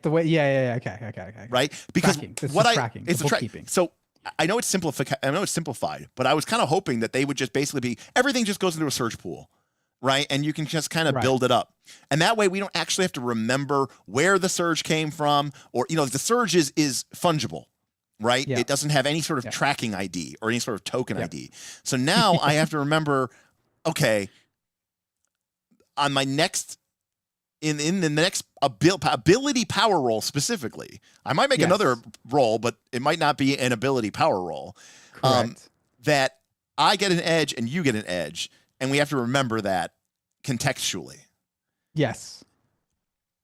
I don't like that. Yes. It's in a game that's already having me track surges, hero points, a heroic resource.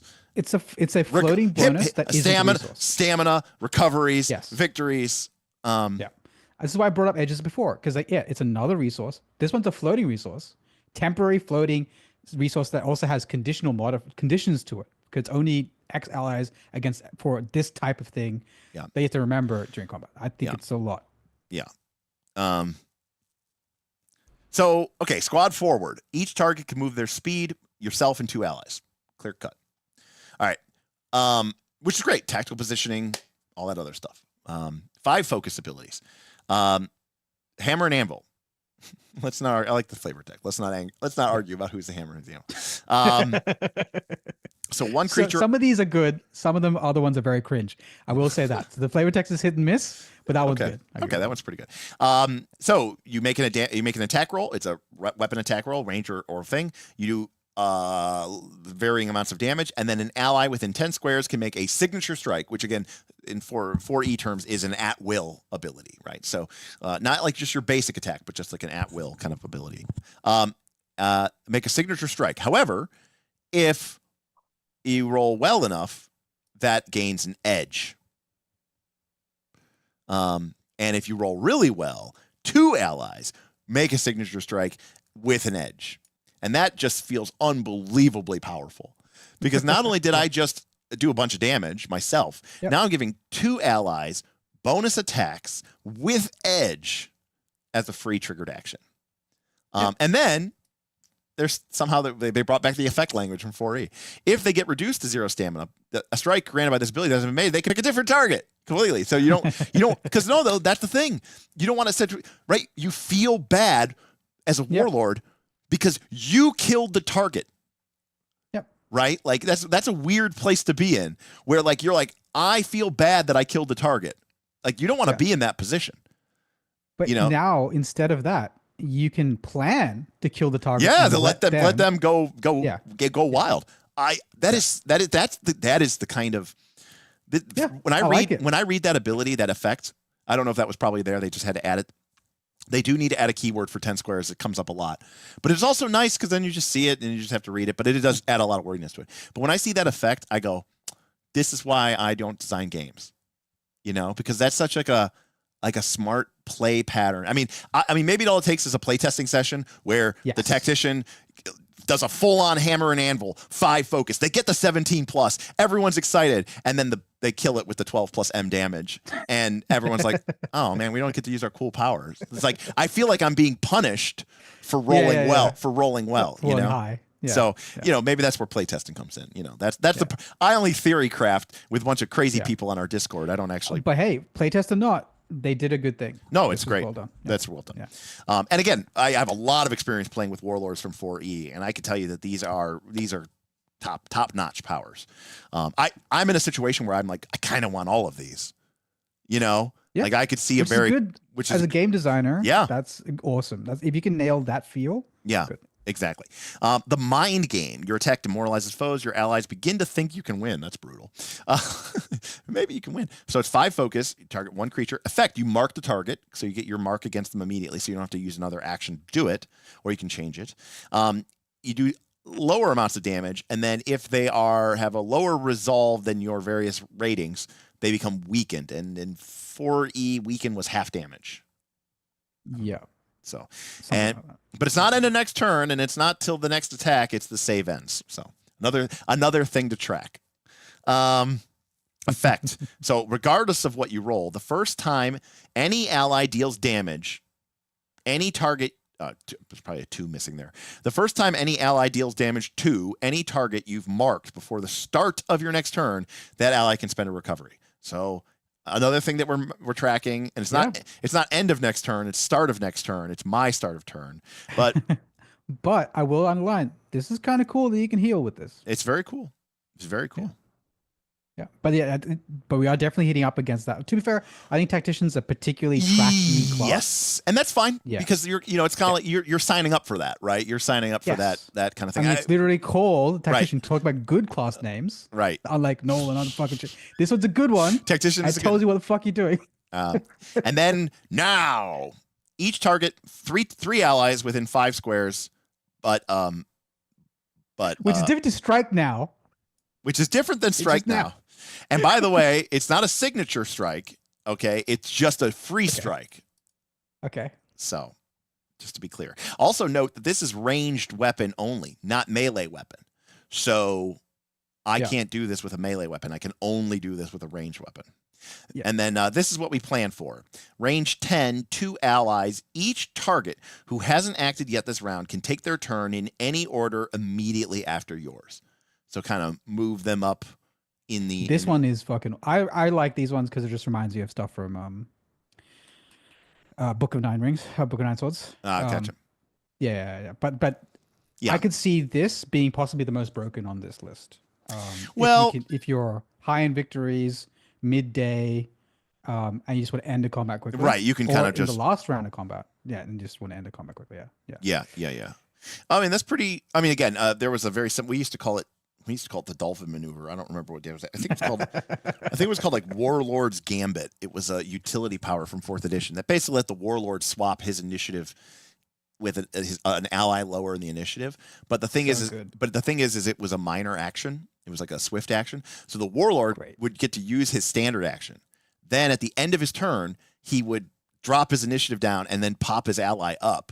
And then and then the warlord would go again. It was actually pretty. Oh, sick. that's broken. Yeah, that part's broken. Well, they that's nerfed great. it. They nerfed it because Yeah. it was broken. Yeah, Yes, yeah. they nerfed it because it was broken. Okay, somebody wanted me to look at out of position at level 3, so we'll do that just because someone in chat asked.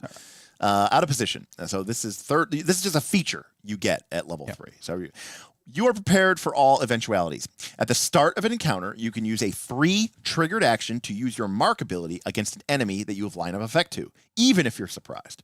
You can then Suck it, Ranger. Yeah, Suck It Ranger from Pathfinder 2. You can then immediately slide the marked target up to 3 squares, ignoring their stability. The target can't be moved in a way that would harm them, such as over a cliff or leave them dying. So, believe it or not, this is actually kind of a narrative ability. Because the idea here is that you're not. Well, the thing is, the idea is not that you're moving them. The idea is that you, as the player, they were. You were declaring that they were. So it's not that you slid them; it's that they were always in that square. Exactly. Yeah. You're right. From negative truth. Yeah. So this is a very interesting. It's not quite a flashback, right? But it's a little bit. It's a little bit like a flashback. It's definitely not the most simulationist thing, right? Which is great. I love it. Yeah. It's very borderline for me. I almost hate it, but you almost hate it. All right. Yeah. So obviously we have a lot more stuff to go through, and this is a very interesting game, and so maybe we'll just be on a 4E draw steel kick for a while. But I did want to take a look at the monsters before we wrap. I have 2 last things to say before we switch to monsters. Yeah. One is that while we were talking, I looked through some of the other classes. Yep. And it seems like that most of them don't, at least that I was able to see, have that thing where they have negotiation abilities as part of their class features. Yes. Actually seems to be a very tactician-y kind of thing, or maybe there's 1 or 2 other classes with it. And the last thing I want to note is, what do you think about the fact, okay, so tactician, you start with your powers, right? Uh-huh. And they have certain damages on your power rolls. Yep. I scroll down in Tactician, and the higher level ones are bigger numbers. Yep. Which means you're outmoding, essentially, old abilities. What do you think of that? Well, 4th edition did that too. Yes. There were some abilities that you kept, but the idea that, and there were some abilities. I remember Smith kept like one of his like level 3 encounter powers until he was like level 27. Right. Yeah. Because not only because he liked it, but because he was like, he kind of had a nostalgic connection to it. But otherwise you end up with the problem where people are dual striking at level 1 and they're dual striking at level 10 and they're dual striking at level 15 and they're dual striking at level 18 and they're not doing anything, Yeah. It's the way that Kineticist does this in Pathfinder 2E is my favorite solution, which is the lower level ones have a scaling per level. Or every X levels they scale. And I'm pretty sure this is the case. They don't actually scale as to be more powerful than the later ones, but they do scale. Right. I think that's kind of my middle ground that I like. But that's it. That's all I wanted to say. Yeah, and in generally too, but there are you do get to these, they're very expensive focus abilities, so like there might be like 11 or whatever. Yeah, 11's great. So anyways, that's very cool. I'm a big fan. All right. So how do you rate the Tactician? I looked through one level and I'm like, level. That's it's like, there's a lot of play there. And a lot of the feedback I get from, or I've heard from MCDM or Draw Steel, is that a 1st level character feels like a 3rd or 4th level character. Yeah, and that feels about right. James. 1st level has to sort of lay the groundwork for that. Larry wants to know, what is the donation threshold to end the stream early, and do you think the whole channel has the motivation to counteract my fiscal recklessness? All right. Well, let's look at monsters to wrap up the stream as we spend the next 20 minutes looking at this. So for it won't be that long. Let's just look like a couple. So rather than look at all this stuff, I do want to take a look at just the ideal that we have monster roles and monster types, right? So we have minions, bands, platoons, troops, leaders, and solo. And troops are basically, I hate these names. Like minion's a great name, but like These names you hate. Like, why do we need like partial minions, and then we need like regular, like in fourth edition, this was just, minion standard, elite, solo.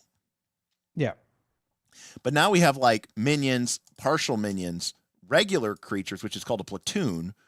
But yeah, troop. So what if it was called tier 1 minion, tier 2 minion, tier 3 minion? Is it just a language thing, or do you just not like having that many gradations? I don't think I like having that many gradations. Yeah. Okay. I think the chat's kind of, some people pointing it out. I think it does help to have gradations. Like maybe for me, maybe it's 3 is too many, but like I like the idea that there's a minion and then there's like a sub minion. Just because like it's open to interpretation of what a minion really is, like it's. Yeah, I guess. I just find it's just, I don't know. Anyways, and then we've got ambushers, aka lurkers, artillery. Right, sorry, before we continue, I just want to. It's important to lay the groundwork, right? So we're doing the monster. Why are we going through monsters, or why did I ask specifically to go to monsters? Yep. Because the player is only fucking half the game, and a lot of people underestimate how important it is for monster design to be good in a freaking F20 game. Like, why would you not play D&D is a question you have to ask yourself. One reason people don't like some parts of 5e is that it's difficult to, and obviously 2024 is going to try to fix this. I don't think it will, but it's difficult in some cases to have enemy and party balance, and the monster manual is not that great in designing encounters. And secondly, the monsters themselves aren't that interesting, and that's definitely a refrain that existed in 5e. The monsters aren't that interesting, and I think it still applies to PF2. The monsters aren't that interesting in most cases. They're better, but there's still problems. Yeah. So to quickly introduce, because Draw Steals draws from 4e, it has a whole meta game kind of about, not really game, but like meta design around the monsters that work specifically to make encounters interesting. And one of them is these roles that we're going through now. Monsters have roles, and they have kind of tiers. Different tiers of monsters have different complexities and strengths. So when you're designing a campaign and you want, for example, at the start of the dungeon to have like little mooks that your characters can destroy, instead of taking like a skeleton in Pathfinder 2 and scaling it up or down or putting the wink template on it, it actually has a minion, which is a skeleton. It's a very simple creature with a few attacks or whatever, versus the skeleton king will actually have like a full amount of abilities, and the game's built itself from the ground up to have these different tiers of monsters to aid that encounter design and allow you as the GM or as the player to face cool different gradations of monsters. And that's why it's so important. That's why I like the fact that they've actually brought that from 4e into Draw Steel. So I just want to put that up front. Yeah, and again, we didn't really talk about Malice, but this is the idea that the Bugbears so one of the things I liked about 4E was this idea that, like you look at the Kobold, all the Kobolds had the shifty racial power, right? So that made the Kobolds feel, right, they could 5-foot step as a minor action. But then you had like the Kobold, Slinger, and the Kobold Worm Priest, and the Kobold, Bounder. So you had all these different, things that filled different roles, but they all felt like kobolds.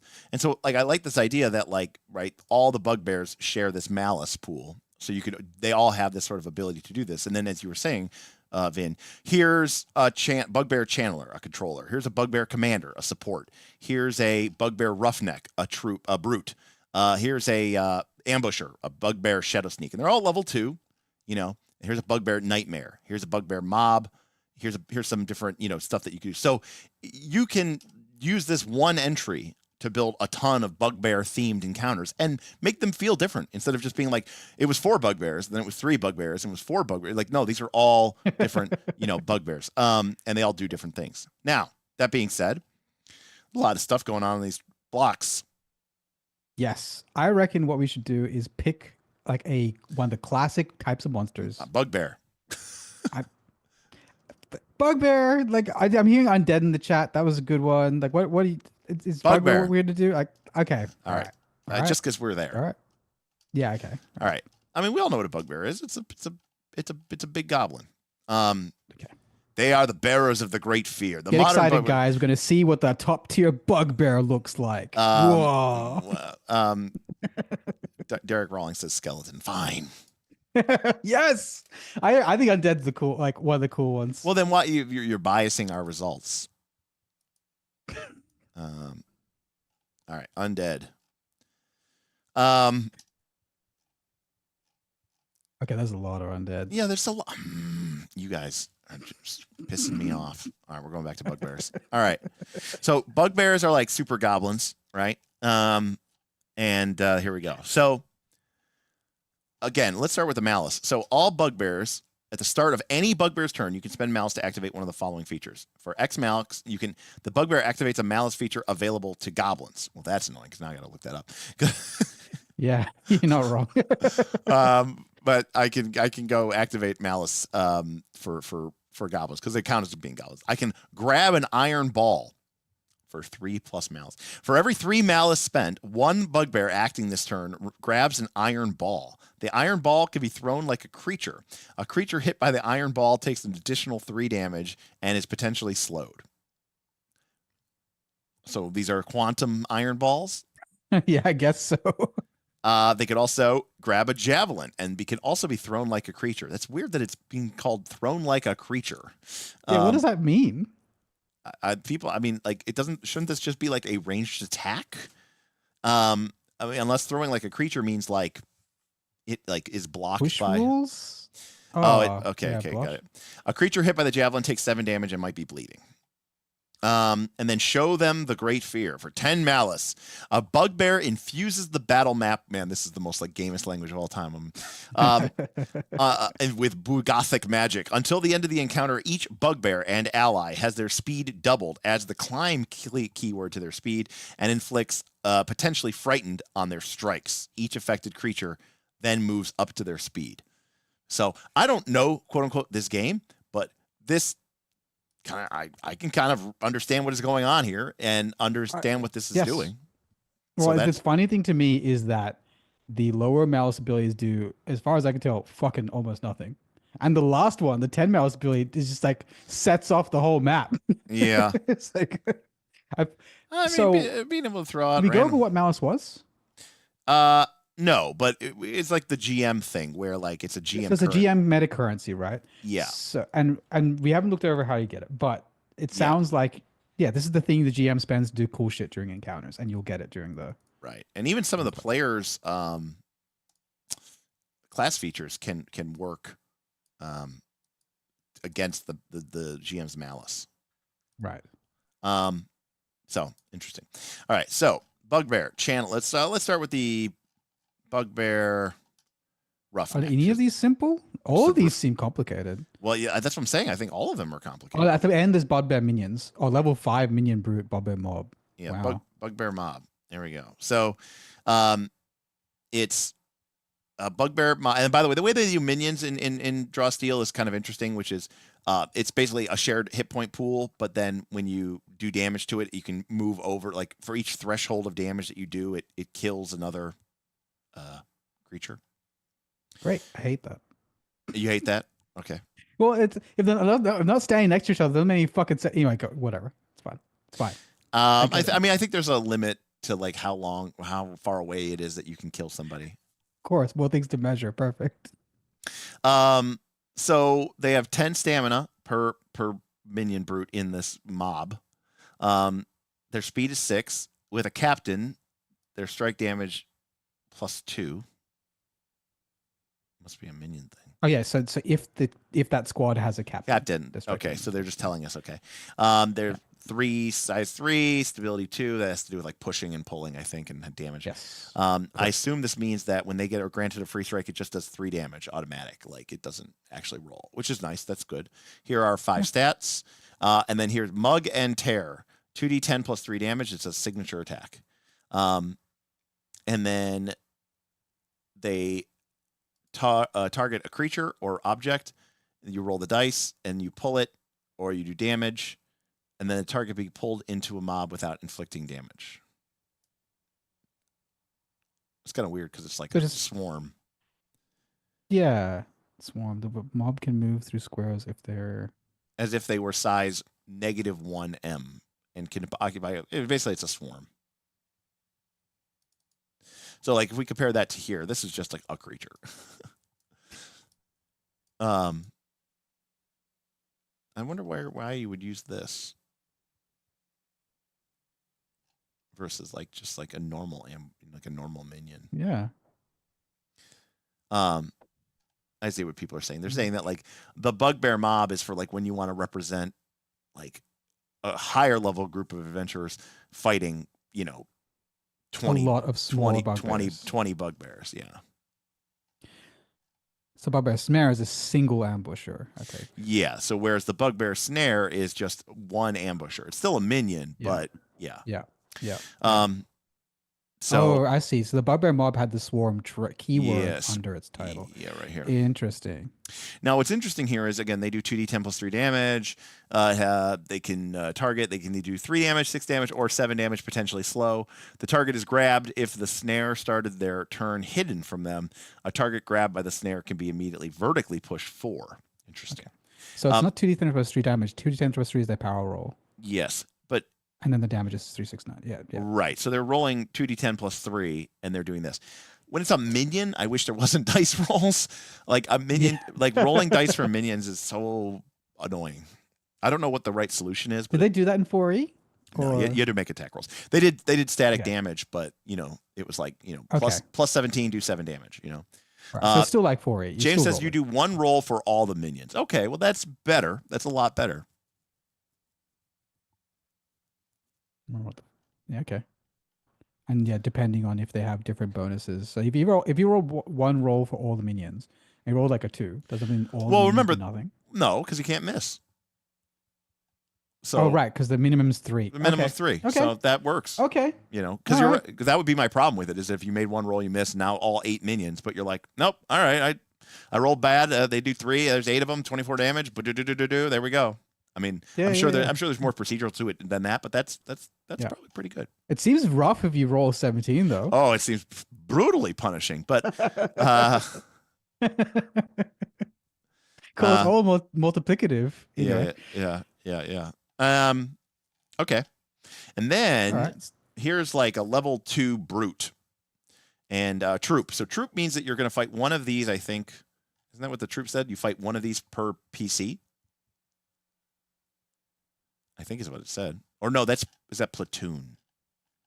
Someone in chat will probably tell me. But I thought troop basically meant like standard monster. You fight 1 troop per PC. 2 per PC? This thing has 100 stamina. Yeah, 2. A troop can stand up to 2 heroes at the same level of their own. Okay. So you would get half as many. So troop counts as 2. Okay. So yeah, so if you had like a 4 PC party, they're going to be fighting 2 109 stamina things at level 2. Okay. Yeah. Okay. Okay, I will say I fucking hate these names. So band, platoon, and troop are they need. Yeah, that's what I'm saying. Those names are not good. Why don't just elite? Like even outside of 4E, it should just be called elite. You're already calling it a minion, and you're already calling it a solo. I don't know why they have these names. And I mean, maybe I'm sure, of course, if people play the game over a long period of time, but troop versus platoon, and like troop and platoon both make me think of a unit of soldiers, not an individual. Band, troop, and platoon are all synonyms. Yeah, band, troop, and platoon they all mean a group of things, and these aren't groups. Of enemies. Yeah, these aren't groups. They're single creatures that would be in a band, troop, or platoon. Right. But platoon's a bigger group. Way bigger than a fucking band. Yeah, that's a terrible name. So I mean, especially because again, troop means a group of it. Imagine if this was called like a level 2 squad brute, or like a level 2 team ambusher. You'd be like, what? What? I mean, if they called it trooper, at least that would make somewhat more sense.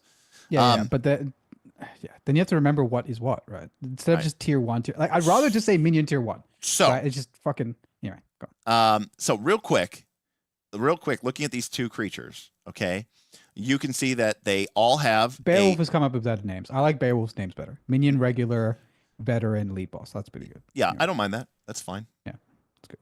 Or standard. Or something like that. But like if that said level 2 standard brute or level 2 veteran brute or level 2 elite brute, all of those names are way better. They're just so much better. So I don't know that this is a standard template, but I'm kind of trying to break this down here. Every class has a signature ability, which is basically like their again. In 4th edition, every monster had like a ability that had like a diamond, which was basically like their default ability. If it's something, if they could only do like a basic ability, what could they do? So this thing, the Shadow Sneak has a sucker punch. They have a haymaker. It's both 2d10 plus 2 is what you're rolling against the standard thing. So you're going to need at least a 12. So you need at least a 10. So you're going to do 7 damage, and this targets 2 creatures or objects. That's the Bugbear Roughneck, the troop. But it's melee 1. 11 damage. 1 target is grabbed. 1 target is pushed. So you grab one and kick the other one away. What does vertically pushed mean? Knocked up? Yeah, I think so. I think that's literally what that means. And then this individually has a Malice effect. The distance becomes 1. If you spend 5 Malice, the distance becomes 1 burst. The strike keyword is replaced with area, and that targets all enemies instead. Oh, if you want to go up or down. So, okay, haymaker. So you can basically uppercut somebody like through the roof is what this is saying, right? That's what I'm. Yes. That's what I'm reading as. Like if we were in the inn and the Bugbear Roughneck hit a 17, he could think, oh, it's vertically pushed. Okay, so he could also like double fist slam you through the floor. That's pretty fun. I mean, that's fun, isn't it? That's great. Yeah. I mean, I think that's fun. I think that's cool. I mean, and this is just a totally standard monster. Yeah. Anyways. So that's their signature ability. Then they each have a couple different. You'd be fighting 2 of these as a party of 4. You'd be fighting 2 of these as a party of 4 at level 2. Yeah. And then they have a variety of actions that aren't, or maneuvers that aren't signature ability. Now, do you need this many? I don't know. But, you have a Leaping Fury, which is potentially knocks them prone. And then they leap 5 feet, or 5 squares, rather, to an unoccupied space adjacent to the target before making the attack. Now, it's weird that they put this effect after the attack. Yes. I don't like that. 4th edition had a better templating for that. It would sometimes you had powers that had, it would say like an effect, then there would be the attack roll template, and then it might even have an effect after that. And then there was also saves that had like an after effect. So like this should say effect leap to 5 feet, then or leap 5 squares, then make the attack. Okay, so this is like a highly maneuverable thing. Then drag through hell. If a creature is grabbed by the Roughneck, they can move their speed, dragging them across the ground. They take 2 damage for every square they were dragged through before they get released prone. Each square that target was dragged through becomes difficult terrain for enemies. That's kind of weird. But note, this takes Malice to activate. So even like the Shadow Sneaks thing takes Malice to activate. Yeah. And then they have some maneuvers that are easy. So this is where it says here, they can throw somebody that they have grabbed. And they all have this. This is sort of like a racial thing. And then they all have a free triggered action, which is if they're grabbing somebody, they can move them into. The idea of like throwing them between each other is kind of the idea there. Yeah. And then lastly, they have a triggered action. The Roughneck is vertically moved by another creature. Effect, they use their haymaker ability against a creature at the end of the movement. Flying Sawblade. So if one of their it's basically it's like a fastball special. The Bugbear throw each other. The Bugbear can throw each other. Like why do Bugbears throw each other? What is the deal? How does that fit the classic template of a Bugbear? No. Long arms. Okay. Long arms. So a little weird, but there's a lot going on there. Now, as a GM, is that too much to handle for just what is essentially an elite creature? I don't know. So all it really is 3 actives and a bunch of like specials. Yeah. So I mean, obviously there's no editing here, there's no, so like I'll give them the credit for that, but yeah. Do these symbols mean anything? They just started using these for the greater, for space. They're still like spacing. Yeah. I mean, these feel like 4E monsters to me. So my main takeaway so far is it's so okay. I feel that maybe Bugbear is just a very particular one, right? So Right. we haven't looked at a million different monsters. No, we just looked at fucking we just Bugbears. looked at one. But it like to me this looks like that they have an idea. So say you have a Bugbear and you have the GMs, the 5e GM comes to this game thinking of a Bugbear.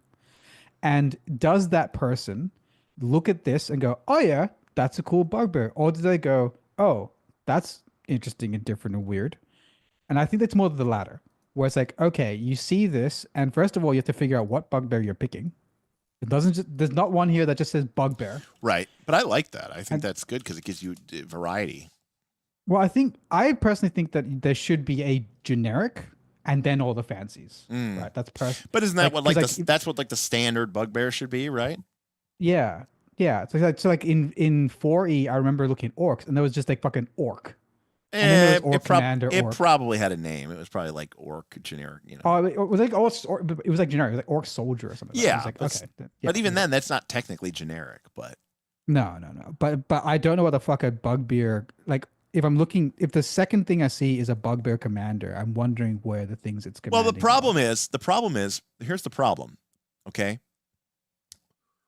All right, you're playing a TTRPG, and I go, you're fighting a human. You go, what? Is it a human cleric? Is it a human fighter? Yeah. Is it a human? Telling me it's a human means nothing. Nothing. Yep. So that's where like the idea, like this is basically their class. Yes. So every character has a class. So it's, and if we use 3rd edition logic, even 3rd edition NPCs had a class, right? Yeah. I would say, but you're correct, and I don't want to fault them too much for it. I'm just saying, if I was coming to the system fresh, and looked up a Bugbear, I'd have no idea what the fuck was going on. I would slowly get that. What I'm saying is, sorry. All right, to compress my point, there is a learning curve to learning a monster. It's a relatively steep one. Well, look at this. This is a level 1. This is a ghoul. Okay, it's a level 1 band, which might make you think it's a group of people, but it's definitely not. Like I said, there's a learning curve here. No, but those are just a terrible pretty substantial one. That's just terrible names. But it's a harrier. So it's like a skirmisher. It moves quickly, has 15. It's not a minion or anything. Their signature, their free strike only does a single point of damage. This is a level 1. They roll 2d10 plus 2, and when it's melee damage, they do 3, 4, or 5, and bleeding. Note, there's no paralyzation on this ghoul. A+. And then they can leap and move 3 squares, and if they land on an enemy of a certain size, they are knock them prone automatically, and they make a free strike against them. So they just deal 1 point of damage. So note what this means. 3, it's a maneuver. They move 3 squares automatically. If they land on an enemy, they knock them prone. Then they do a free strike, which is just 1 damage. So it's just like boom, boom, boom. I like it. That to me is quick. Yeah. I feel like I could play this monster very quickly, And I like that it's just a fucking ghoul. Right. So ghoul says ghoul. And I think that ghoul is how the other ones should be. Yes. Like. And the first time that they are reduced to 0 by damage that isn't fire or holy and their body isn't destroyed, they regain half their stamina and fall prone. And then they have immunity, which apparently Mr. Fizzer is saying is damage reduction. That's not a great name then. I'm immune. How much damage do you take? Well, some. Beowulf, why is it a plus not to have paralyze? Because asking people to sit around the table and do nothing while your friends get to do awesome, cool shit is a really terrible ask. Yeah, it's a gamist reason, not a simulationist reason. Right, exactly. Personally, I would have paralyzed, but it's the same reason why when you go to the baseball game, okay, if you get diarrhea in the 3rd inning because of some bad hot dogs and you spend the majority of the game in the toilet, okay, that might be what was supposed to happen, but that didn't make it a very enjoyable experience. And being paralyzed or being stunned is like having chronic inflamed diarrhea. I like the paralyzed condition, but I understand the negatives. No. So, yes. Yeah. It depends. Now, listen, it depends on the game, right? If we're playing a game where, like, as the GM, I feel like it is not only my right, but my responsibility. Shadow Dark. To laugh at my party as they get brutally murdered and killed and just, like, delight in their glee. Yeah. Then, any OSR game. Yeah, that's rip the shit out of that's fine. That's fine. Yeah. So Tundla says, wait, immunity is resistance? Apparently immunity is resistance. Not great. Also, look at some of these names. A Spectre is level 1. I mean, again, why does it need to relate back to D&D? But the problem is very fair. It doesn't. But it doesn't. But that is sort of the lingua franca, of our hobby, for right, wrong, or 40 different. years plus. And Mark Rosewater always talks about resonance, right? Do things work the way that you think they should? And take advantage of your audience's pre-existing knowledge, so you don't have to educate them on everything. Here's the problem. We were raising our the problem is when D&D is pre-existing knowledge, right? Now, that's why we're having a problem when the Bugbear was throwing things. We're like, what the fuck is? I mean, we get it because now you think about it. Oh, it's a commander of goblins. It's a Bugbear commander. Is a Bugbear commander because it commands goblins. It doesn't really. It probably should say that more explicitly. But and then throwing goblins is funny. I get it, but resonance is really important. And level 1 for a Spectre, it does. You're right. Combat that resonance, but at the same time, okay, I'd find it bad if there was a level 1 ancient blue dragon. Sure. Then it makes no sense. Right. But level 1 Spectre, they can play with it, Right. They can play with it. I get it. So here's our base skeleton. At least this one is. It's a band. It's a artillery. It can fling a bone shard at melee or range, and it just does damage. But then, until the start of the skeleton's next turn, it takes 2 damage the first time they move on their turn. So basically, hits them with their bone shard, and then if they move, they take extra damage, or they could stay put and not take the damage. But again, that's a sort of a rider effect, right? That the player or the GM has to make, and it has to be the first time, but not the second time, and it's only until the start of the skeleton's next turn, not your next turn. So it's a very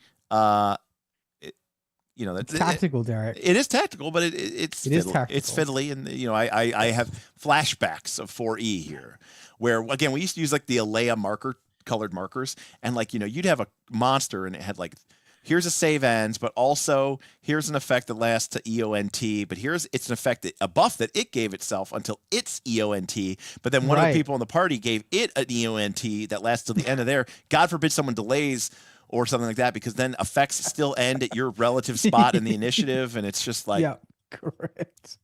Makes me just want to cry. Man, they're all, okay. So here's the thing: bone shards is ranged, so I guess the idea here is I'm pulling out a bone from my skeleton and I'm throwing them at the enemy. Yeah, and then if they move, the bone shard is sticking them in the foot or something. But then it melts away. It only lasts 1 turn, and then the bone melts away. Yeah, exactly. Yeah. I mean, look, these games are gamist, but you also still have to sort of make it. But then there's bone spur, which is a burst, targets every enemy in the burst, very low damage, but potentially can make them bleed.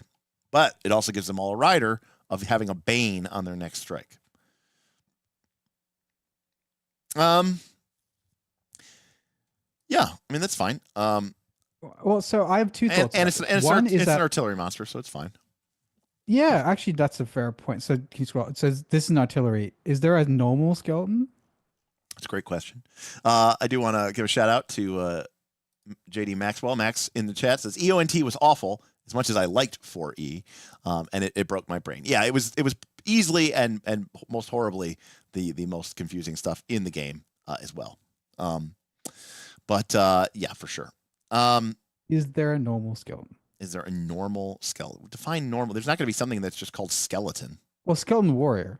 Let's just fucking put the cards on the table. Is there a skeleton warrior or a skeleton archer? There's a skeleton, decrepit skeleton, but it's an artillery. Are you fucking kidding me? No, there's only 2 skeletons in the entire book.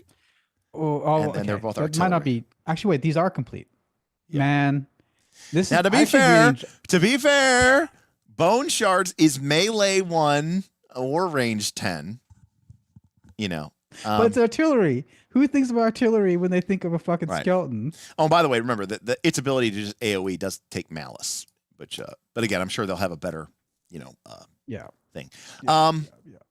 So here's the thing. This is a good solution, because remember we talked about the Alpha Strike problem.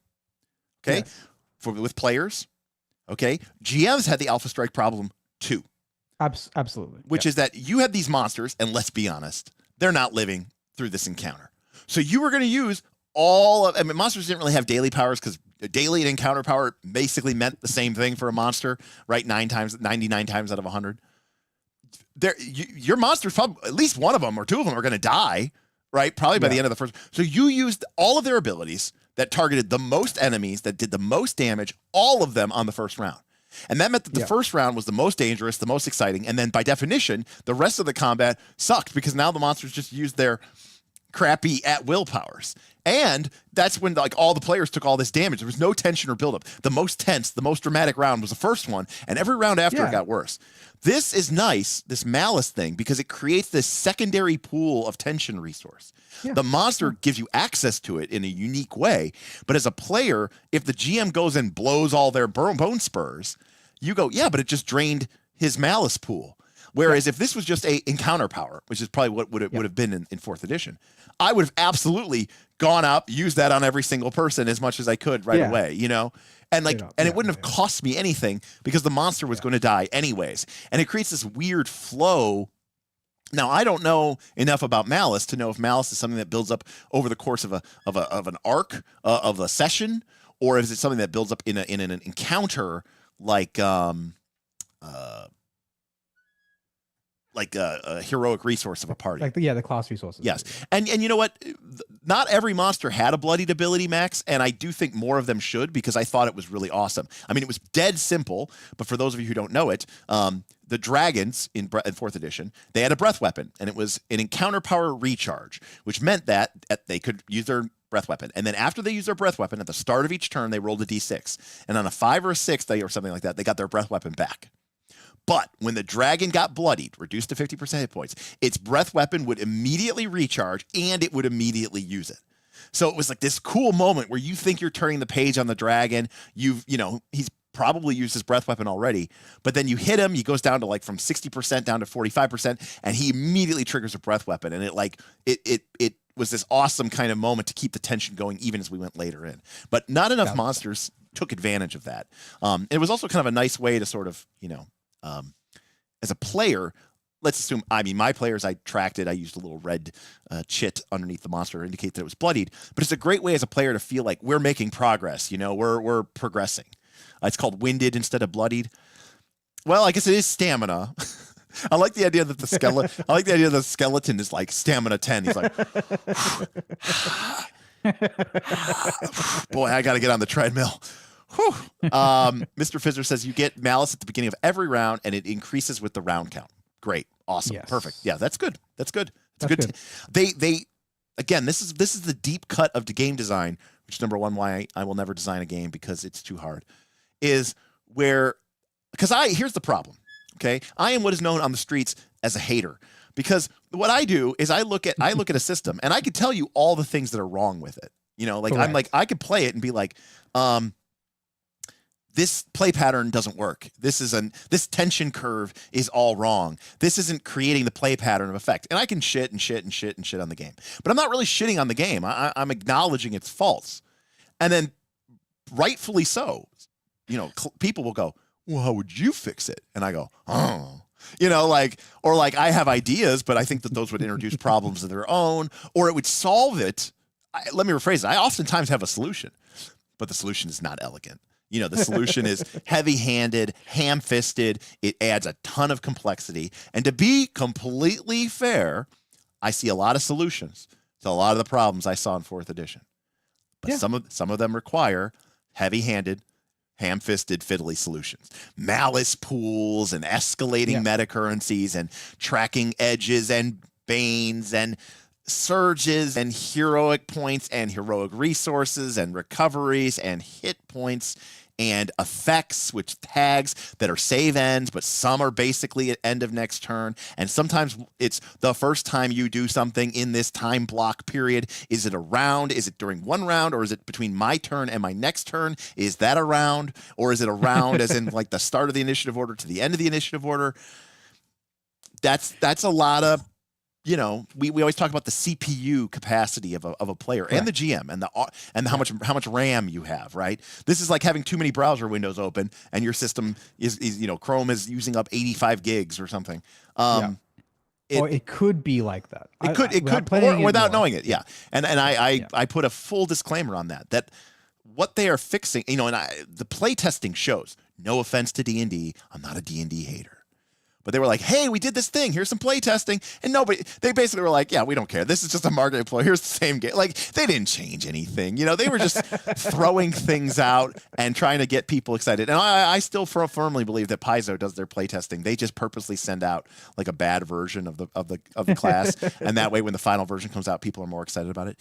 This very clearly benefited from their multiple rounds of play testing. They very clearly were not tied to their, you know, to their, not to their sacred cows, right? But like to their babies, you know, like they weren't afraid to say, this isn't working. Let's drop it. And you know, let's do another one. Yeah. And that's the thing. I think like I feel that so there's a large level of polish, a really good level of polish in the classes, at least for that first level. Yeah. And it's like, those felt like incredibly polished abilities and really well thought out. Even the character creation process was. But also, can you imagine giving that class? I mean, I get it. That was the Tactician. Maybe that's the hard one or something. Yeah. But can you imagine giving to that class to somebody who's never played an RPG before? I'm not saying that's a bad thing. I'm not saying that's. I cannot imagine that. Yeah. I'm not saying that's a bad thing, by the way. I am. That's the word I was looking for, Mr. Fizzer. Darlings. You know, killing your darlings. So MCDM killed so many darlings on their path to get here. And that is a sign of great game design. That is a sign of great playtesting. But as I pull up this Elementalist, okay, the Blaster Caster, again, I'm okay with that. I'm okay with an RPG being like, this isn't for your first time, kids. Go get the Dragonbane box set. It's the best value for RPG money you will ever find in your entire life. I promise you. And Dragonbane's great. And it's so simple, and it's so easy, and it's so fun to get new people into the hobby, and you can play it while you're drinking, and it's just like beer and pretzels, mirth and mayhem. Great. But when you show somebody, you're like, okay, you're level 1, you're an elementalist. So all that stuff I just talked about, that is before you get your elemental specialization. You gain your essence resource. You get your hurl element, persistent magic, practical magic, specialization feature, specialization, triggered action, enchantment ability, elemental's ward, and your elemental's abilities. You also get 2 signature abilities, a 1 essence ability, a 3 essence ability, and a 5 essence ability. All right. Also, you're gonna have to pick your kit. Also, you're gonna have to pick your career. Also, you're gonna have to pick your background. Also, you're gonna have to pick your species or race. You know, it's now for me. I've been around this block. We'll be fine. We'll be fine. Like I look at this. When we were going through the classes, we're like, yeah, this is a class. Like that was pretty much our reaction to it. Right. Like, yeah, we can. Yeah. We just processed it easy. Right. But a first time player, like. My answer is no. I cannot imagine. No, I would not recommend it. You know the old saying, okay? Don't drink and draw steel. That's all I'm going to say, right? Don't drink it. Don't drink and draw steel. And like, you know, you go to a player, you're like, all right, what do you do this round? You're like, I have a problem. I don't remember which pile I was using for my essence and which pile was my surges. So I either have 5 surges and 3 essence, or I have 5 essence or 3 surges. There's also a distinct possibility that may have been my recovery. At some point during the session, I started using M&Ms to track my recoveries, and I thought it would be really clever if I ate them as I was using them to heal up. But then I got drunk and hungry, and I ate a bunch of my M&Ms, so I don't actually know how many recoveries I have anymore. So like... Playtesting meets reality. Yeah. There we go. Drinking game. At the beginning of the game, when you get your recoveries, you pour out, you know, the elemental has 8 recoveries. You pour out 8 shots. Whenever you do use a recovery, you have to do one of the shots.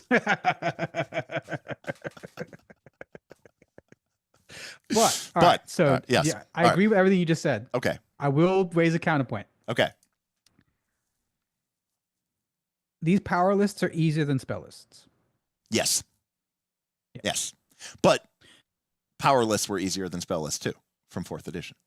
Oh yeah, definitely. Yeah. So do you think this is more difficult to get than 4th edition?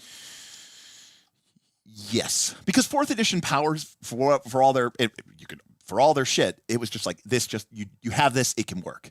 You know, you push the button, it works. Now, to be clear, people are like, whoa, 4th edition was trying to be World of Warcraft. Well, there were very few abilities in World of Warcraft that just worked. Most of them required a certain amount of rage or combo points, or you had to build up enough energy, or you needed mana, or, I'm trying to think of some other system. The Death Knight system used runes and stuff. The 4th edition was a dumbed down version of World of Warcraft. This is more like a World of Warcraft mechanic. Where, it is. Where you have class resources, and that reminds me a lot of Diablo. Yeah. Oh yeah, sure. But the idea being that you are gaining this resource, and then have to decide how to use it. And to say nothing of the fact that you all also have little small minor abilities stuck in there that like cost one of them, or cost two of them, and then that's going to eat into what you can do and what you can't do. Whereas in 4th edition, the powers were essentially Vancian, right? Yeah. They were just like you have it, once you per use encounter, once per encounter, once per day, once per at will. There was no caveat. This makes the game much more tactical. And one of the key caveats, which I really wanted to look at here as we look through a class and some of the monsters and the overall shift in tone of the game is, is this a spiritual successor to 4th edition D&D? And I think it is, because I think this game is doing what 4th edition D&D wanted to be, but couldn't be because it also had to be D&D, right? Yeah. It had to be accessible. So you wouldn't see a power roll in D&D. No, it had to be accessible. It had to be traditional enough, despite the fact that it got ultimately shit on for being non-traditional. They really tried to make it traditional, as much as they could. So, they and there have been games that have come after that have tried to escalate, iterate on this format. Now there are things that got thrown in here that I don't know. The negotiation system, whether it works or not, I don't know where that fits into a heroic fantasy cinematic tactical RPG. I'm not saying Matt Colville is biased, but I'm saying Matt Colville is biased because I just think Matt Colville really likes Dune and political thrillers, and he really likes games like Diplomacy, which are games that I like. And I like Dune, and I like Diplomacy. I used to play Diplomacy play-by-post on Web Diplomacy all the time. I don't know that tracks with what people think of when they think of the Avengers. Or the extended sequence when Captain America sat across the table from Ultron and negotiated the peace terms. Well, no, they were fighting on top of that truck, right? And then Captain America, Black Widow was like, "Hold, used his tactician ability to stop the combat. Stop the fight. We need to talk." So. Yeah, Dormammu, I've come to bargain. Yeah, that is one of that's probably like the best example that we have of that. That's a great line. That is a great scene, by the way. Yes, Doctor Strange 1 was great. Yeah. Man. Doctor Strange 2 sucked. No. I didn't even watch it. But yes. Oh, you didn't watch it? I think that okay, so when I ask a question of would you bring a new player to this game, I also have to ask the question of what would it look like if we gave them a pre-gen? And I think even a pre-gen for this would be very complicated to look at. Even just the templating and stuff, but even putting that aside, there's a lot. Like a level 1 character, like we said before, it's a positive of this game. The level 1 character plays like a 3 or 4 level, or maybe level 5 especially if you're a veteran player who's looking for a more dramatic game. Because the thing is, ultimately, for a game, in my opinion, for a game to do more, a game has to ask more of its players and of its GMs. You only get out what you put in. And if you want people, it's like people want to have their cake and eat it too. They're like, I want a highly advanced tactical game, but I want it to be super fast and not involve any tracking and no grid and no, it's like, no, you can't, I mean, we've tried, and you know what you end up with? You end up with 5e, it's advantage, it's disadvantage. Don't worry about them stacking. If you have one or two, they just cancel everything and nothing. And you can move around on the squares, and there's, there's not flanking. Don't worry about that, but it can sometimes matter for the rogue. That's a compromise, right? Where it's tactical, but not so tactical that it overwhelms people. And I think somebody up in the chat said, Matt Colville, like I said, it's great as your first, second game, right? Like you've been playing D&D, you've been playing Pathfinder 2, you understand some of the basic concepts of the game, ready to go advance. And that being said, any discussion of complexity goes right out the window once you say you want to play a Pathfinder 1 spellcaster. And here's 100 over 100 level 1 arcane spells, like alone. Pick 3. Pick 3. Yeah. By the way, each of these spells is like procedurally an individual game effect with its own list of stuff. Yeah.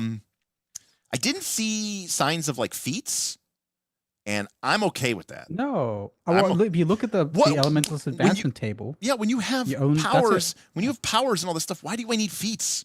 What role do feats fill here? I just don't. Yeah. I mean, I think feats in Pathfinder 2 are one of the most, not the class feats, but ancestry feats, skill feats, general feats are like one of the most underwhelming things here, you know? Yes. James says there are perks, which are your out-of-combat feats and utility powers. Okay. I think out-of-combat is where feats make sense, because everything else is combat stuff, right? Yeah. Right. All the class abilities combat stuff. So well, no, or negotiation. That's out of combat, right? And what's interesting though too, well, no, maybe not. Well, I guess you're kind of going. And well, what's also interesting, while I'm sure it is something in the book. Let's take a look here. While I'm sure it is something in the book, is that like, hold on a second here. PDF browser. Oh, I went to the wrong one. There we go. Like, if we come down here to the table of contents, we've got stuff about how to make tests, you know, the difference between reactive tests and stuff like that. There's a whole section on combat. There's a whole section on negotiation.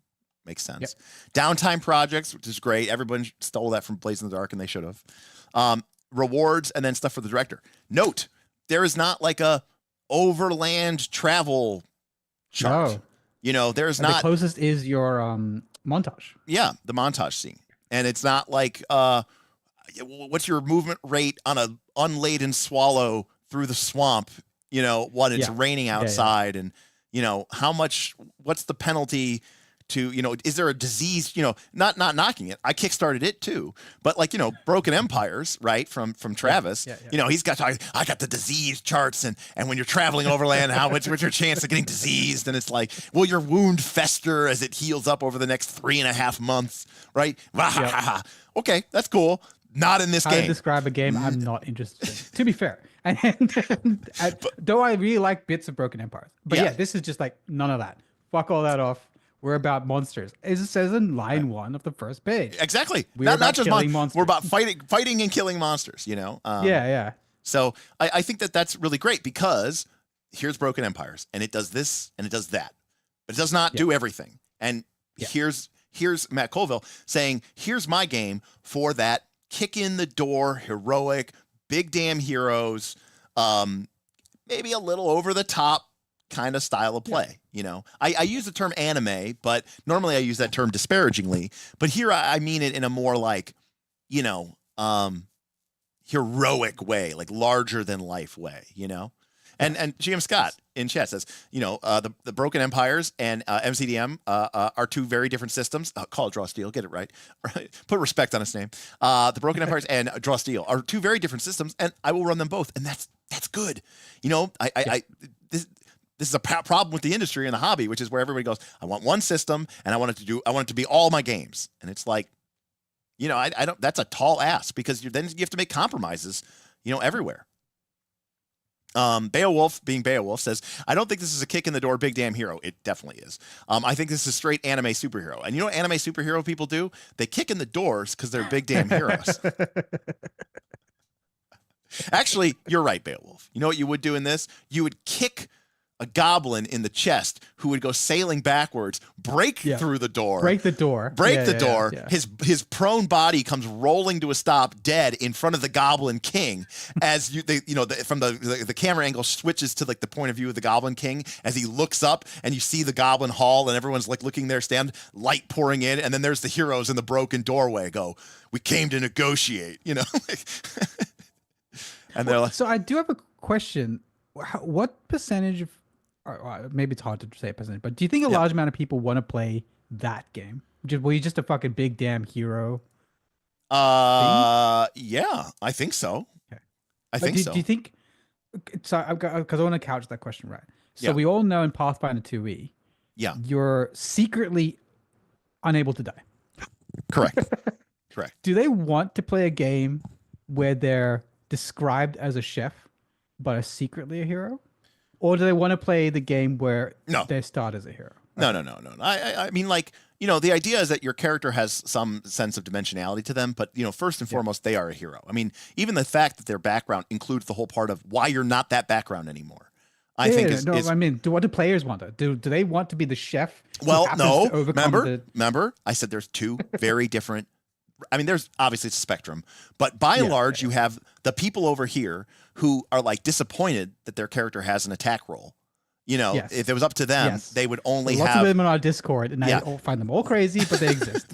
Right? They would only have basket weaving and, you know, and you wouldn't even need that because they're just going to talk in character about, like, you know, this year's, you know, pumpkin harvest and how excited they are for the upcoming Festival of Lanterns and how they're getting really nervous because they want to ask, you know, Becky Lou Sue out to the dance, and they're just sitting there playing. That's one way people play role-playing games. They're playing 5e. They're playing 5e. They're playing Pathfinder 2nd Edition. That's how they're playing. Yeah. More power to them. Yeah. Then there's people, these people are on our Discord too, who may have never spoken in character once, right? They've only spoken in the language of stride and strike, and, you know, their character is, it's playing, you know, like, it would be like, when you go to play like Diablo or like, you know, whatever with someone, you don't expect to get on the team speak and have them be like, I am Rocka, the barbarian. Fact, I would leave that team speak immediately. By the way, I'm showing my age here that I said team speak. Ventrilo, you get on your Ventrilo. And so, you know, it's at least say Skype. Larry, I will be done here somewhat shortly. So anyways, then there's those people. This definitely, in my opinion, leans more towards the people who want these rules and all this other stuff. He's outside. Are you outside of my house? Outside.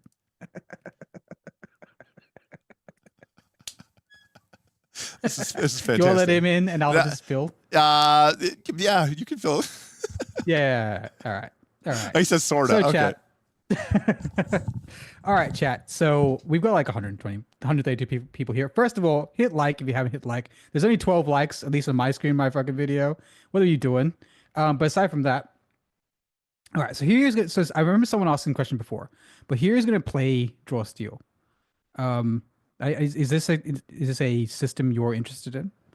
And if you are, just like hit one in the chat or say yes or something like that. And I'm curious to see if there's anyone in this actually chat who's actually planning to, like, not refresh. 51 likes. All right, I'm proud of you.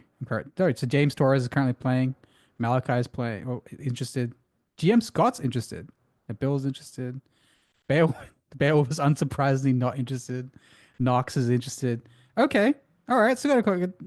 So a question to anyone who wants to respond is this going to be, when you say you want to play this, is this going to be the game, your game? Is this going to be your main game? Or do you think it's going to be one of the games you're playing along with a bunch of other games? Or maybe you play it once? All right. Would play only have a GM system? I'm just asking the chat what their interest level is. So all the ones in the chat you see, Derek, are people who want to play this game. Got it. And then Beowulf is not interested. But now I'm asking, like, is it going to be the main game, or is it going to be like a game to just play? Interesting. James Torres says online game, Draw Steel, in-person game, Dragon Bane. Interesting. Well, it kind of makes sense, right? Dragon Bane is like pretty easy and you know, fun riding. You know, like maybe this stuff is easier. I mean, they are building their own custom. You know, that's something 4E VTT technology was in its infancy, and I wonder how much better 4E. You know, like there's a lot of people who play Pathfinder 2 who I've heard say, "Yeah, if I couldn't play on Foundry with all the automation, I don't think I'd play." I say that.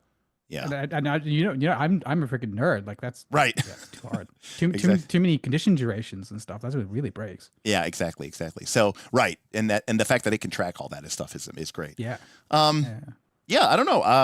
I mean, again, I think that there's enough here that, you know, maybe we can take another look, and I'd love to dig into some of the GM stuff and like the GM presenting stuff, and I'd love to go back to negotiations. I really would like to look at that section. So, we obviously had a nice little stream tonight. We had a lot of people show up. So, absolutely, we'll get people back up on here. And we'll talk about Draw Steel. We're also going to continue to talk about 4E. But I mean, there's a place for this game. What are your overall thoughts? What are your overall thoughts? So here's the problem. The problem is there is an amount of what are you interested in the game? And at a fundamental level, the point of a tactical combat game is that the game or the GM is asking you, can you beat my challenge? So the first question is this a challenge to be beaten, or are we just going through the motions? Right. And a lot of times I have a problem is that a lot of these tactical games, it's like, we're just kind of going through the motions. These aren't puzzles to be solved. They're just excuses for us to show off our character's cool abilities.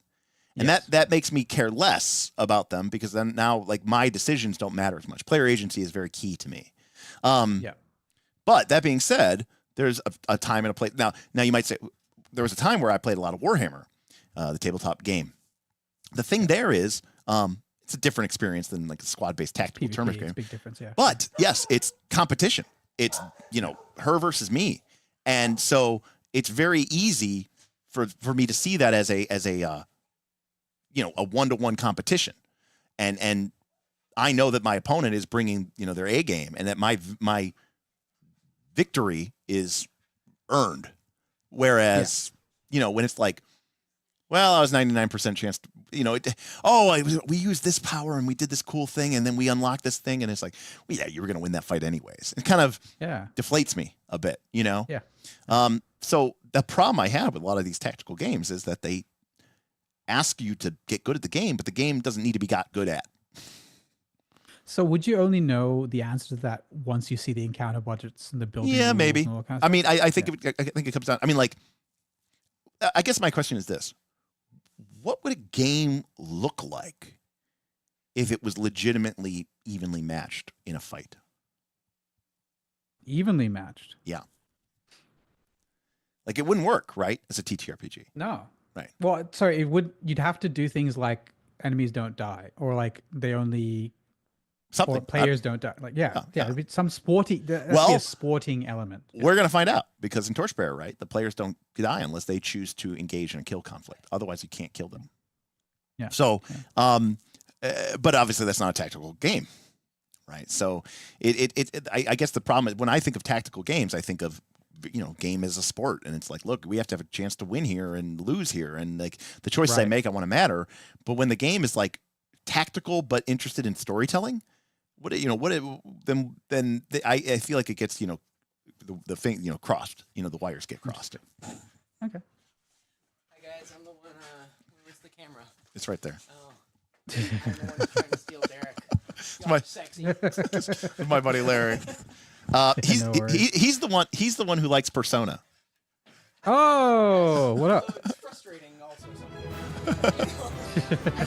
Everything I love, so. GM Scott, thank you for the $10. Tip $10. Option 1 is to switch games. So All right, hold on a Option second. 2 is stick with my current game. This is for option 3. Okay. Have a drink on me. GM Scott said option. I'm going to go with option 3. Have a drink on me. Thank you, GM Scott. All right, chaos is erupting over here. So, Vin, overall thoughts? Yeah, final thoughts.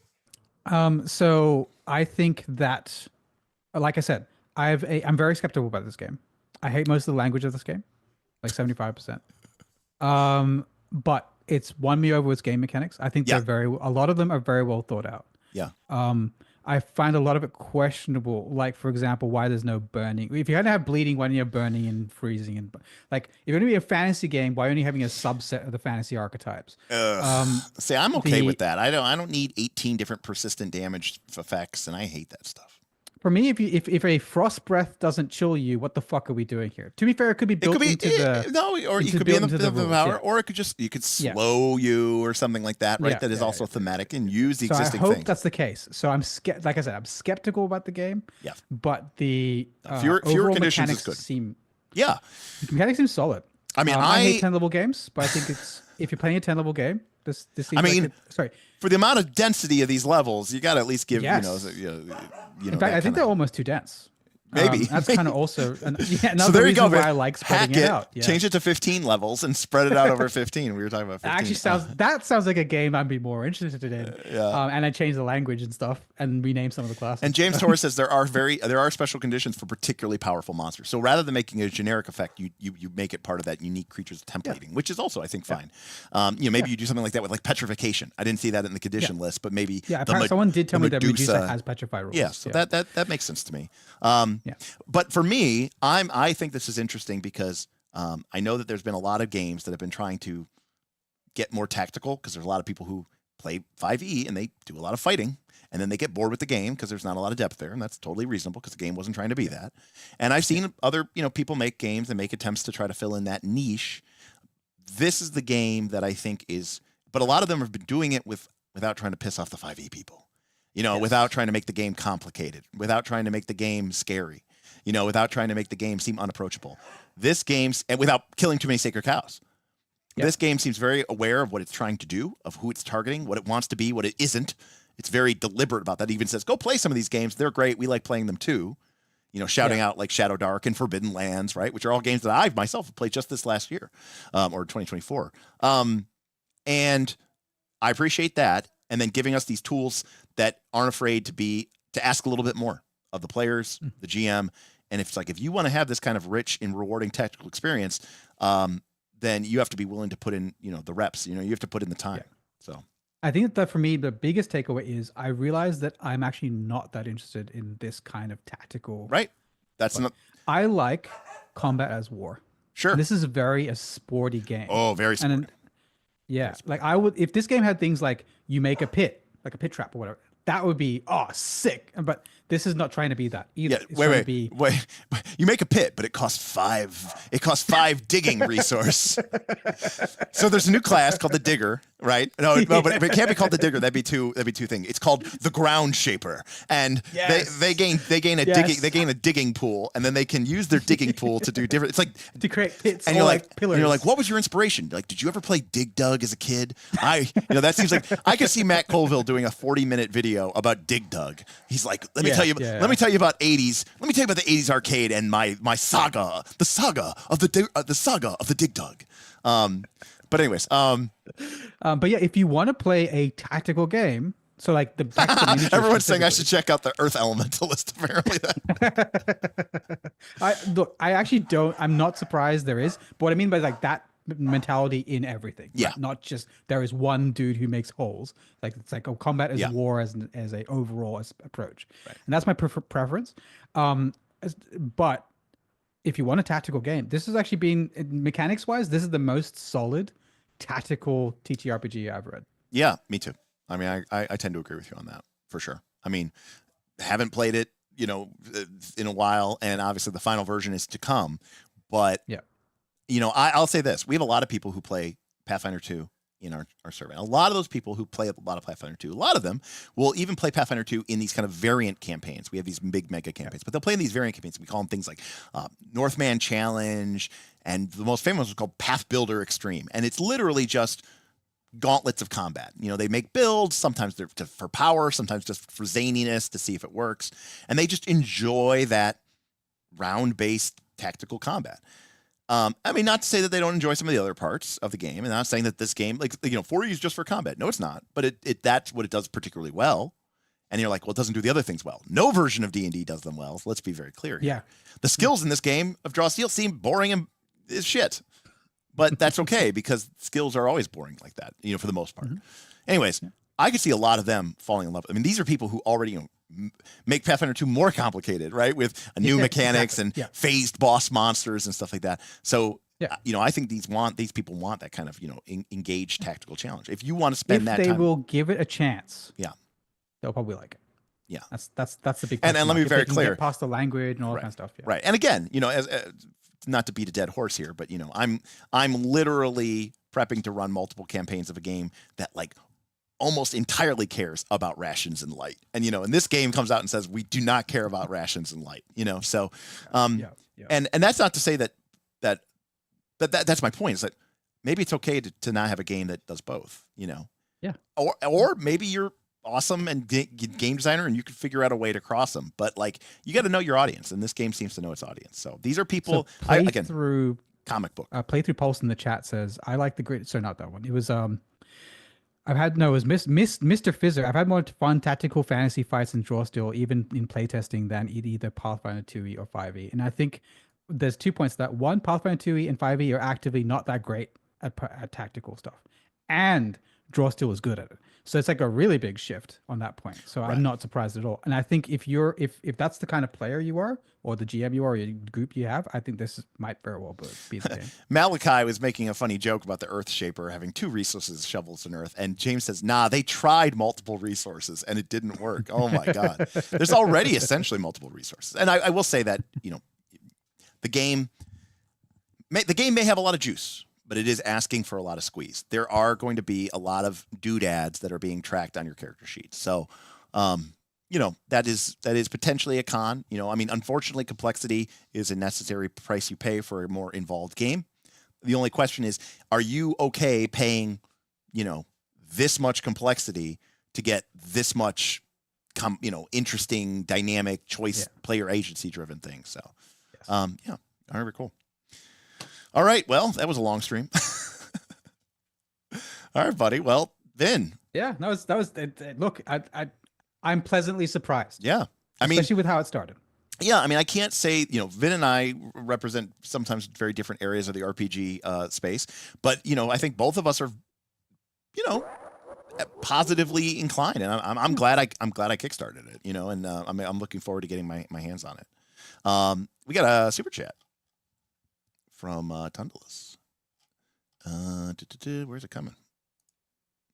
Oh, there it is. Thank you so much, Vin and Derek. Great discussion. Here's to more coverage of great tactical TTRPGs. Yeah, and by the way, if you're interested, Tundalus is the author of his own 4E inspired game, and he's going to be coming out with a new version, completely revised. And when he does that, I'm going to take a look at it, and we're probably going to feature that as on here as well. So, except it's got a unique take. So, maybe this is a rise of a whole new era. I'm not. Well, Tundalus, I'm not promoting it. He pitched it to me, and it sounds awesome. He pitched it to me. I'll hype it. I hype it. He pitched it to me, and I was like, "Oh man, that sounds like a cool game." It's like a Trespasser. It's called Trespasser. It's a mix between like old school, but with tactical elements. That sounds cool. Correct. So, but Tundalus is working on releasing a V2. So, V1 is early alpha. And it's called Trespasser. It's the name of the game. But again, there's an early version of it. Good name, by the way. It is a freaking name. It is a good name. And the book is for being an early alpha. It's laid out very well. You can find it on itch.io. But again, if you get interested in the game, keep aware that Tundalus is working on a next revision. So should be good. And we'll probably talk about it here on the channel because we love featuring small independent artists, and we've been talking a lot about tactical RPGs. So thank you, Ton. But for everybody else, as Draw Steel comes out, a lot of people, would you guys ever play Draw Steel? Would Draw Steel be something you ever play in the game? I don't know how. I mean, it kind of comes down to generically, traditionally, APs have really focused on, the character acting and the character building, Yeah. I feel like an AP of this would really be like watching, people play on the battle mat a lot. Yeah. I've watched a bunch, and I was zoned out, man. And it's fun to play. APs are hard. I feel like, when I say AP, I mean actual play, not. Yeah. I'll say this: it might be great fun to play. Probably not great to watch. Probably not great to watch. That might be a little brutal, So, but anyways, yeah. And of course, always, if you're interested in these conversations, Mike Soccer, that's a freaking hot take, GM Scott. That's a freaking hot take. But I do want to give a shout out to to Vin for coming on. Thanks, Vin. Shout out to GM Scott, Tundalus, and Dr. Metropolis and Brayflox, all who dropped super chats and tips tonight. We really appreciate you. Thank you so much. Thank you to Vin for coming on to the show. We love having guests on here. As much as we can, so people don't just have to listen to me for a long time. And it's also great because Vin and I agree and disagree on a lot of different things. Yeah. KC with a tip. What do you got to say, KC? KC says, Casey Roberts tipped $10. A stream this long and in-depth deserves more tips. Might have passed out for half of it, but now I have more to catch up on tomorrow. There you go, Casey. 13th H2E first. but this might be the next game I play. Yeah, KC, that's a great. Thank you for the tip, and that's a great intermediary step. I mean, there's games now all along the spectrum. 13th Age is narrative. It has these powers, but it's not nearly as tactical. In fact, it uses kind of a pseudo zone-based system. It's like the things say like 2 enemies that are nearby, or 4 far away enemies. So it's very vague, but it has like a power-based structure that's similar to 4E and now similar to Draw Steel. So, but yeah. Good stuff. Thank you, KC. I appreciate you appreciating these long streams. And again, if you're interested in these conversations, if you want to yell at Vin and or come on late at night and watch as I make Torchbearer UI and talk about my user interface for Torchbearer and how much you hate the game, maybe check us out at patreon.com/nightsoflastcall and join our Patreon and join our Discord. Final words, Vin, before I sign off. Yeah, I think we don't need another stream of this game soon. But when it comes out, which is probably this year, yep, there's a lot more to talk about. Absolutely. I think it's supposed to go out Q2, so maybe a couple months in the spring. Or the fall for you, Vin. You call it the fall or the autumn? Autumn. Autumn, okay. This summer. You guys call it fall. This summer. This summer. All right, there we go. Yeah, they don't have leaves in Australia. Nothing falls. No. That's great. But thank you so much for joining us. Except the drop bearers. Yeah, go right, ahead. which I didn't even know was a thing until recently. But thank you for watching. Thank you for hanging out with us, and we'll see you next time on Knights of Last Call. Peace out, everybody. Peace. All right, man, we're done.